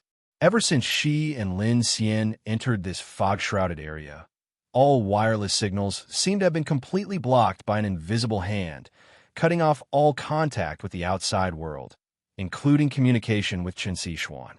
Chun Siwan, in a flurry of activity, handed a medical kit to Luo Sha with a sense of urgency in her voice. "Here, take this and treat your wounds first." "Thank you, Jia," Luo Sha said, glancing at Lin Xian and Kiki. She realized that Chun Siwan and Lin Xian were together and added gratefully, "So it was you driving the big train?" Chun Siwan turned to Lin Xian, her face carrying a hint of apology. "Last night, I noticed this train leaving Beiwang Station via the number 3 branch line track. It felt suspicious since that track isn't on any maps or records.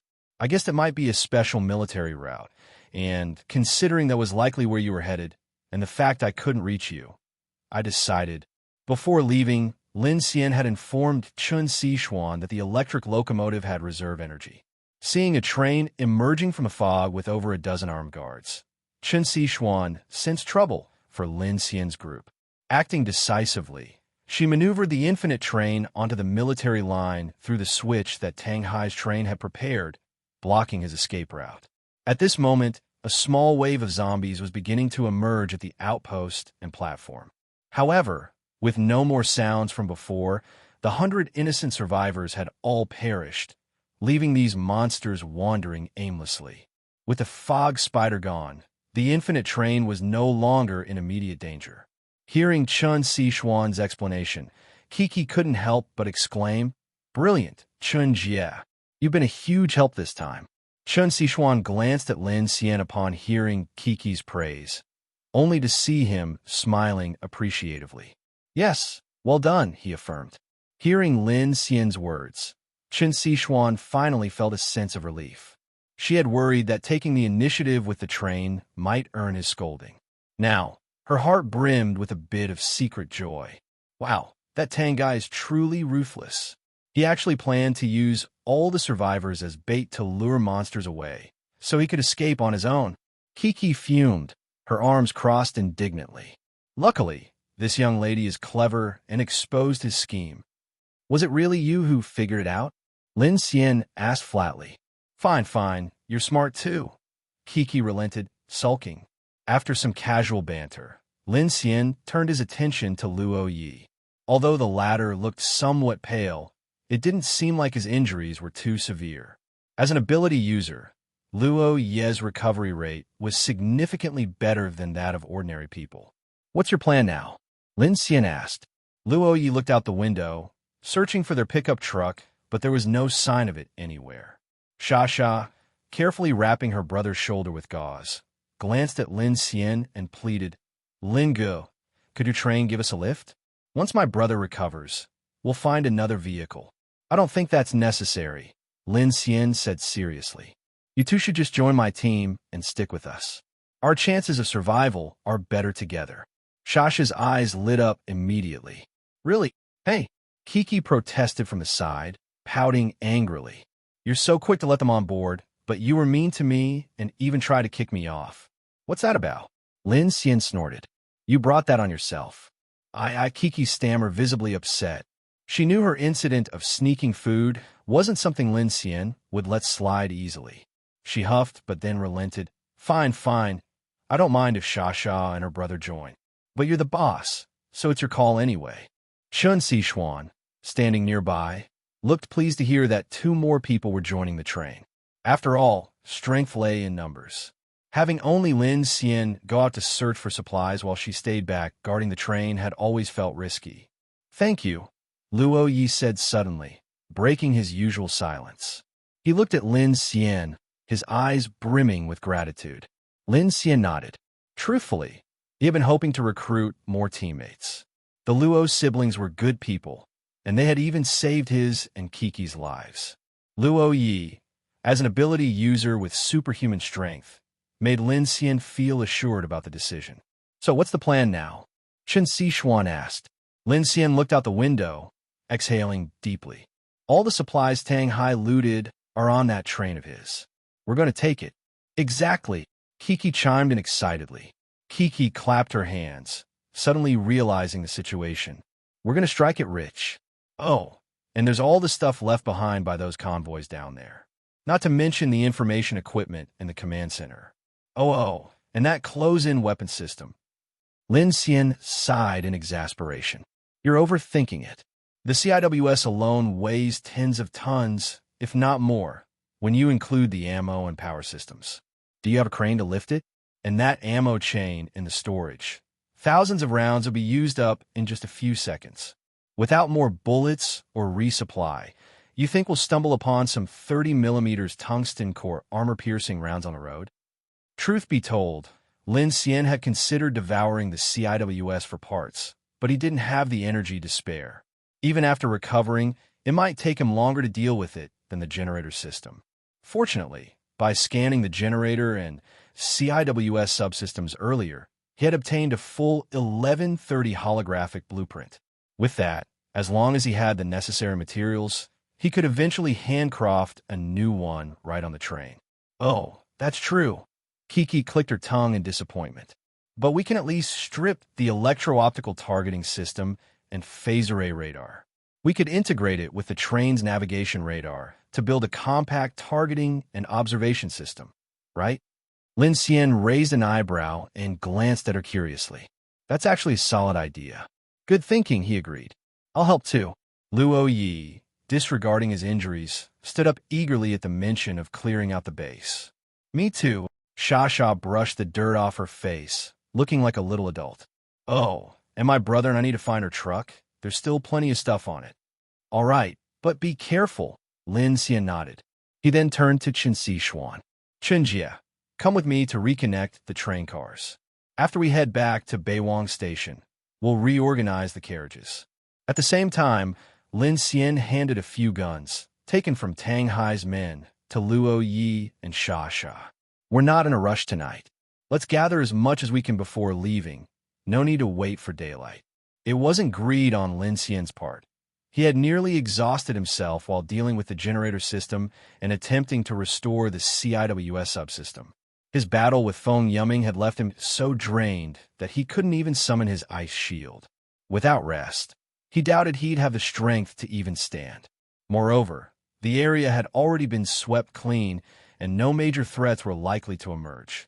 It made sense to thoroughly scavenge the military base while they had the chance. What excited Lin Xian the most was discovering several flatbed trailers that Tang Hai had loaded with jeeps, off-road vehicles, and Xianyu's armored car.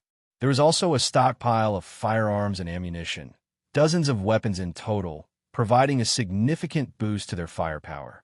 Aboard the train, Lin Xian opened the mechanical heart interface, reviewing the data from devouring the massive generator system. Devour successful.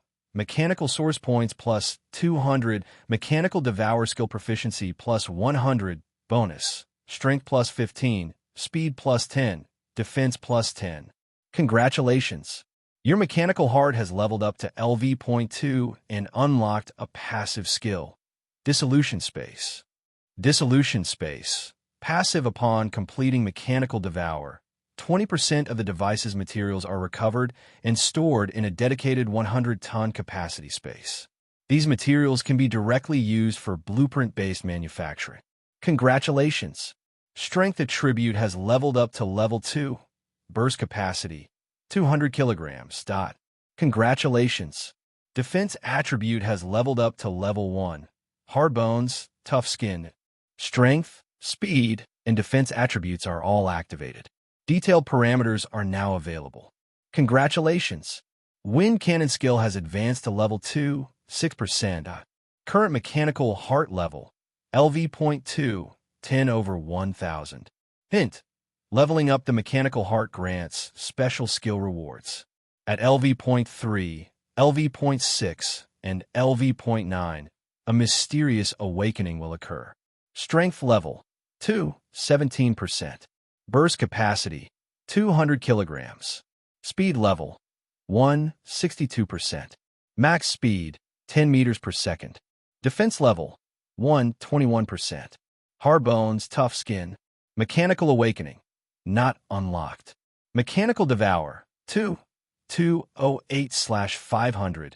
Enhances devour efficiency. Mechanical manufacturing, 1, 112/300. Enhances construction efficiency. Mechanical passives, scan/repair/dissolution. Special skills. Wind cannon, normal, level 2, 6%. Ice shield, normal, level 1, 22%. Devouring the 1,900 kilowatt generator system was Lin Xian's first time taking on such a massive device since obtaining the mechanical heart. Though it took 7 or 8 hours, the rewards were incredibly satisfying. Looking at the glowing interface, Lin Xian noted not only the upgrades to his strength and defense, but also the leveling up of his mechanical heart to level 2. Most excitingly, the newly activated Dissolution Space skill was incredibly practical. Previously, manufacturing from blueprints was cumbersome, especially when collecting materials. Now, The dissolution space allowed devoured machines to yield usable materials directly, which could be stored in this exclusive space. However, it was limited to materials from mechanical devours and couldn't function as general storage. A slight regret. Still, it was a game changer. He mused aloud. So wind cannon and ice shield are just basic skills? That means there are higher tier abilities. If I could devour that CIWS or the Iron Guard 3 military assault armor, who knows what surprises might await. Examining his stats, he chuckled. Bursting 200 kilograms. I'm stronger than a professional boxer now. Damn. With 2 new helpers aboard, the Infinite Train was far less lonely.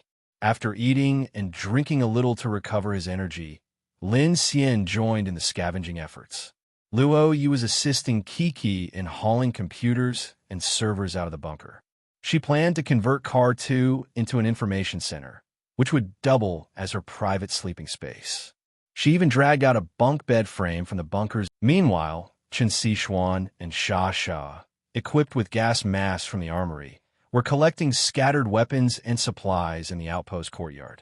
Despite the eerie surroundings, zombies lurking in the darkness and black bugs covering the ground, they worked tirelessly, guns in hand, hauling bloodied supply crates without batting an eye. Lin Xian couldn't help but admire their fortitude, honed by the harsh environment. Lin Xian pondered how to transport both the Iron Guard 3 military assault armor and the TFE 600 heavy twin-barrel tank back for study. But as he took a few steps forward, a rustling sound from the distant tracks caught his attention. Frowning, he moved to investigate. Not far ahead, he spotted a limping shadow fleeing deeper into the railway. Tang Hai. Lin Xian's expression darkened. I thought I killed him. How is he still alive? Raising a finger, Lin Xian prepared to finish the job, but something peculiar stopped him. Tang Hai sidestepped through a cluster of zombies, weaving past them effortlessly. The zombies didn't react to him at all. What the? Why aren't they attacking him? Lin Xian's eyes narrowed. The zombies shuffled forward sluggishly, eventually catching a whiff of blood. Turning toward Tang Hai, they charged at him. No, you're not supposed to see me. Tang Hai shrieked in terror. Lin Xian froze. He thought the zombies couldn't see him? That made no sense. Moments earlier, Tang Hai had moved among them confidently, not like someone gambling on luck. What's going on? Lin Xian muttered, his face grim. The zombies pounced, tearing Tang Hai apart. His screams of agony were short-lived, and silence soon returned. For safety, Lin Xian unleashed several wind cannons to eliminate the zombies, ensuring they posed no further threat. Approaching Tang Hai's lifeless body to confirm the kill, something even stranger occurred. Tang Hai's corpse began to convulse violently. The blood mist from the slain zombies transformed into a visible fluid, surging into his body. In moments, Tang Hai's form turned blood red. As the blood mist continued to accumulate, it formed into a pulsating blood cocoon. Lin Xian's pupils narrowed, and an ominous feeling gripped him. Could Tang Hai's ability to go unnoticed by the zombies have been some kind of special power? The thought flashed through his mind, and his instinct screamed that this was no ordinary occurrence. Without hesitation, Lin Xian unleashed several powerful wind cannons at the cocoon. No matter what you are, a dead Tang Hai is the best Tang Hai. Thwack, thwack, thwack. The upgraded wind cannons, now more powerful than ever, tore through the cocoon with deafening force, leaving gaping holes that oozed grayish-white flesh and blood. There's definitely something off here, Lin Xian muttered, his expression darkening as he prepared to fire another volley. But before he could act, the blood cocoon seemed to react to the threat. With a violent struggle, it suddenly burst open with a loud pop, and a slim, pale gray figure shot out at lightning speed, disappearing into the dense fog. Damn it! Realizing the danger, Lin Xian took a few steps to pursue the fleeing figure, but the shadow had vanished into the foggy darkness. His thoughts turned to Siwan and Sha, who were still in the courtyard below, vulnerable without abilities. He quickly turned back toward the train. In the enveloping night and thick fog, even zombies could easily ambush from the shadows. To stay safe, Lin Xian decided it was time for everyone to regroup on the train. With a rhythmic clatter, the infinite train soon returned to the platform at Beiwang Station. Without delay, Lin Xian coordinated with Chun Siwan to reorganize the carriages. Luo Yi, proving adept with tools, joined the effort. Together, the three efficiently reconfigured the train. The Whale 03E heavy gas turbine locomotive and the Huanqing 7F electric locomotive remained at the front as the lead engines. Cars 1 and 2 stayed unchanged, while Tanghai's 2 passenger carriages, loaded with supplies, were positioned next as cars 3 and 4. The original car 3, outfitted with tools and a hydraulic liftgate, was moved to position 5. Behind them were 4 flatbed trailers, carrying 2 military jeeps, 1 heavy off-road vehicle, and Xianyu's armored car. The short-haul electric freight locomotive from earlier was left at the tail. Since it wasn't coupled to any carriages and was cumbersome, Lin Xian planned to devour it after escaping the fog. It might yield significant rewards. To better manage the tool car, Lin Xian assigned Luo Yi to car 5. Meanwhile, Xia moved in with Kiki in car 2, the two sharing a bunk bed setup. With everyone settled, Lin Xian reflected on the strange events. The escape of the pale gray figure from the blood cocoon weighed heavily on his mind. It wasn't just about Tanghai anymore. Whatever had just emerged was unnatural, and its implications were deeply troubling. Hello, everyone. As we wrap up this video, I want to share a quick note. I have a Patreon account. If you'd like to support me and enjoy on-demand audiobooks, you can become a Patreon member. Alternatively, you can check out my Google Drive link, which has 500-plus novel audiobooks available through my Ko-fi or Patreon shop. I appreciate your support.